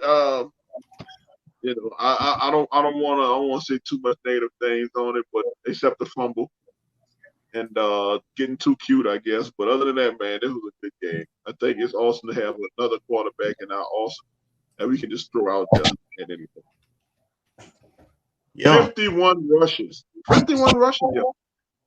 18 for 23, 233 yards, 2 touchdowns, no interceptions. Do you understand this, Q? And 985, do y'all understand what I'm saying here? Yeah, man. I don't think y'all get it. No, we understand, bro. I told you he gonna add, but Suede, I told you he was gonna add that value to you on the running side, because that's a large portion of him. He trusts his legs more so than his arm, because he gonna pull that ball down and he gonna scramble when he don't see nothing running. Most of the time, he faster than majority of the time he faster than their defensive person. Right, and he seemed to get that first touchdown rush. He cleared right around that defensive lineman and had a straight beat. He beat the defensive backs and everybody to the pylon. So, I mean, Taysom's the fastest man on the field a majority of the time. Deion Jones, you know, it looked couldn't basically keep up with him. Right. And he was positioned in a way to spy him a lot. So, I mean, there's nothing you can do with him, bro. You got to have somebody to stay on him, to spy on him. You're absolutely correct. Which will leave somebody open. Yep, that's right. That's how it goes. That's what we called out on the pregame show. Is that how it would shake up? And it did do that. Well, yeah. All right, my friend, 985 Live, bro. I'm gonna give you the last comment on that, my friend, on that before we kind of move on. Yeah, man, I ain't really got much, man. I'm waiting on this. I mean, the in-season stuff, bro. You know what I'm saying? Like, we already conquered it. You know, we done conquered the division 3 times, you know, in the last 3 years or whatever. I'm ready for us to get this Super Bowl, bro. Honestly, you know what I'm saying? Right. I'm tired of us dropping the ball. I mean, we see what this team can do, how dominant it can be or whatever. You know what I'm saying, in the regular season. And then we get to the playoffs, bro. We fall flat on our face to these teams. You know, the Vikings had no business beating us last year. You know what I'm saying? I mean, the way we was playing in season or whatever, they had no business beating us. So, you know, I'm just at this point where I'm like, man, you know, hey, bro, I'm excited about the regular season, bro, whatever, but I want the Super Bowl, bro. Let's take this Super Bowl back to New Orleans or whatever and have something to hang our hats on, you know, and we ain't just talking about, hey, y'all dirty birds, y'all can't beat us, you know what I'm saying? Now we can say, look, y'all 28-3, hey, we went up in here and did it, you know what I'm saying? We done did a thing, you know. We did something that y'all couldn't do. So they can't say, well, y'all had last time y'all won was in 2009, you know what I'm saying? So a lot of them keep on saying it or whatever. I mean, which is true. I mean, I can't knock the facts or whatever. 2009 was our last time we won a Super Bowl. But I mean, I'm looking at it like, hey man, we need to go ahead and let these commentators know, bro. I like when they eat their words. You know what I'm saying? Yeah. Every week, bro, you get on the show, they backtrack. Oh man, what I meant to say was this. You know what I'm saying? No, what you meant to say was what you said. Now you trying to play hey man, I gotta save face or whatever. Nah, bro. Nah, bro. Eat your crow. Eat your crow, bro. Wait. Hey, they gave you that teleprompter and told you to say that jump. Eat your crow, bro. Cause we heard what you said, bro. So hey, you said what you said. Hey, I'm gonna remember that jump. I'm gonna take pictures. I'm gonna have receipts as Q say. Receipts on your behind. So hey, you can't take it back. So now, you know what I'm saying? Every week, bro, we making them eat their words, bro. They said Taysom Hill ain't gonna do nothing if he started. We won the game. What happened? What y'all gonna say now? Next week they're gonna say the Broncos. They're gonna say, well, the Broncos gonna they're gonna do something mysterious and do this. They're not gonna be that good. Okay, all right. We're gonna beat them. We're gonna beat the next team. They're gonna be still talking crazy. You know what I'm saying? I'm like, bro, we over halfway in the season. Haven't you got tired of, you know what I'm saying, eating your crow? You got tired of, you know what I'm saying? You got tired of, bro, looking crazy every month, every Tuesday when you get on the show. You know what I'm saying? When we beat the teams, you claimed they was gonna beat us or whatever. Tampa Bay was supposed to beat us. We smashed them. We ain't just beat them. We smashed them boys. We made them go home and say, man, dang, bro, these dudes really beat us. They were so mad they had to beat the next team they played because they were so mad. That's right. The next team was in trouble. Hey, but they always on Aaron Rodgers and what's the Russell Wilson. They always on their jock no matter what, no matter how much they lose. All time Brady, they always stay on their jock. Breeze had one interception in the game, and this dude, Breeze wasn't even, man, they'll never classify this dude as being in the NFL's elite of all time. He's not, they don't even put him on the list, and this dude holds the records. They don't like the Saints. We all know, what's your boy name? What's your boy name, Q? The commissioner. Him. Goodell. He doesn't like the Saints. We know this is for a fact. I don't know why. Maybe because we didn't want to give him who that. But F that. He don't like the Saints. So I don't know. I don't know, bro. And then it kind of bleeds into the analysis, whoever it is, the ESPN people. So I don't know, bro. Ain't nobody ain't worrying about them boys. You know what I'm saying? We who that nation. You ain't gotta watch it. Long as we keep the refs out the game. We already know y'all don't like it. As long as we keep y'all out the game, we got this going on. You know what I'm saying? It's all gonna take a team effort, bro. That's all. That's it. And by the way, Q, speaking of eating crow, like 985 Live said, Tramel will know if you put ham hocks in your bean. No, sir, I did not. I ain't put the ham hocks in. No, sir, I didn't. I didn't use the ham hocks, Jamal. Thank you for asking, though, bro.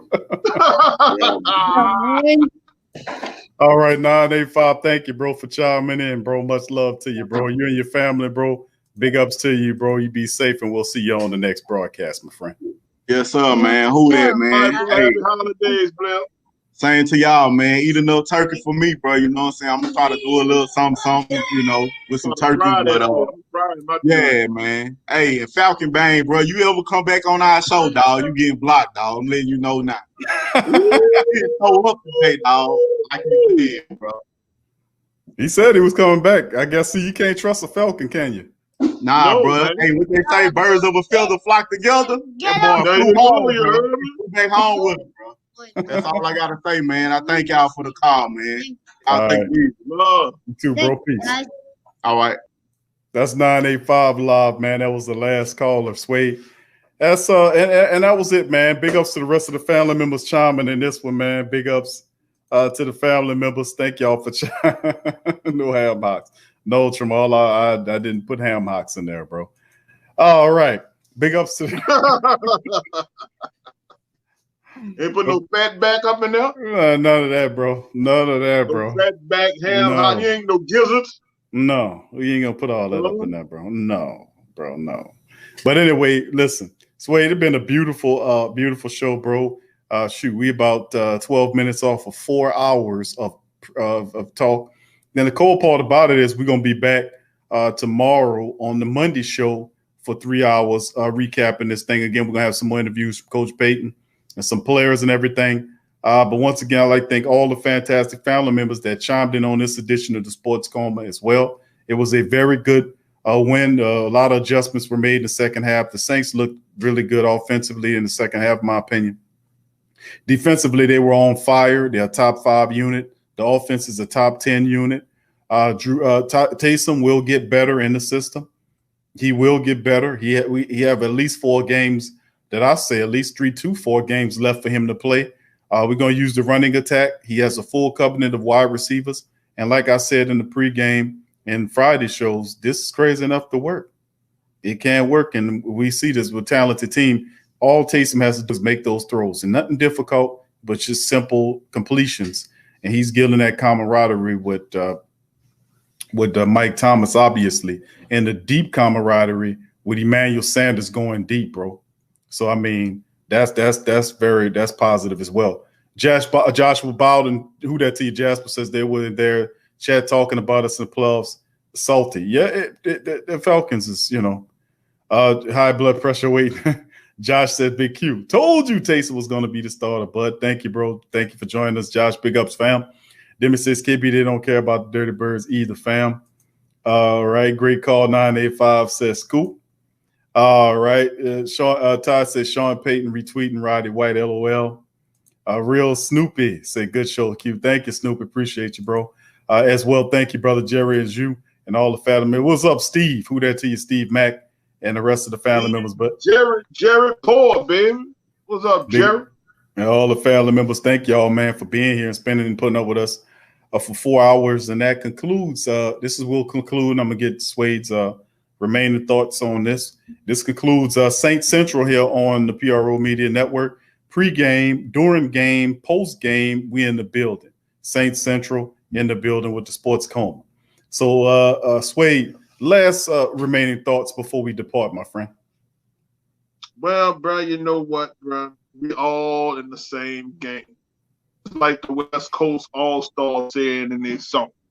And so we have all our differences and we have all our ways of trying to fix our Saints problems and deal with our Saints problems. But at the end of the Mickey ficking day, as BET says to cover up their curse words, we all are under the Saints umbrella, and we all have the same interest of seeing us go to the Super Bowl.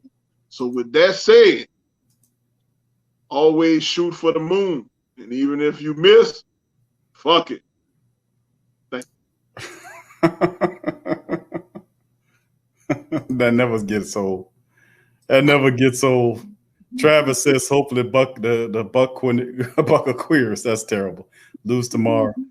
All right, Big Ant, big ups, bro. He says, great show. Who that family? We're going to get that dub in Mile High. That's right, bro. We're going to take a plane trip up there 2 or 3 days early so we can get acquiesce to that altitude out there. And then, then we're going to proceed to kick the living, out of the Denver Broncos. Whoever they have some weapons too, but the Saints bring the running attack in there. Don't turn the ball over. Defense keeps playing.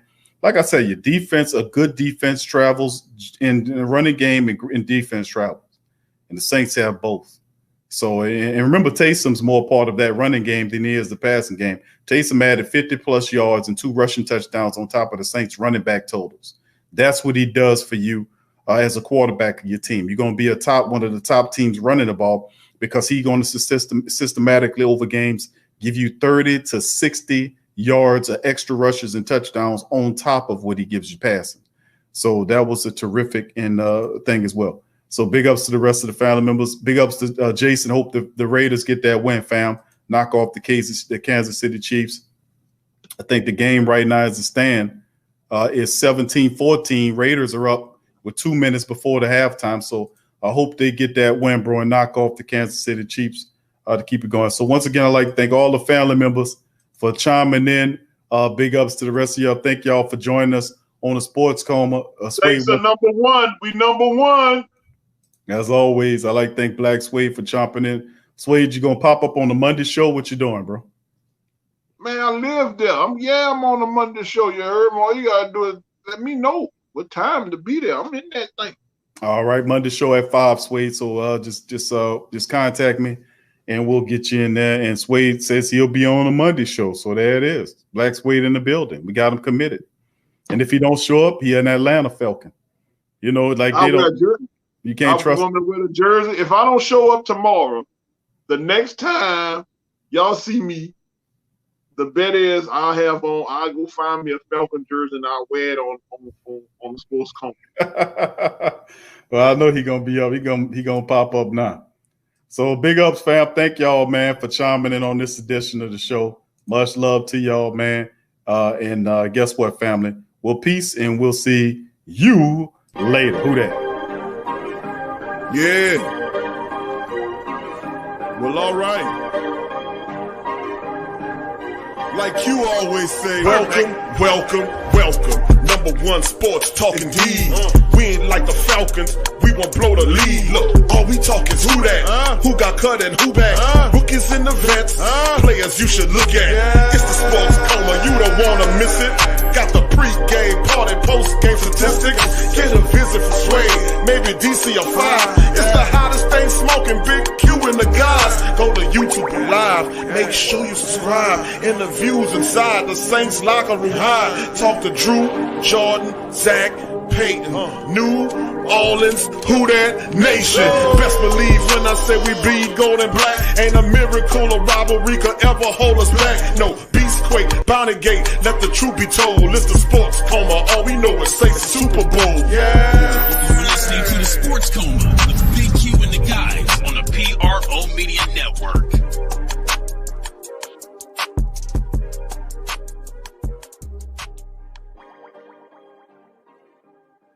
Who that family? Check out the Pro Shop. That's right, the Pro Shop is the platform store where you can go and buy all the latest merch to support the platform. Available at the Pro Shops, we have dozens of hundreds of products available for you and your family. Unisex tees for men and women, hoodies and sweatshirts, tank tops, kids and baby items, long sleeve tees, mugs, pillows, wall art, bath bedding, face masks, phone cases, stickers, bags, fanny packs, socks, hats, and many other items. Please feel free to check out the Pro Shops. The link is in the description section below. And remember, it helps the platform continue to grow. Check out the Pro Shop and who that too.